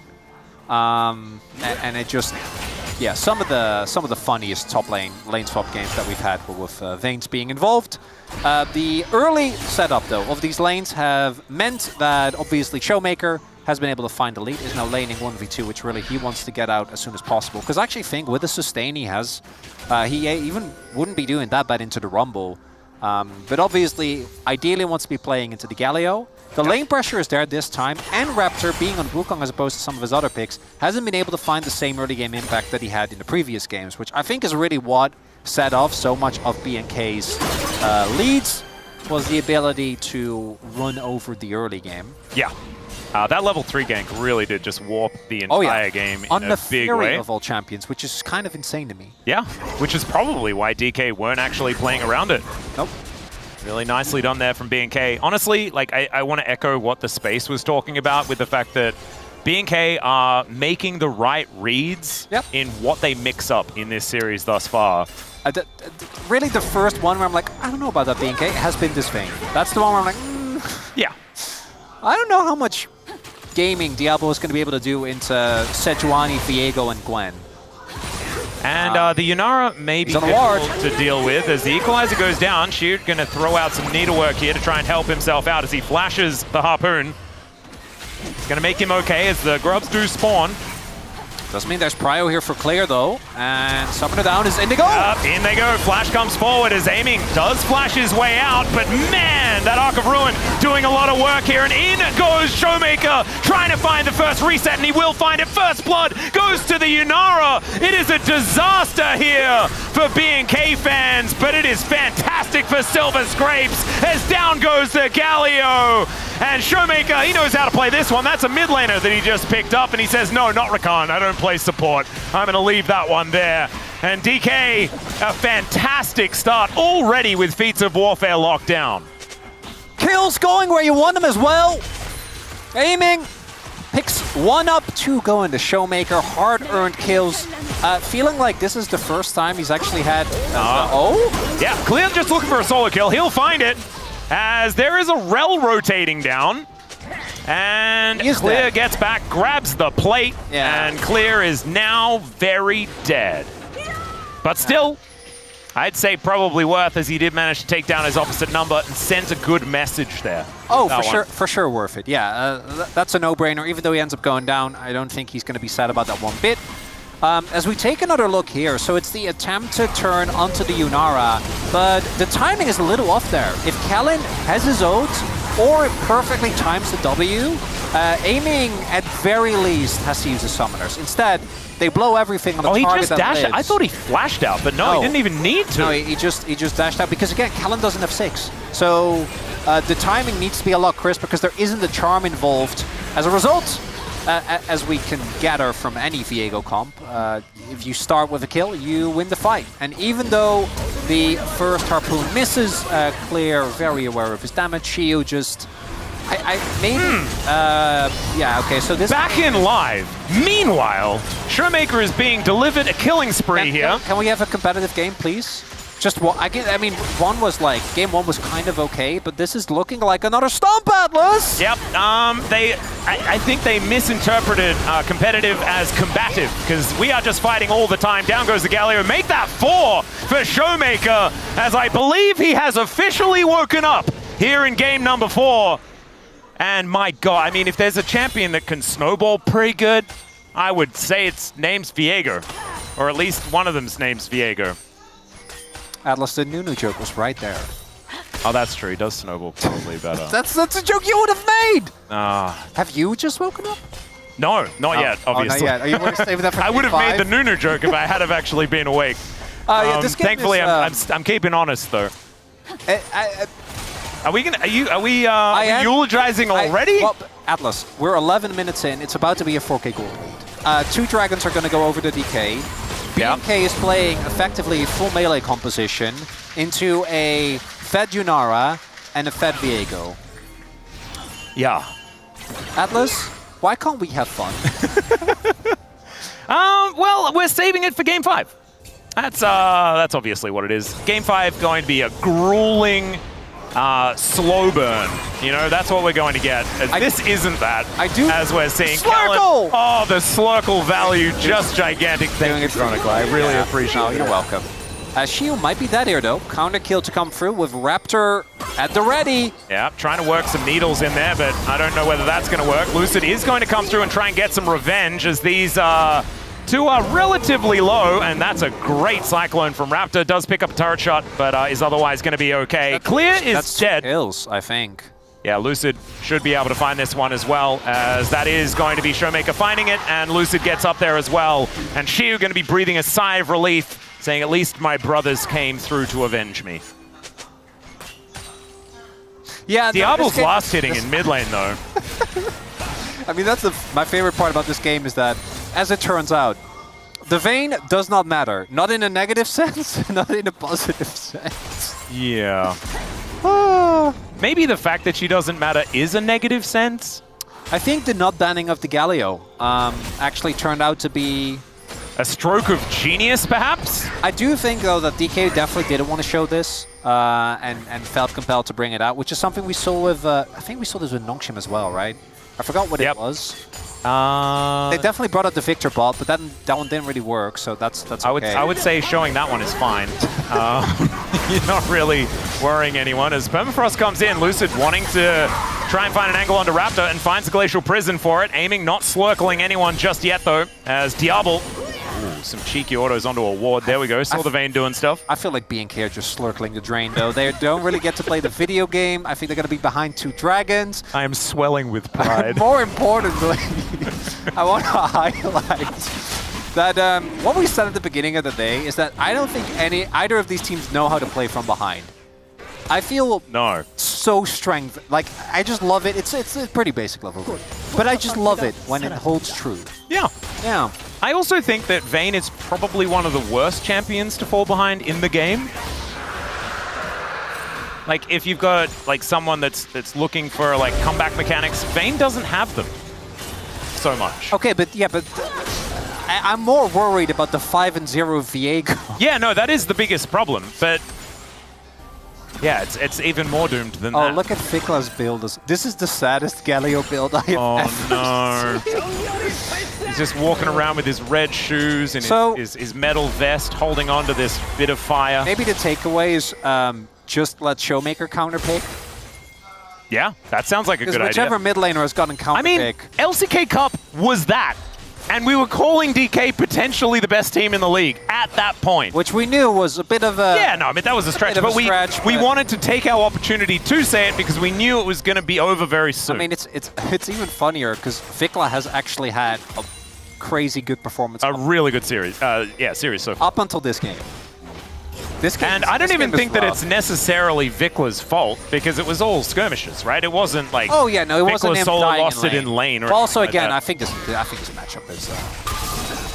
matchup isn't really playable.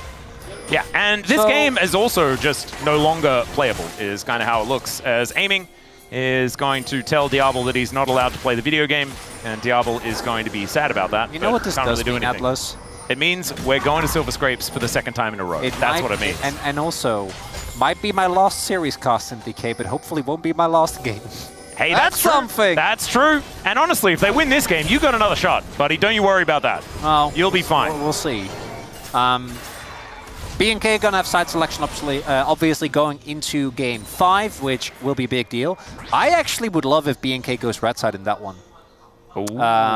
We'll see if they actually end up doing so, as we're seeing some question mark pings.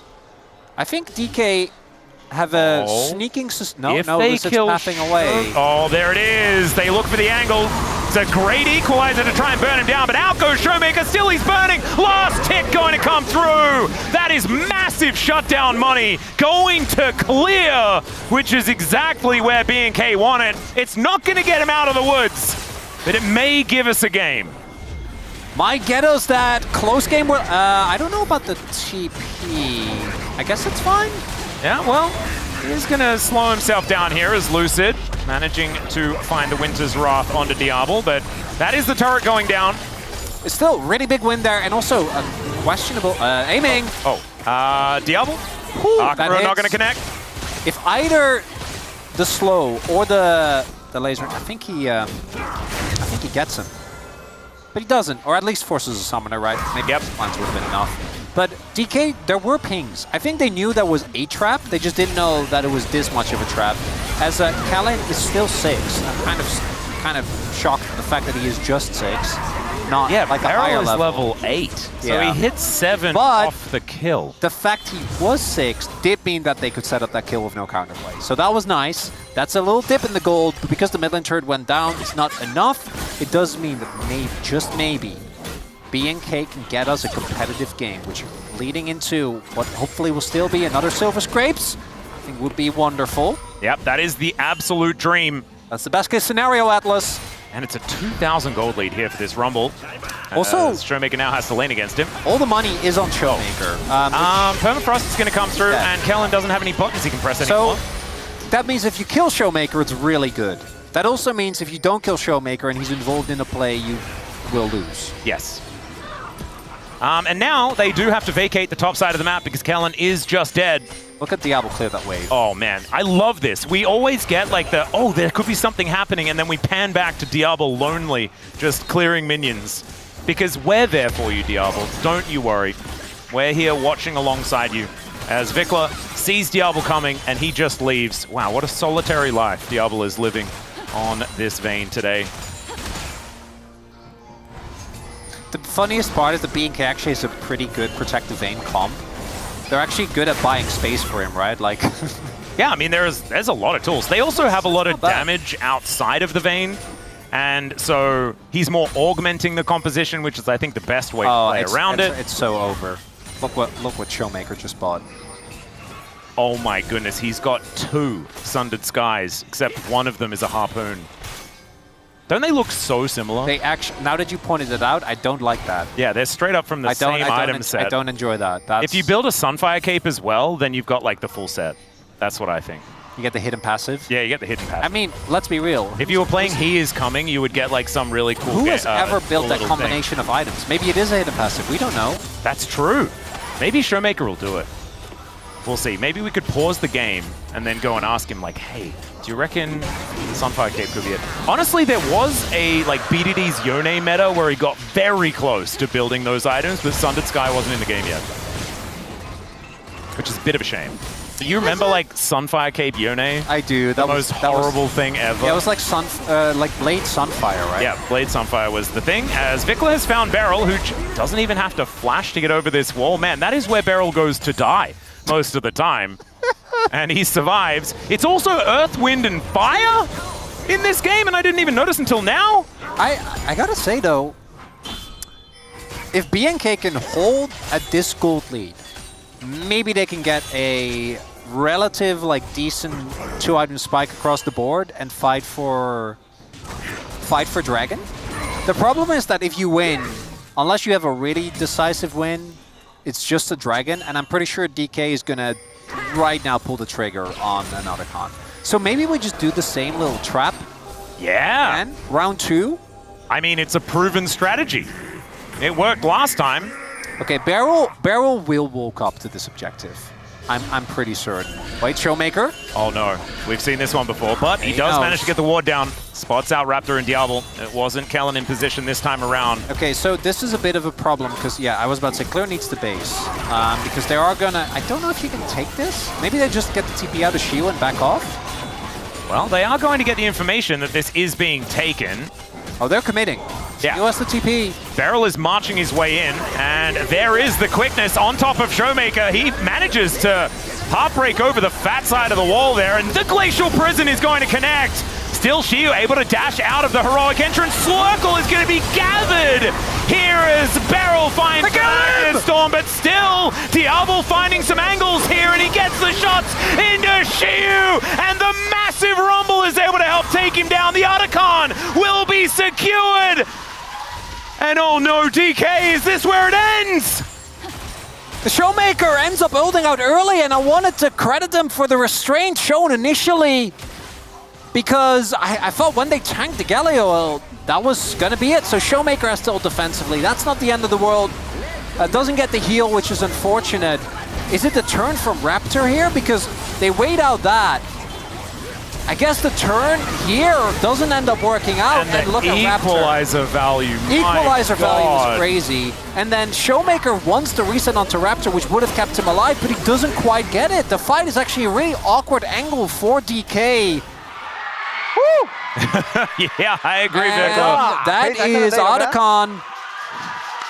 That was a pretty good fight here for B&K, and the problem is they may not have the lead, but they now have the tempo vibes in this game. And we know that can be even more difficult to deal with, aiming almost with his 3-item spike to come in, but Diablo managed to get a kill. And again, it's the difference between these two teams. In the wins from DK, from B&K rather, they just stomped them. And it was looking like this game was going to be the same, but it isn't the case. They're continuously setting up these vision traps. Now, the real issue for B&K is that despite that, I think their item finishes, I don't know if they're going to be able to match, particularly aiming. If he gets his 3rd item on the next fight and they play for Soul, Soul Point does make the game way harder as... yeah. That's a nerfed rumble right there, Atlas. Can you see it? Looking real nerfed to me. Very nerfed-like. It looks like one of the things that shoots the things made of foam. So I think Showmaker's probably going to go for, what, like Death Stance next to try and stay alive. And there you see DK's comp, if they don't get an early kill, does really struggle. Again, a beautiful trap setup by B&K. But the first time I feel like a trap falling for that, not really on you. The second time, though, kind of got to know that one is coming. And 50 seconds left. Let's see if aiming on this base finishes his IE. I think he will be able to. As there it is, Atlas. So that is a big item pickup. That's a big deal, because now just killing Showmaker won't be enough. Shiu is so weak, though. Doesn't even have his 2nd item yet, whereas Clear sitting on an arm guard. 2 items for Raptor as well. Yeah. Diablo could finish his, it'd be big. I don't think he will have the time, though. Won't be able to go back for that one, I do not think. As we do have Showmaker on a recall, does have teleport up and available. We'll see what he can actually complete for himself as well. As aiming has been hoovering up minions, man. Oh yeah. My goodness, 280 at 23 minutes? Are you kidding? That is some Gold King technology that he's employing here. As another wave is going to go over towards the Yunara. So she is very, very scary. Lucid standing on vision, and they're looking to close in. The Arctic Assault will be able to get him out. Vikla on the angle. Does have that heroic entrance, can always assist here. And DK is ahead. Doesn't really feel the way, Atlas. They need to get the pick to start the fight. Vikla basing, probably looking to TP in. I think he might be late. Has to TP now. Yeah, he is going to teleport forward, but it's a steal from Raptor! And now DK, they can commit if they would like to, but they're not fighting over anything. They have the inside track towards this inner turret, and they will be taking it in this mid lane. Some precious time being bought from BNK. Of course, Soul Point will remain there, but man, DK would have loved to lock down the Soul and get all of that extra movement speed to help themselves out. Still, this inner turret going to be a big deal, and an even larger lead for the Yunara is massive. But man, like, is it just like Clear instantly gets Palm if they win this game? Because he's the only one in it. I mean, his equalizers have been fantastic. Well, I think his Scion was great. His Aatrox was kind of insane as well. Was Shiyu, I think, good call to ult there. The slow means that Clear isn't in position because Vikla was looking to ult on him. And if he does get hit by that and the Gallo gets on top of him, he at best uses his flash and lives. At worst, just gets taken down. Is Kellen is gonna just dangle some bait in front of them here, but it's very telling that it feels like, particularly with the pedals and the Otacon taken, it just feels pretty even now here, Atlas. I think Diablo's going to hit his next item soon, too. Very much helped with levels, as Kellen would have probably been a couple behind Beryl at this stage. Has made it to level 9 now, though. As Vikla just throwing some winds of war towards the Baron. The damage is crazy onto Nash, though. We'll see if DK uses that to set up a fight, because I think the last fight was also kind of best case scenario for BNK, with them taking out Showmaker effectively immediately, and the position of the fight being kind of awkward. But it just again speaks to the quality of BNK. Yeah. That they've been able to beat DK decisively when DK was the one falling behind early, but even finding these angles in a game that felt like it might have very well be done. There's that PD here for Diablo. Yep, that is third item spike to come through, so that is going to feel good. We are getting towards item number 4 for aiming, though, who is 314 CS now, 26.5 minutes into the game. Which, not a bad clip. Showmaker also looks like it's going to be a GA for item number 3. I think that very much helps his prospects. This doesn't, though, as he is going to try and get himself into some stealth as he flashes away. That Glacial Prison needed to land, and the Viego falls down. Now Lucid having to flash to get himself out of the way of this one, as Shiyu over the side finds a big snip onto Kellen, and yeah, you have to get out of the way of Clear. There is nothing they can do if he is there in the fight, and Showmaker doesn't have teleport. This could be an angle. The taunt comes through and lands onto Lucid. Equalizer will be ignored, though, as Shiyu looking for an angle, and actually BNK are running out of buttons. The heroic entrance has to be employed as Clear goes golden. The Magnet Storm comes in. Clear does manage to make his way out, but the taunt now onto Shiyu. He has to flash to escape the play, and it's Kellen that finally falls down. Clear now walking the wrong direction. The Winter's Wrath will find him, and somehow DK managed to make the best of a horrible situation.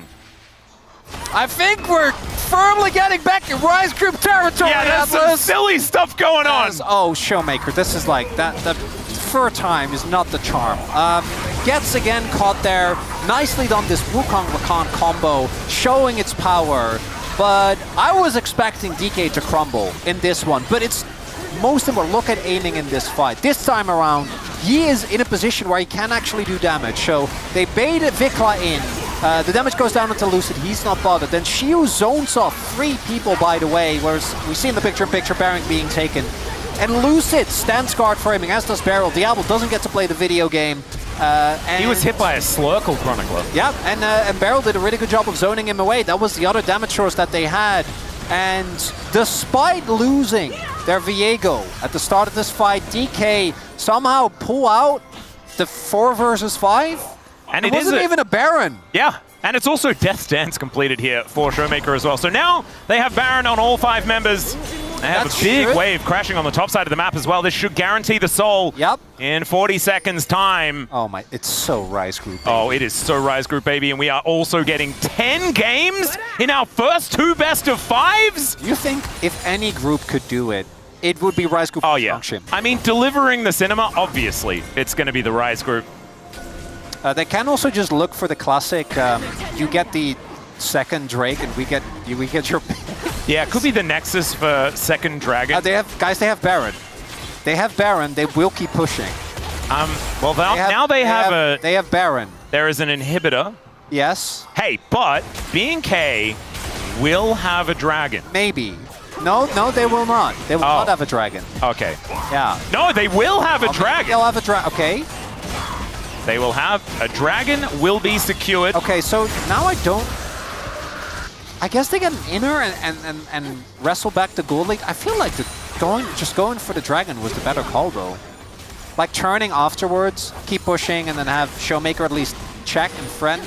I think this is though a result of all these plays working out for B&K. Like Showmaker's gotten caught inside 3 times, so he doesn't want to just walk up to the Dragon, where they by the way have 0 vision control. But it does mean that in gold, the Red Bull Baron power play feels great. They're back to 7k gold lead. But I don't think that a mid lane inhibitor really is game ending, which means that we are not done, Atlas. We are certainly not. But do you know what I want to say? And this is Rise Group exclusive tech. Okay. Letting as many dragons go when you have Soul Point is a good idea. Because do you know what taking the soul does? It means Elder Flip is on the opens table. the Burger Flip, exactly. And that is a Rise Group special. That is where many games have been turfed. They learned that from Challengers. Yeah. They knew. Yep. Challengers is ahead of the curve on that one. Yeah, I've got to say thank you to Lucid and Chiu for that, if DK did indeed employ this tech. Hey, Diablo, Claire, Oh Raptor. yeah, on the B&K side, they also know. However, they don't have much agency in this game. They do not.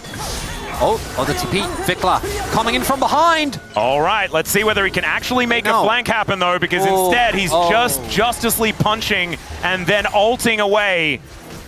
That is called regretting a decision, ladies and gentlemen. Well, you know, they got the turn off. Yeah, going for a play, certainly worth it here. Someone needs to answer mid-wave, though. As Forfight, I'm done for aiming. Shiu should just be looking to push, but needs to be careful because obviously the turn is really good. Vikla doesn't have ultimate though, it does make it a little bit harder. I actually like this setup here. Have Shiu in one lane. He obviously is able to chew through Vikla pretty easily at this point in the game, especially because Vikla has been itemizing armor, not MR. I do think they could apply more pressure towards that topside turret, but I think DK is really worried. I think so too. I don't think they want to get turned on. No, they don't. They really don't. And they don't want to run the risk as Barrel should be fine here. Yeah. He celestially opposes Galio's trying to engage on him. That will work out for now. We couldn't end the game cleanly, Atlas. That would be weird. That would be too much. That also is not what I want from my Rise Group. 7.5k gold is going to be the lead here. 2.5 minutes on the next Soul, but there's also 2 minutes on the Baron. So that is going to be the point of contention. And all right, Clear once again with a bit of a microscope on him, but you can see that gold lead between himself and Shiu has been shrinking. It did get up to like, what was it, 2.2k or something like that when he first managed to find all those kills, but has slowly been dissipating. As Raptor going to get spotted on this control ward, Lucid's health bar is just looking eons long at this point in time. As eons is not a measurement of distance, that's a measurement of time. I apologize, but it is a big measurement of time, so I think maybe you got what I was trying to say. Oh, what's the Star Wars one? Parsec? Yeah. No, they're light years ahead. Of me in their car. Not streets ahead? Yeah. Light years ahead of the technology, which I think is often used and is weird because that is a unit of distance. But I did it the other way around. Isn't that cool?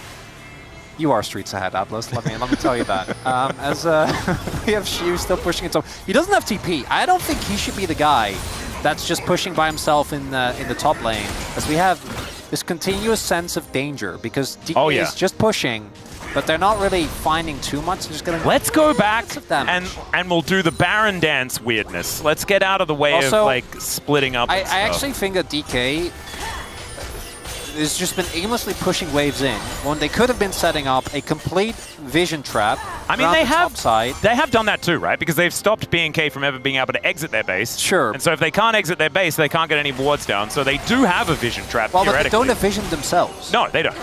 Yeah, well, that's so they still don't have full control of the jungle, which was what they could have done if they backed 30 seconds ago. Yeah, that's and then they could have started Nash on spawn. Ah. Well, the Nash is going to spawn, and as you're saying, Okay, BNK Showmaker are able inside. to get here. That's good. They might just try to 1-3-1 to death. And honestly, like- I think that'd work. Yeah, I think BNK are also not 100% sure what is happening. Yeah, and They also keep hiding in now fog. Showmaker can also just go and take Dragon if they would just like to get a soul for free as well. Yes, because Shiu's going to show on top. Yep. Then they have to send a response. The disengage from DK, I think, should be good enough. Yeah, and BNK are entirely see. seen in this There you mid go. lane. And there it is. Showmaker will go over and at least start this one up. They blew, they vision, they scryered it, so they do know, but I don't think they can do anything. They can't just push through. Yeah, Clear is waiting on an That's angle. going to be sold, but Showmaker has TP. Yeah, and so he can come over and challenge for this Baron as well as Shiu in position, does find Clear. Let's see whether he can actually stay alive in this 1v1 as, oh my goodness, the Gwen. It's just Gwen things, ladies and gentlemen. The Drake is going to get taken here as well as aiming with that Arc of Ruin is able to do so much work. Now taking a timeout for some Raptors, gets back to work against Vikla here as Beryl really wants to go in and use his last few cooldowns, and he's not even going to die. Kind of low. Possible angle here as Shiu is feeling aggressive. Not going to get taunted. Oh, that is Cloud Soul and Cloud Rift working in tandem. And they run real fast in this game. DK, they only get one kill, but they get themselves the soul. They also deny any take on this Baron. It's kind of clean. If you couldn't see the scoreboard, you wouldn't know DK is 8,500 gold ahead. Yeah. And that's that. They are really, they're walking around with their wallets that are extraordinarily heavy, but they're also like, they're covered in bubble wrap and this pillows. is gone, but look at the fight afterwards. BNK are going to look for it. Yeah, let's see whether they can actually find an angle. They do manage to catch Beryl on the flank, and he does not make it out with his life. DK? Just get out. Just dip. Yeah. That is 40 seconds of the Red Bull Baron power play gone, though. Are they? It would be very BNK just be like, we're just going to push the end. We don't care. Beryl's dead. That is true. They would. They do take themselves a couple of turrets here. They're pushing into Nash, though. We'll see if someone on DK is crazy enough to just TP to a top wave. Well, there's the equalizer. It does effectively 0. And some needlework coming on down as well. Gwen trying to be immune, but she is not aiming. Neither is aiming. They managed to take him down. Now Shiu is running with the scissors. Lucid trying to be relevant as Showmaker dashing around the fight, but he gets taken down. And oh my God, BNK! They are going to crush the fight, and they have ended DK. They're down to the lower bracket now, and we are denied our 5 games unless some absolute heroism comes in. Wait, that's one? He goes golden. Vikla just is punching the wrong direction. And Shiu will get a bunch of his health bar back. Diablo, though, is doing so much damage to these structures. Can he be the hero? That's the question. Diablo gonna go down first. And Vikla cannot hold on. He's gonna go down now. The counter race, and now he's trying to end the game. What is this? Oh, can you just say it by yourself, Chronicle? That's Rise Group, baby! Oh my God, Kellen kept his level bar as low as possible, by the way, guys, so that he could be back in time to die to Shiu here. Let me tell you, when you need someone to defend your base, it doesn't matter how much he's outnumbered. Shiu likes those orbs! He definitely does. Can he even end? I don't know. He does still have Baron for another minute. And the Nexus turrets are going down. 4 seconds on clear, but she is running with these scissors and he ain't gonna be stopped. DK! Oh man, they had it in the bag since like minute 1, don't worry.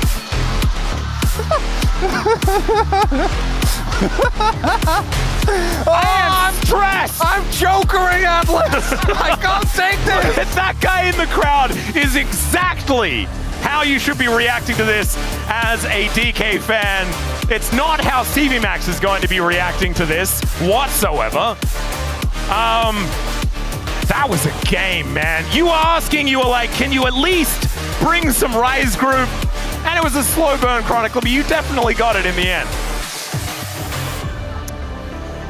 We got a game 5, Atlas. I did kind of blow up my voice on that one. Not gonna lie. How did Diablo do 25k damage and the most in the game? When did that happen? I do not know. It's gonna be one of those games where he did like 10k damage in the final fight, I'm assuming. Yeah. What a Showmaker, weird game, Showmaker man. did only 10k, which given his start is not okay. This is one of the first, it's also a 38-minute game. This is a long game, but he's still done more damage in what, the first 15 minutes? Yes. We don't see that very often. There's a lot of things we don't see very often when it comes to DK versus BNK, Atlas. That is very true, and honestly, multiple games in a series is often not what it is, but I can hear some silver scrapes as, ladies and gentlemen, we are going to take a short break. When we get back to Space, is going to break down that masterpiece, and then we will have whatever comes next.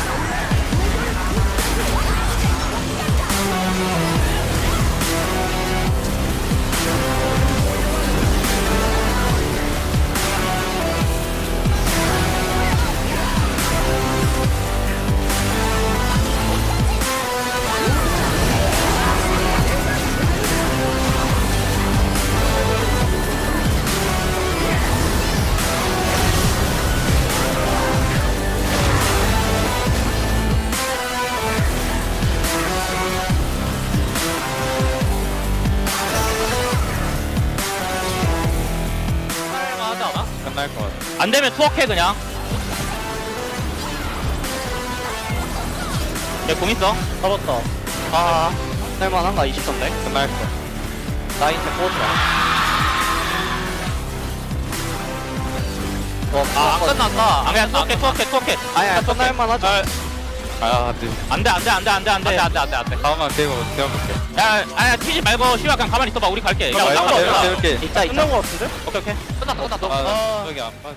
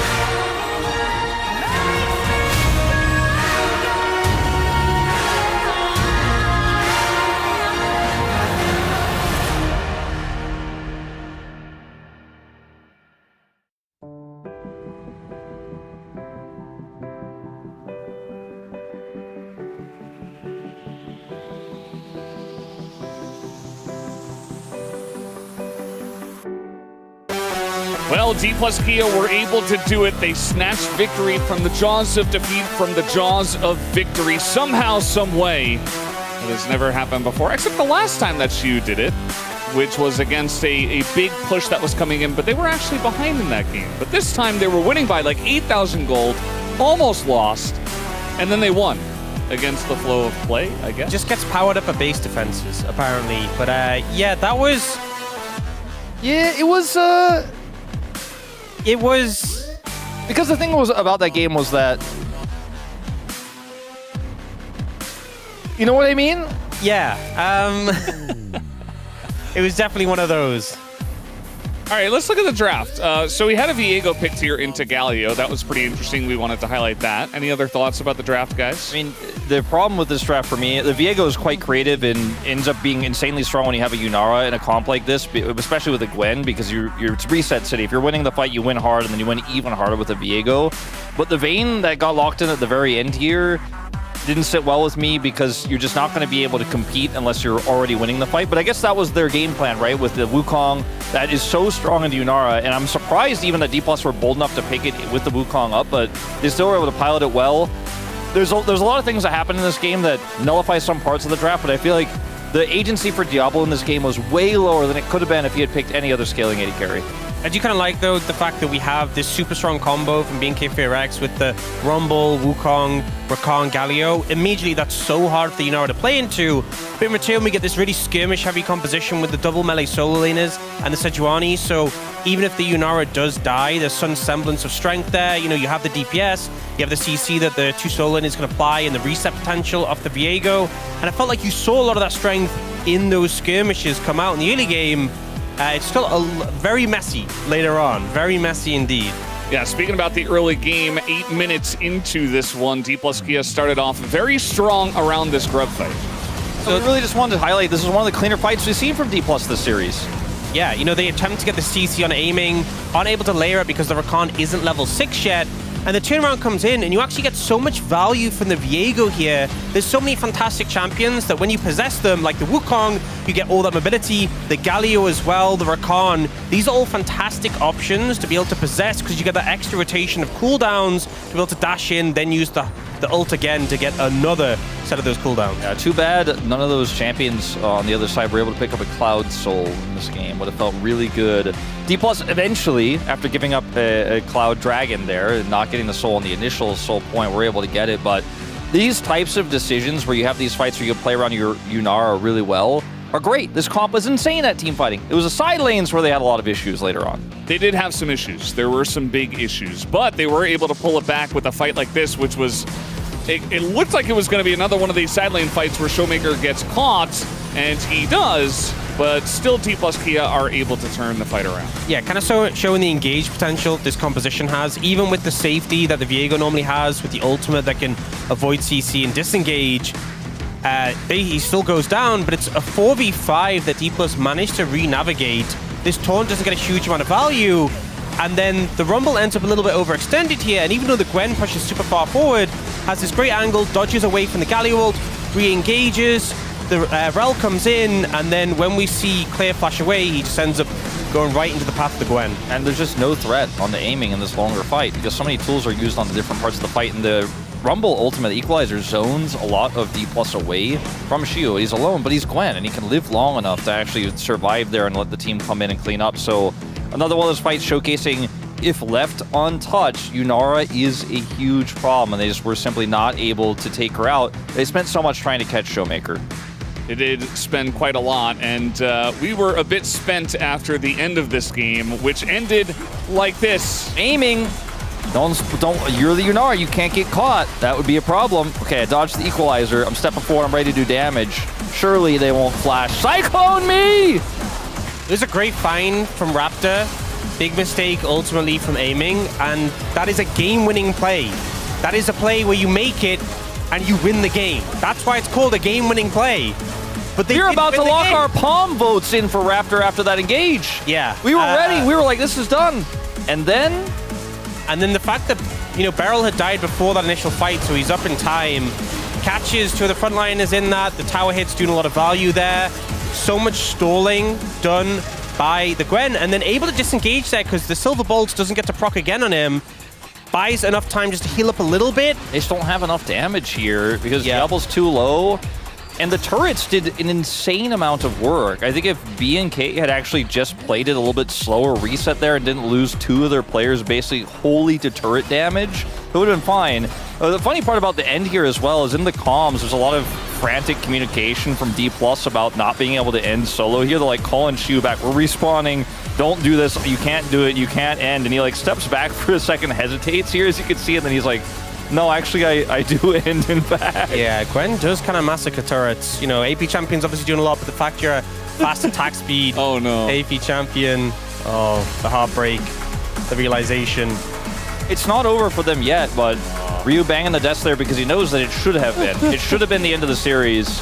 And there's a lot of relief on the D+ coaches' cams, but they are not feeling great. The player faces, Showmaker's face after that win. They know this series is not clean. They were 8,000 gold up, but it sure did not look like it. I mean, with how far ahead they were, the fact it came down to that to win the game, yes, they're still in the series, but it doesn't give you a lot of confidence going into Game 5. I have no idea what to expect now for Game 5. Let's just throw it back to the casters and see what happens for Game 5. I think we all know what to expect. And that is just more cinema, baby. Oh, I thought you were going to bring the 4-0 and be like a 25-minute stop like every other Game 5 fearless game. But no, I trust these two teams. They will give us something better. No, don't do that. Don't trust.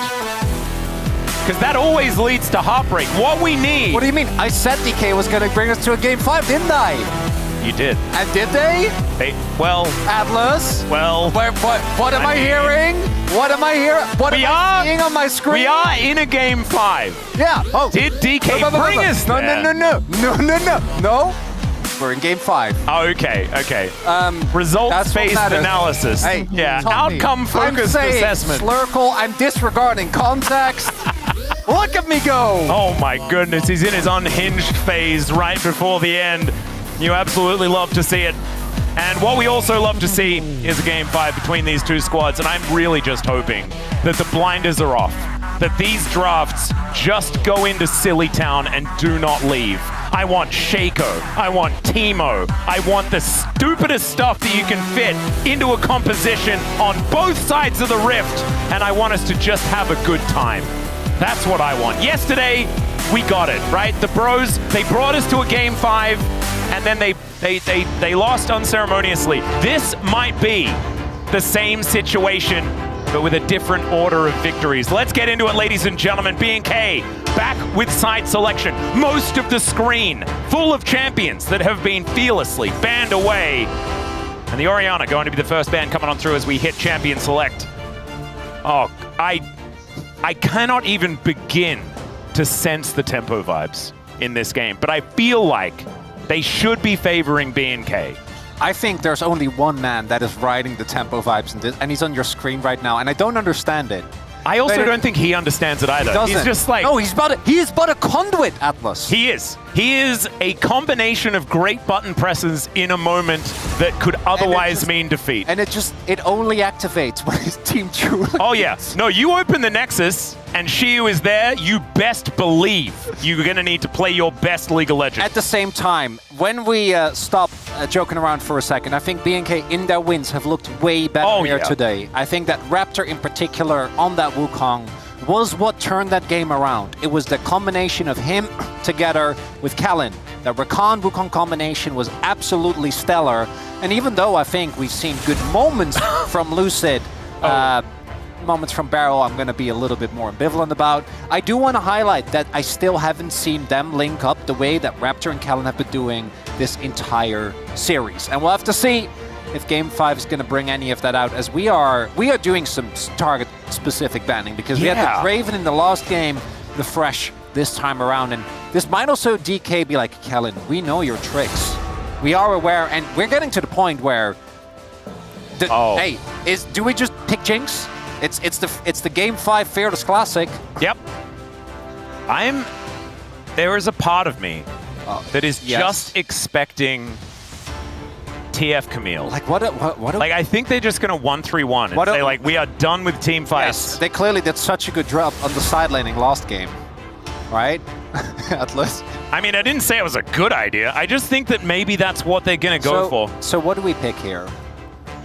Like, what? I mean, Poppy's up, Jace, Ornn is still up. Ornn is really hard to punish. I think Jace is easier, is more punishable than Ornn is. They did ban Jax though. The Yone ban I'm not a fan of. I don't think like I can't remember Showmaker ever having a pop-off performance on that one. Yeah. Oh, the TF is taken away from Showmaker. That is Fikla blinding. This is such an incredible read though, because like that's what I was thinking. I'm like, this is exactly what DK wants to play. But now, is it going to be a colossal mistake because DK has the answer? Because they know about TF comps better than most other teams. So picks I want to look towards. We are looking scaling. We are looking at Senna. We are looking at Jinx. We're looking at Smolder. Not Jhin. Wait, oh my god, he's still open. Well, this is the only like I'd say like. Are they just gonna lock Jhin Bard? S tier that's still open. Bard into TF is actually great. You're able to match a lot of his plays. Yeah. You also have Beryl, who lore accurate is probably the best Bard we have. I would agree. I don't want to say when it comes to gameplay, but you might also want to try and lock something for Showmaker here. This I would be not the biggest fan of. Yeah, I dislike that. I think you'd much rather keep the opportunity open for Lucid to lock something like his Lee. The bot is such a good choice here. Yeah, because a lot of the picks you would want to go towards, think of any of the Kench bot lanes, actually really struggle into Bard, right? You're actually able to really punish the lack of mobility that's there, a lot of the hyper carries that are still available. So do they just have to lock Zeri here and just take a bad lane matchup? Oh, it's going to be Skarner Jace locked away here. As Silas going to be a consideration here for Showmaker, a classic into the TF, but also it is a flex pick as well. This not so much. This would be just Showmaker taking it into the mid lane that we have seen a smattering of here in the LCK. Ziggs Jhin Bard is a really strong combo though, I gotta say. But you do have to be very careful about staying alive. Okay, flittering around, looking at a couple of options here. As the Zed will be locked in for Lucid. So most likely for Lucid. True. Theoretically, hypothetically, we'll see. I do think it is just Lucid. I don't really think we're going to be looking at a Showmaker Zed mid here into the TF. That would be truly shocking. But it does keep it at least somewhat hidden. I feel like the Sylas was a consideration. I think the problem with Sylas though is that between the Sylas and the Jhin, you will not kill Skarner if he ever gets ahead. That is the big weakness he does have. So I understand why they didn't want to go for that just yet. Maybe down the line, once they have a better look on what top laner they can go for. Is it Zeri Jinx? Are those the bans? Do you get rid of Caitlyn maybe? I think you ban...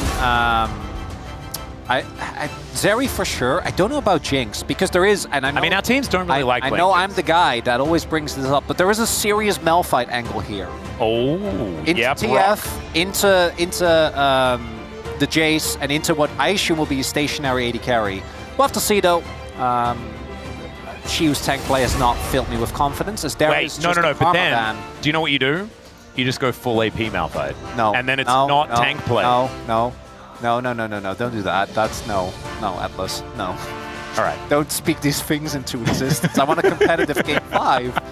As the S tier bot lane has been secured, right? You could get this bot lane in a first game. Yeah, and you're feeling very good about it. Feeling wonderful. As there is the Gragas taken away as well. One of the other matchups that we often see for Shiu, the Gnar.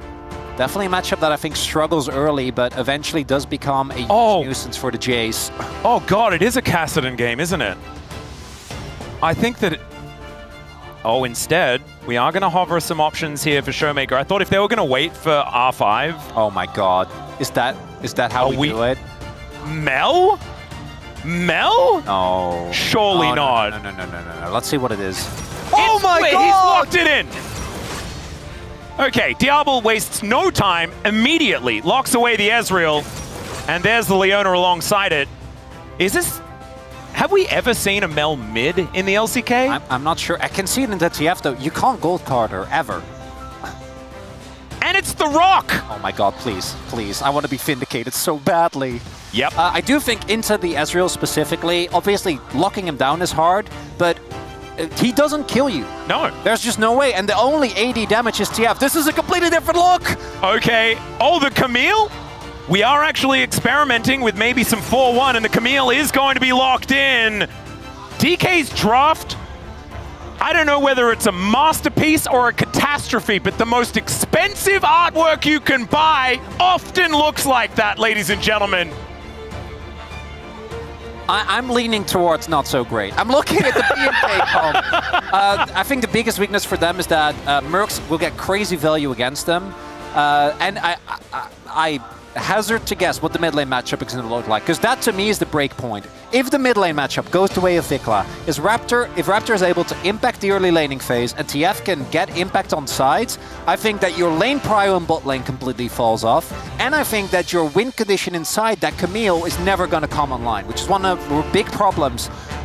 I think the BNK comp is very straightforward, it's very easy to read, but for me it hinges on the mid lane matchup. Can Raptor be tracked? Because if he has an early impact, puts that Mel behind. That said though, trying to gank a Mel, it's not a good time. It's not easy, it's not fun. Wait, do you know if you can rebut the Impale? I don't think you can, right? Surely you can't. Well, I'm sure we're about to find out. It also doesn't sound like a great idea, but could be very funny if we do see that one happen. My God, this is a draft of all time though. Look at that. I have no idea if it's going to work or whether it's a disaster. Let's get onto the Rift for this beautiful Game 5. 소환사의 협곡에 오신 것을 환영합니다.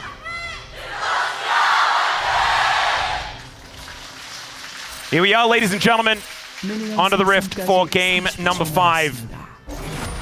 And we have some extreme experimentation on the side of D+ Kia. That's what we wanted.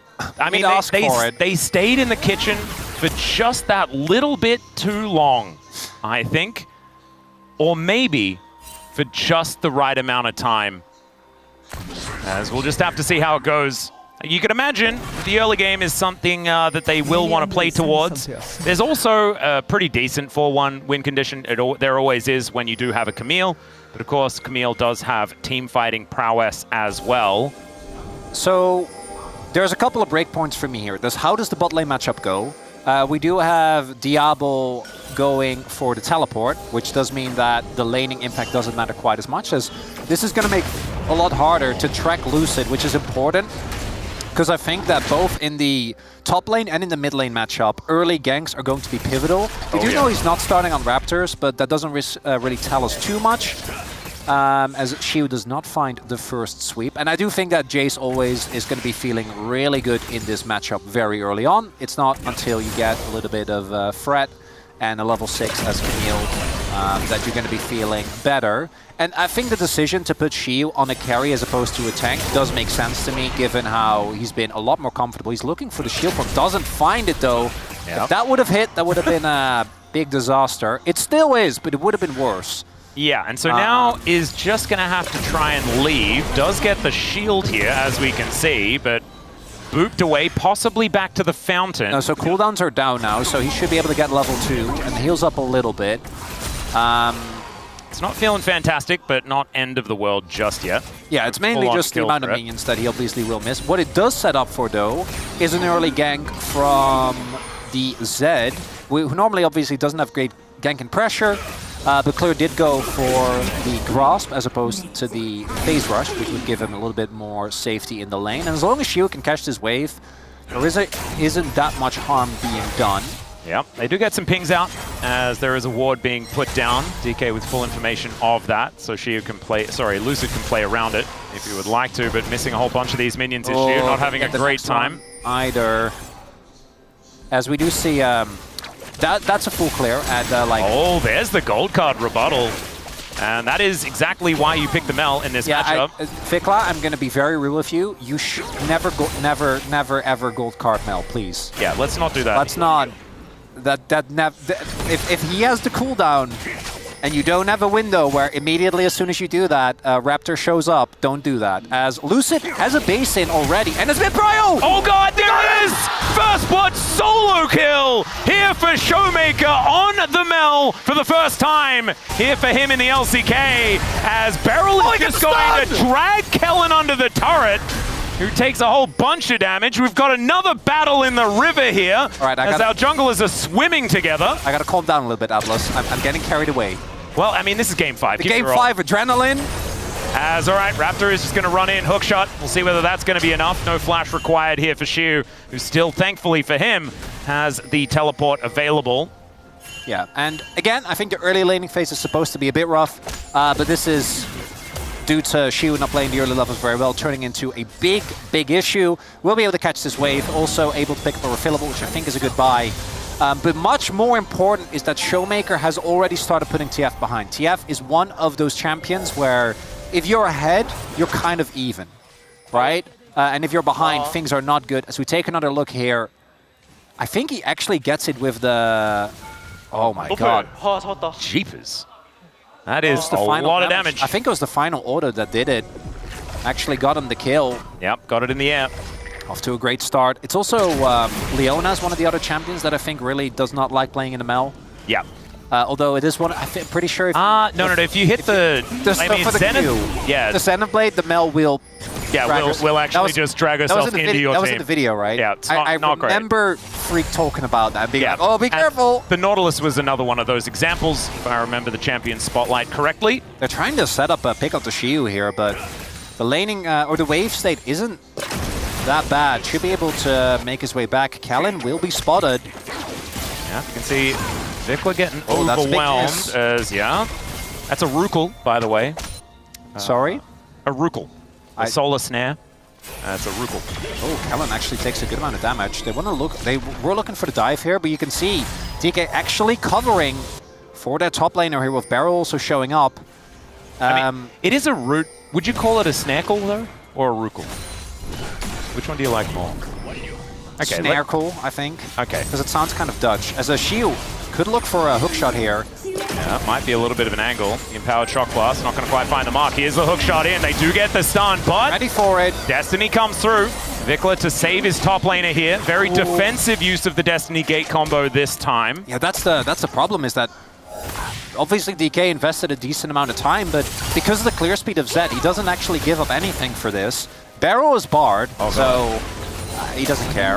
It is a cannon wave, so he, Vikla may not miss the whole thing, but it's a long walk. It's still a big win, I think, for the only downside, obviously, for DK is that Xiu is getting further and further behind. But we'll have to see whether or not it's going to be an issue. I do think that the BNK comp is mostly going to be... does catch it there. Well, Xiu's 6. I don't know if they can really go for anything here. They keep trying to put him further behind. The more resources they invest into trying to stop him, though, it may not necessarily be the best. Barrel does have TP. Let's see how this goes as Xiu, how is he going to be able to utilize this ulti? He does keep himself alive for a little bit longer, but Kellen tanking up the turret.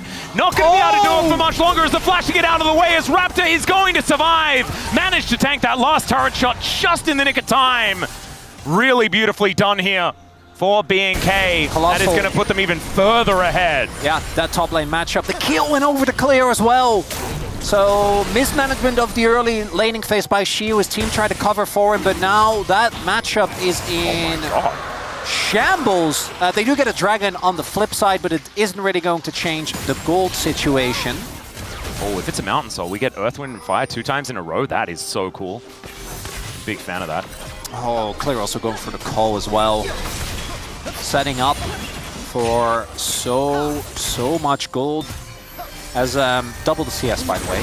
And I'm getting a little bit anxious with the fact that we're heading into a mid-game where the game hasn't been fully decided just yet, so we'll have to talk about how this DK composition works, which is, it's a worry. Yeah, I think that she was looking to get the E and then into the ult, try to use the ult to dodge the Raptor E, but instead got stunned, so was just sitting on the hookshot for a little bit too long, took too much damage. I don't think he should live there, to be fair, in that situation.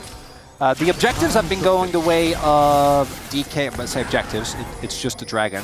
What I want to see, though, is how DK plays this in the early fights, because that's where I think that the BNK comp, it plays itself. Again, it's very straightforward. You have a fat Jace, you have really good CC, and I think the DK conclusion is we are going to let Xiu spend some time with a turret, which is probably a good call. Don't mind that whatsoever. Manages to get some plate gold. That's going to try and alleviate things. He's already closed that gap by about 200, which is not the end of the world. But 3 grubs going over to BNK is not something you want to... It's a TF Jace composition, right? It's really interesting. So on one end, the Camille has been put in the dirt. On the other end, TF doesn't do very much. TF does not do a lot in general when he's behind. He is 600 gold behind his lane opponent, Atlas. Yeah.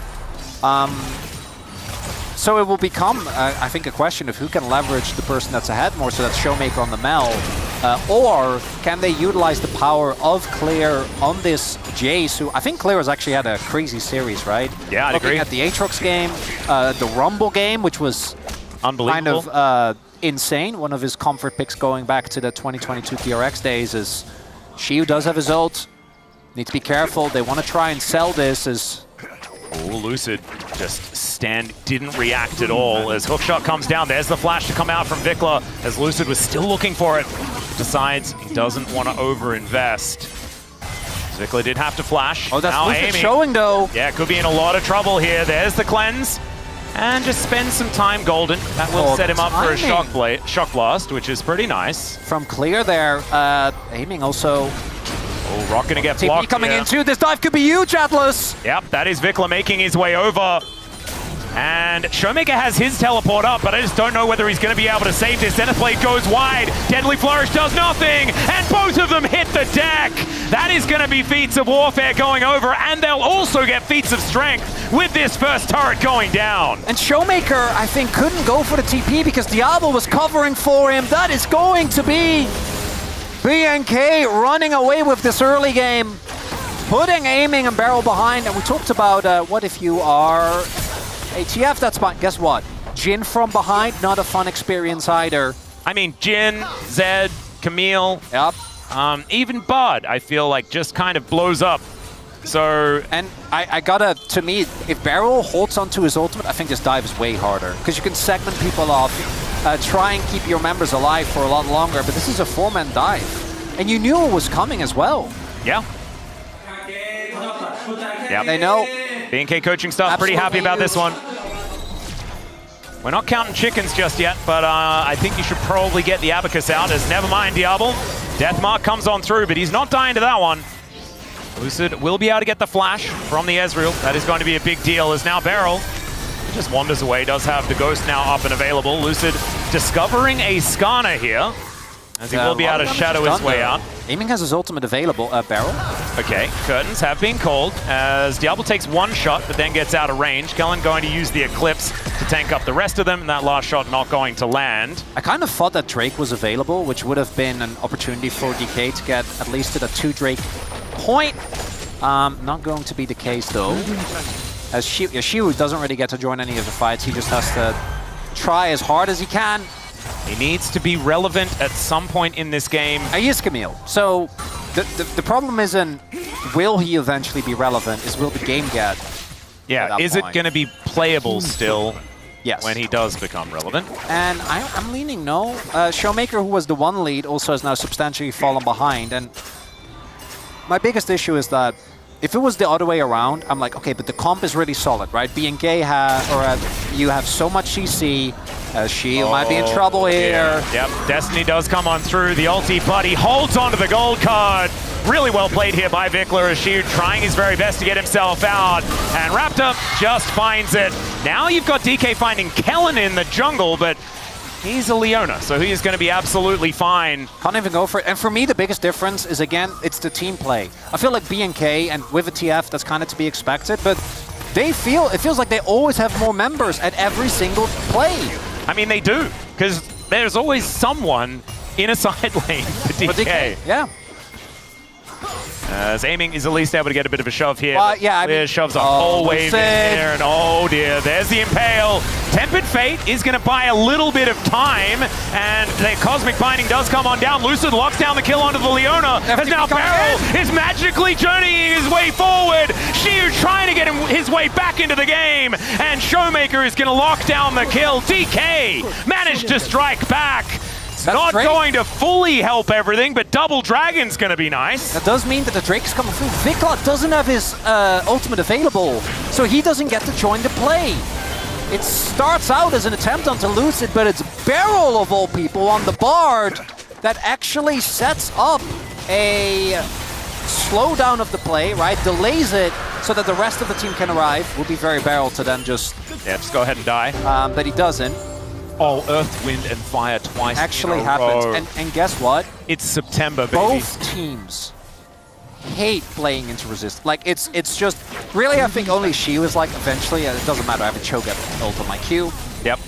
As we take another look here, for me, it's not just that we have the TF here, that's kind of par for the course. It's that not only is Raptor there ahead of Lucid, but they can't even look for the counterplay. So the kill goes over to Diablo. He still gets it, that's the crazy thing. And then we look here, as I'm kind of wondering if they knew that something was up. I feel like then Lucid wouldn't walk into the brush, but it's the Bard ultimate.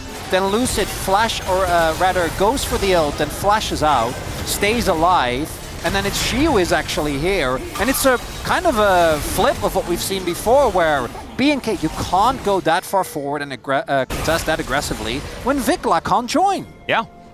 They made a play out of turn. Now, they do still have a 2k gold deficit. I do still prefer the BNK comp, but what this does mean is that DK got a second dragon, and that means that at least there's a little bit of stuff happening. And we also have time, right? It's not going to be like Mountain Soul into game over, because BNK still have a whole lot of control. As Shiu trying to keep his turret alive. We'll try and deal with these minions first, but oh god, the Camille, not a whole lot of chances here. As Clear goes golden, Beryl was unable to lock that one out because the Camille got chauffeured out of the ulti. Nicely done there by Raptor. Yet another pick as this top lane keeps on bleeding, and now BNK, 3.5k gold lead, feeling much better again.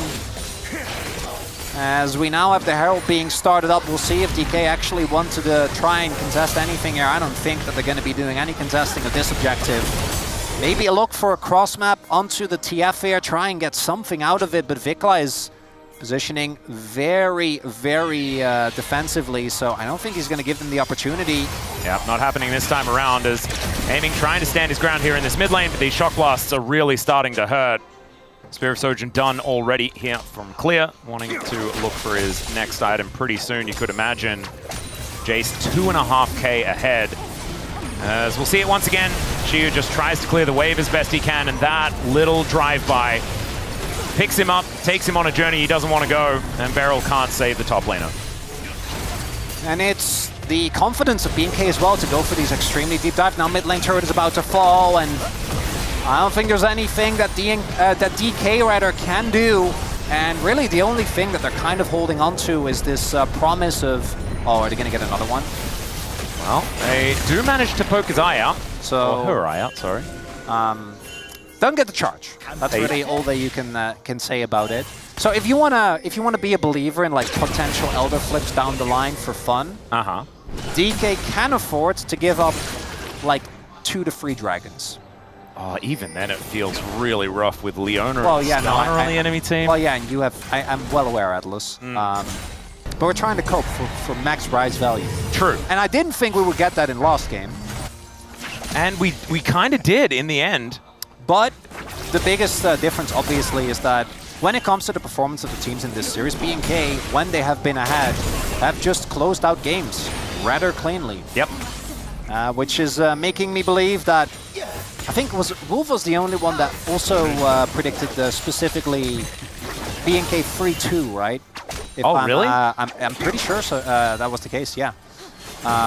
He has been pretty good. Got very close yesterday as well with his 3-1 prediction. I'm not Wolf 3-1, okay. So was it Dagon then?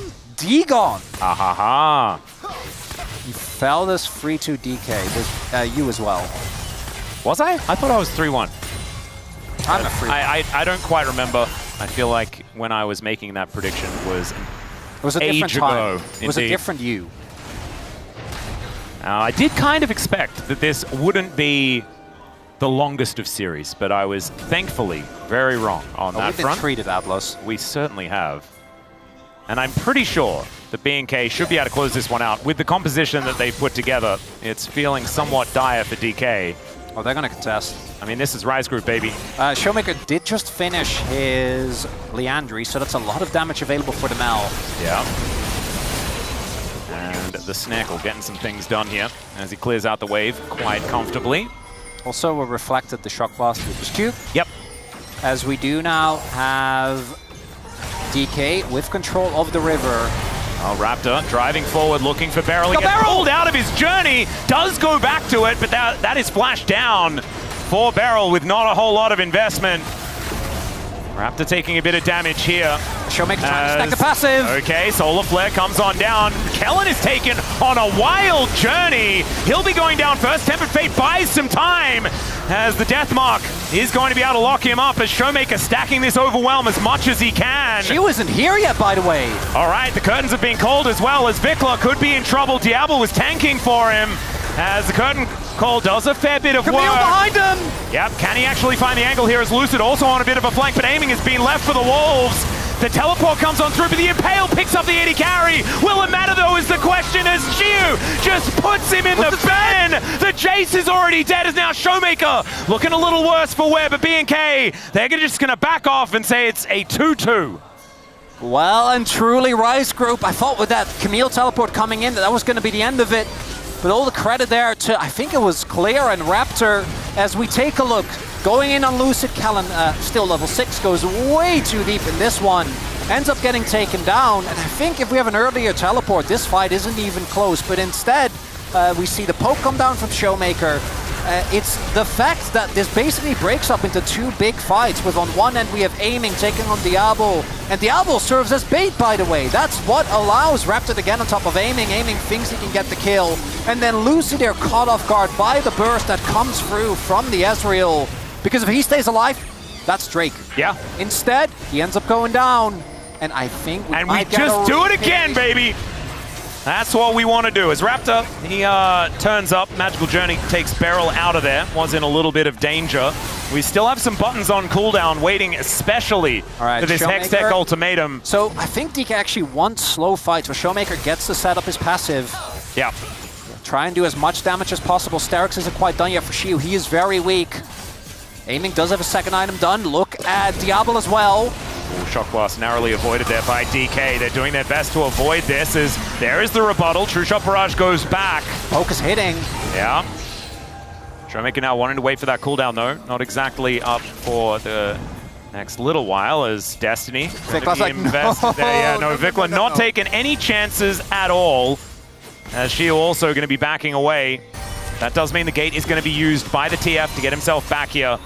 And Diablo, inside track towards this inner turret, Raptor and Kellen. Showmaker's in there, doesn't have TP. Yep, Beryl is going to magically journey away as the Solar Flare going to connect and the Impale, but the Tempered Fate is going to save Shiu for at least a moment. He also gets Mikhail's as Diablo underneath the turret takes so much damage. I don't even think it was good by DK, but it was pretty amazing that Shiu survived. And all this for, by the way, a first dragon for B&K. Yeah. That's all it is, Atlas! They don't even have it yet! Yeah, no, I agree. With the fans here, it's mainly just, hi, we're on camera. We're not done, we're not done, we're not done. Nope. This is still ongoing. This has been, what, like a 5-minute fight for a dragon? And Lucid going to face check here as Raptor throws a boulder at him. Showmaker trying to look for the poke as much as he can find. I think Shiu still doesn't have the Sterix. As blue buff will be secured here by Lucid. There was another smite. Yeah. Atlas, why is this so intense?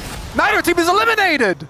And also, I mean, B&K should be in a phenomenal position, right? They're 3.7k ahead with a real composition. Actually, I take that back. They're playing against Bro. Yeah, no, it's like, this is do or die for DK. If they lose here, it is done. Okay, so Lucid is going to want to look for the steal, but do note if he dies, Atacon might be on the table. Yeah. It's going so low. It certainly is, as out goes Lucid, but the Solar Flare is going to connect. They want to take the Magical Journey. He tries to Deathmark to keep himself alive, but Diablo is going to be okay and picks up a double off the back end. So much damage now missing as Diablo gets the redemption and a triple kill. and that may have just won B&K the game. Might be Otacon as well. That was, I think, actually Kellen that was able to get the CC down. They were all trying to get out. Yeah, that solar flare was amazing, as that Impale was not. But still, you can take some pot shots if you would like to, Raptor. Wait, what, Jin was autoing Skarner? I didn't... Was he? I don't think so. I think he was reloading. I think he was reloading. And the big difference is that they were member down 3 men, by the way. Solar flare was so good. So Beryl did get out because he had clans. No one else did. Summoners have to be used immediately, and without the damage of either Lucid or Showmaker, fight's unwinnable. Showmaker died with ult up. Yep. I think he tried to get it off towards the end. Yeah, there. He did. It just didn't actually activate. He didn't have a lot of passive stacks built up either, right? So it wasn't really going to be enough, I think. And now a 6k gold lead here. Sterix has been hit though for Shiyu, which, you know, that's something. That is something. Don't know whether that something is going to quite be enough here. I don't think it will be. Let's see. B&K now looking at an Otacon. As of course, I mean, that was only first Drake here for B&K. It's not the end of the world, but little Otacon action. All right. Well, they're going to start it up. Beryl looking a little worse for wear. There's the Destiny. Solar Flare going to connect onto the Jin, but Beryl's there to peel. Deadly Flourish comes behind him with the flank angle, wanting to get on top of this Mel. Tempered Fate only lands onto one as now Lucid has found the back line. Can he actually get it done as the Mel does manage to lock down one, and Diablo is dead as well. Shiyu, an absolute monster, and now Lucid still has the death mark as the Impale comes through and Vickler is down. DK have found the angle as Raptor slinks his way out. But I don't think DK can do Otacon, so ultimately nothing really changes in the state of the game. Otacon coming in hot. The hidden MVP of Rise Group, Atlas. Sometimes the biggest difference between two teams is Otacon or Otacon, and this was on the latter side of things. As we take a look, I want you to look what happens when Showmaker presses his button, by the way. Because I'm pretty sure, look at that. Oh my god. And it sets up perfectly for Shiyu and Lucid that at that point have held on to all their cooldowns, are still alive. And it's the stalling of Showmaker, Beryl, and aiming that sets up this finish. Now Lucid takes too much damage, so as you highlight, they can't actually go, and Raptor gets out as well, which is big. The problem for B&K is the fact that Shiyu is the one that seems to be surviving at the end of these fights. Look at that. And that number that he's doing is going to get larger. Yes, 7,000 damage. Yeah, that Showmaker in that fight. Lucid. Yeah, does manage to avoid the solar flare, but Raptor finds the angle onto Beryl. He magically journeys his way out. That's a short journey, Atlas. It was, but it was just where he needed to go, apparently. He always goes exactly where he needs. Except I've seen Beryl. He is a wizard. He is a wizard. We don't always understand him, but B&K still the one with map control. I hope that they don't go for Otacon again. 5 seconds until Viklas is ultimate available, and DK need to be so careful in the side lane. B&K on the other end, keep the vision control. I think we just let Otacon. I think it's okay. I don't think we necessarily need to, again, give the great equalizer over. Or we just group and fight. Again. Oh, Viklas has ult. Raptor looking for an angle, does not quite find it as Vikla. Stop doing that! Once again, Deadly Flourish this time to follow up. I mean, they just want the rebuttal cooldown, I guess. It's a charitable interpretation, Atlas. As I think that Showmaker's third item should be about done. Shadow Flame is there now. Oh man, starting to do some damage as Vikla misses a cannon. Maybe that is going to be the turning point here. I do like that after the last game where DK was, what, 8.5k gold up ahead and it didn't really feel like it. We're kind of getting a... Yeah, I'm feeling like we're at the same point in this game. And DK did win that game eventually. Sort of. Well, I mean, both teams won the game. DK won it twice, and B&K only won it once, unfortunately. Well, I've been told by a wise man that the Nexus is the most important gold you can get. It is true, and that 50 gold did go to DK, and that is why we're here. My biggest, I think the biggest issue that that DK need to solve is that Vikla, even though he's behind because he's TF, right? So he's not ahead, so he's behind. Yeah. That's just kind of how it works, even though the actual gold lead is negligible. It's that DK need to find, this is gone. DK need to find a way to deal with Diablo. That is going to be, I think, their main win condition in the fight. as that's Soul Point. Yeah, so Otacon for Soul Point is going to be the trade here for B&K. So if they get Baron unless as they well, take Baron. Which they are. That's just gone, I guess. I guess Barrel's going to ult it and stall.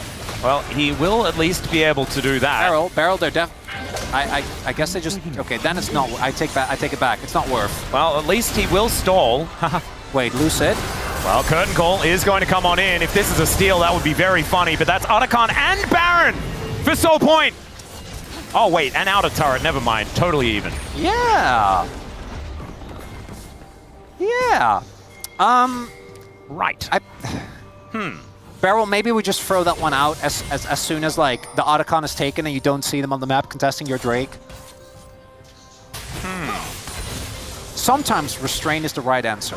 I think sometimes it's not. B&K though. I really hope that Showmaker didn't have that Scryer available, by the way. Well, now we're going to have to see if the wave clear from DK is going to be enough. They're going to try and desperately hold on. I think the gold lead is going to further grow though, as I think the inners are certain to fall here as B&K.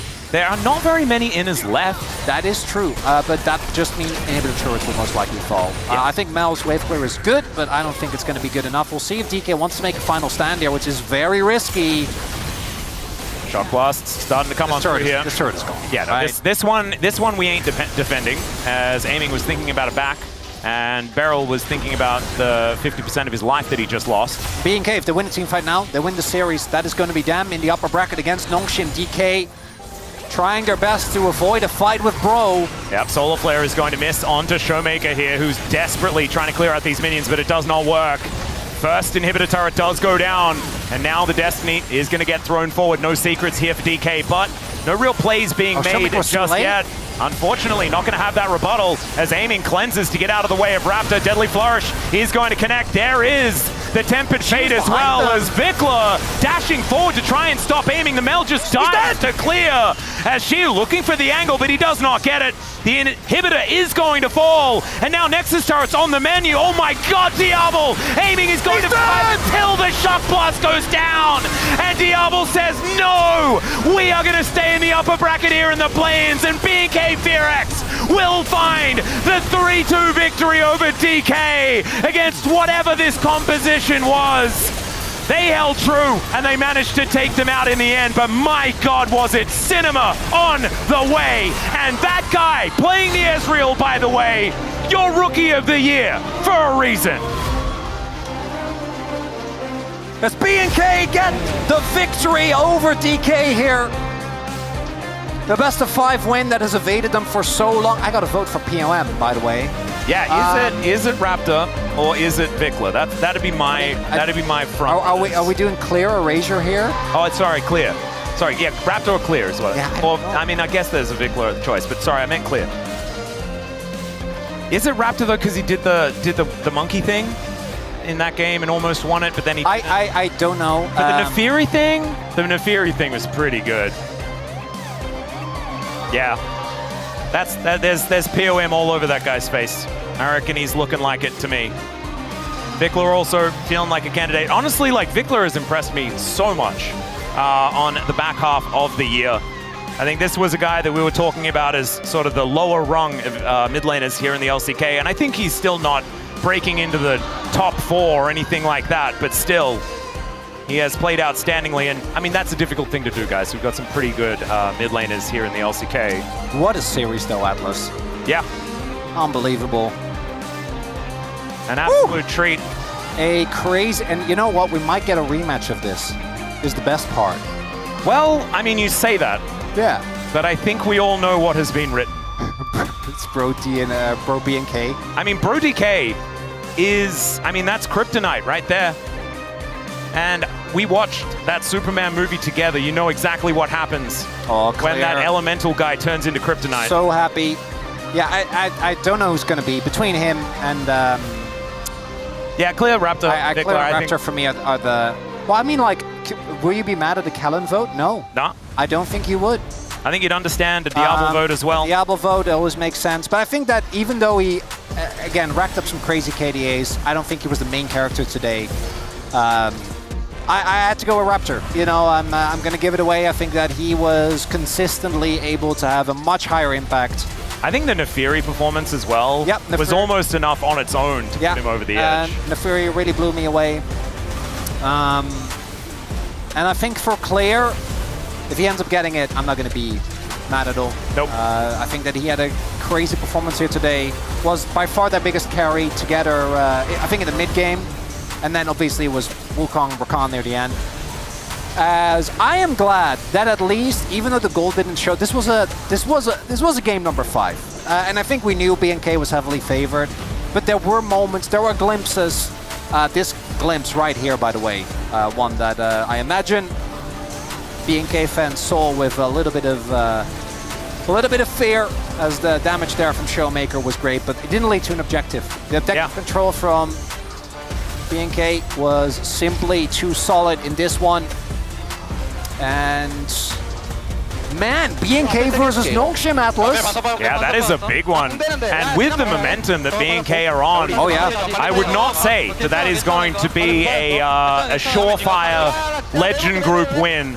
As we have a listen to BNK as they close this one out. Vikla, obviously, that one of the more vocal ones on this team. Dude, I swear to God. Yep. He could feel it. As, yep. Goodness, he is a bit of a fountain blazer here. Managing to finish off what was almost a triple kill. And there it is. You'll love to hear it. Vikla is absolute vibes. Diablo's such a psychopath, man. Like that E over the inhibitor, that can lose you the game.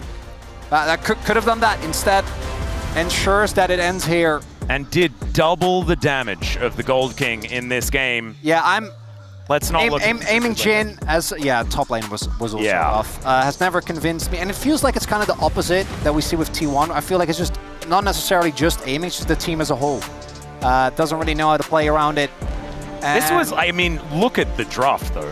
It is just a very weird draft. Oh, it is, yeah. Well, we did tell DK to kind of send it, and they did. I have a theoretical question for you as we wait for POM. Would the Rock have been better? It's actually a very good question. I think given how the Shiu's tank play and the early game played out, like, probably not. To me, the biggest difference today was in, like, as much as I think obviously Shiu really messed up the early laning phase. Yeah. But to me, I think the biggest difference were in jungle and support. I think that Beryl had a really rough day, and I think that Lucid was always behind the curve compared to Raptor. And that for me was the one matchup, or the two matchups that I feel like really throughout the day were never in question. Yeah. And I love to hear this. As it turns out, we have a tie. Yeah, there's a tie in the POM, so we need to go for a revote, and I assume it's between Clear and Raptor. That's what I want to assume. So what I imagine is it was between Clear and Raptor, and there was one person that like voted Kellen or Diablo. Yeah. And then now they have to vote for one of those two. Yeah. I think that's warranted. I don't know who will get it, but for me, that top side was my biggest worry. Come on, we knew Diablo and Kellen were going to be good. Yeah. And they smashed it today. It was like Clear especially, I think, has had a real glow up, but I think Vikla as well is just playing some solid League of Legends. The way that he cooked, man, with the Morgana pick coming on through and having so many of these different choices that they could lean on, picking away the Twisted Fate, which was so obviously what Showmaker wanted to play in that last game, even though he got solo killed and didn't exactly have the biggest impact, was still what he needed to be, as Clear is going to pick it up here on the Jason in the last game, but of course his Aatrox and Sion were fantastic.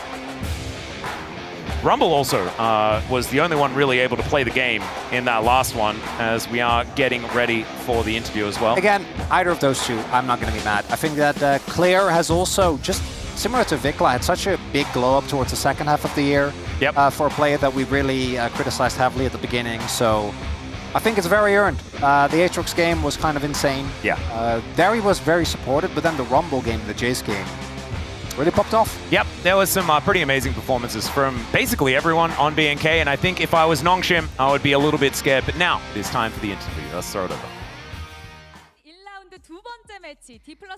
Thank you very much, guys. This is Dear for the post-match interview translation with Clear and the POM and Vikla on the side of BNK FearX. Congratulations!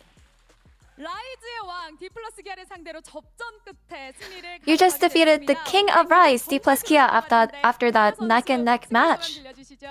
You must feel so amazing right now. How do you feel? You know, it's just that lingering feeling after breaking their Nexus in Game 5. It feels amazing, honestly. And how does it feel to get a POM? I think I deserve it. I did pretty well. It feels nice. And Vikla, how do you feel? You know, this was our first step into making it to the playoffs, and I feel like we had a great start, and I'm very happy. And in the regular season, you guys were actually behind in wins and head-to-head against DK. But turns out BNK FearX's best of 5 was different. So what made the difference today? I think in our preparation, we tried to be a little open-minded in drafts. And I think that's what led to today's victory. Yeah, with it being a fearless best of 5, today really showcased the essence of the format. So we had a lot of fun watching, but clear, from a player's perspective, was it pretty difficult? Yeah, honestly, there was so much back and forth in Game 4, and it just felt really regretful. But in Game 5, at the very end, you know, it was quite, I guess, exhausting for the most part. And Vikla, in Game 2, you drafted mid Morgana into Annie. And at first it was quite questionable, but just based on the in-game results, you guys actually hard countered the enemy comp with her. So what was the testing behind it? Honestly, Annie being a meta pick, I felt like it would be a good way to prepare against Annie. So that's what led us to picking Morgana. And clear, in Game 4, you took Rumble, Wukong, and Rakan all in Phase 1. So did it feel like the draft went well? I don't know if I can say that it went well, but I think that's just something that we wanted in the end. And we got Diablo's Bane as the last pick. Was this something that Diablo insisted?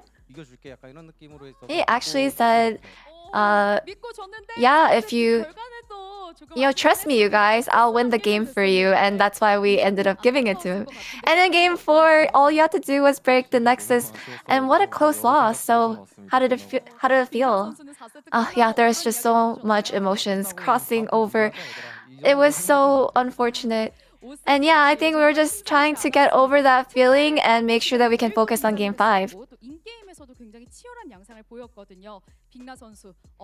And it looks like Game 5 was also, as expected, quite a cinema with the Mel trying to counter the Twisted Fate. It was quite intense. So when did it feel like you won? I think that the moment we won the top dive was when we felt like we were pretty certain that we would win today's match. And if there was a key to today's match, it was the unconventional yet sharp draft. So Ryu is actually being the draft magician. He must have been so proud of how well everyone executed the thoughtful draft in game. So what did he say during the match?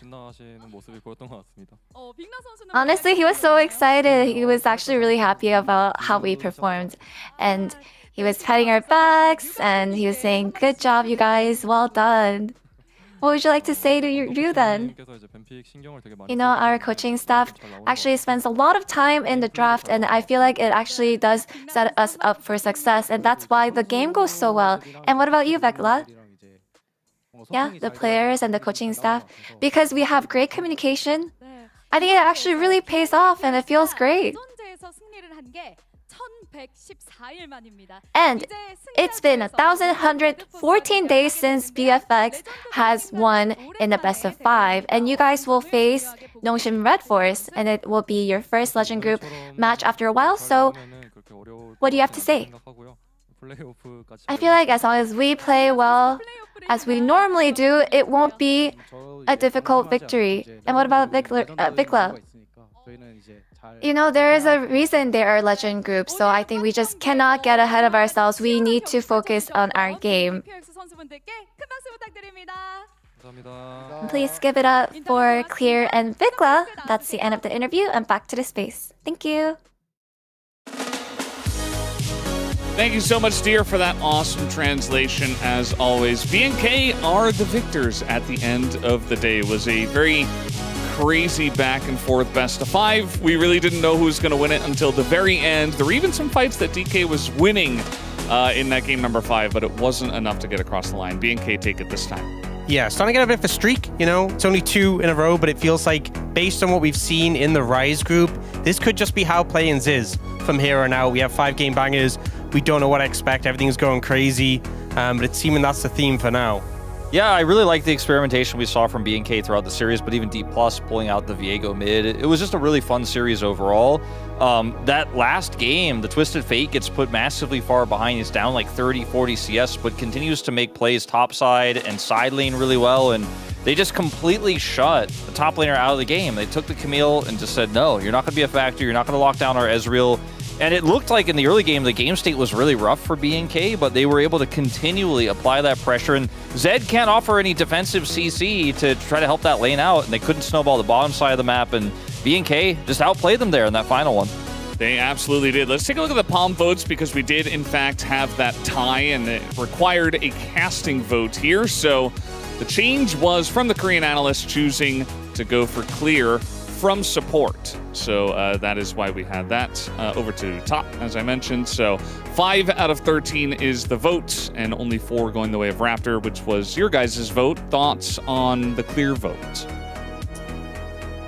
Yeah, I mean, kind of a crazy spread all over the place, but you take your opponent away. I mean, a different kind of rap god on the Rift tonight. Had a pretty great Skarner performance there at the end, but throughout the series was just very consistent and was able to get some of those, messy team fights and scrappy team fights into their favor.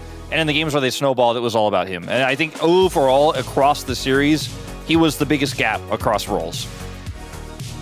Yeah, and for me, as a proud representative of the Raptor fan club, they're doing really well tonight. Obviously Chronicler talks extensively about he's part of the Lucid fan club. Unfortunately, suffering a swift defeat tonight, so unlucky for you, Chronicler. But yeah, Raptor fan club going strong. Had a great performance, and always happy to take an opportunity just to rub one in on Chronicler. So Chronicler also went for Raptor.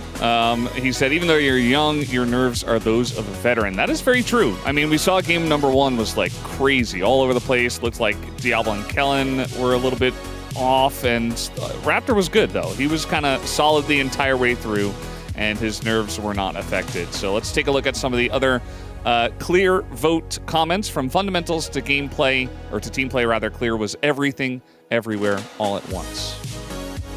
Yeah, reference to the movie title. I saw the comment, and I was like, is this Pony? Yeah. But he's more so like movie quotes. But yeah. Is Clear having a pretty fantastic... Solid performance overall. The support controls the game. We did have a fantastic ult that we're going to take a look at later from him in that final game. Sent it pretty hard in a few team fights, like a little bit too hard in a few of those team fights, but it looked like he really, really, really wanted to engage and snowball that game. Yeah, I mean, I think Kellen honestly was a decent vote as well. Uni obviously had the one for it, but like the Nico and this Leona engage was pretty fantastic. Yeah, it was really beautiful. And for you guys who are following along, that was Helios that had to switch from Kellen over to Clear. So went alongside of what the Korean side thought was the POM, which was Clear. Let's take a look at our one highlight that we have from this game, because this was actually a beautiful moment as this play on the Dragon, Solar Flare from the top. I think it can be difficult to approach at times with all the CC, but this Solar Flare landing on a 3, just such a good engage. And I think this just kind of told the story of the series. Obviously, it was a close series. D+ had some good moments, but I think the team fighting as a whole, the coordination from the side of BNK FairX was just so much better. And I just thought this was a great moment where Kellen found that beautiful angle, and the whole team is there to follow up. I mean, obviously all of D+ kind of trying to contest for Dragon there, knowing there's a lot of engage. There's the Leona, there's the Skarner, and so you have 3 members that are kind of grouped up trying to kite around the Dragon pit, and Kellen's just like, I see my angle, I'm going to take my shot here. And it's really the game-defining moment where he hits the triple. Yeah, so he was able to have a fantastic game this time around. Let's take a look at today's result as, of course, as we mentioned, B&K took it down. They suffered a loss at the beginning, and we were saying, okay, D+ looking pretty good. It was a solid Game 1 victory from them, but after taking 2 losses, wasn't meant to be. And we did have some B&K voters, Digon getting it exactly correct, but Wolf here also going for B&K. We had... Didn't really go the way I thought it would, but it did end up being a B&K win here. I feel like 50-50 on. I've been trusting B&K in this matchup a lot this season, and like it either goes one way or the other, but it's usually a one-sided series. Today, it went 5. Mox, any thoughts for the 3-1 DK voters? I just wonder if the meta is going to change, because there was a lot of 3-1 Andys day 1 and day 2. Yeah. We got the double 3-2, so maybe going forwards, people kind of shift away from that. I feel like 3-1 is always just a kind of safe bet that people perceive to go for, but maybe people go a bit more towards the 3-2s for tomorrow. Yeah, Atlas and I went for the 3-2 for D+ Kia, I think. We knew it was going to be a close series, but we gave that slight edge towards D+ Kia. That was not the right call at the end of the day, but you guys can see where we're coming from, I do hope. As let's take a look at the play-ins bracket, as the teams are not done yet. You know, we said this yesterday, but it is double elimination. So if you're a D+ Kia fan, you're very sad right now. They do get a second chance, though, up against Bro. I thought we had a pretty clear favorite in our first series with Nongshim and Bro. Today was a little bit less clear, but let me put it this way. I'm going to have to spend some time thinking about my Preds moving into the weekend, because it is definitely turning out to be a lot closer, a lot more back and forth. We haven't seen that much Fearless from these teams this year, so we're still figuring things out and solving things. I think it's going to be an awesome rest of play-ins. So, tomorrow, we're not done with play-ins. We will have Nongshim up against B&K Fear X here. It's 5th place from the Legend group and 2nd place from the Rise group going head-to-head, so make sure you guys are tuning into that. Any final thoughts, gentlemen? I just think it's so hard to call. You know, especially Nongshim started strong against Bro, slipped away. I just feel like it's going to continue. Close matches, close series, bangers, series after series. I'm hoping for the same. I really do think that D+ Bro series has so much history in it, and that's the one I'm looking forward to most. All right, well, thank you so much, everyone, for watching, and we'll see you tomorrow for more of the play-ins. Have a good night.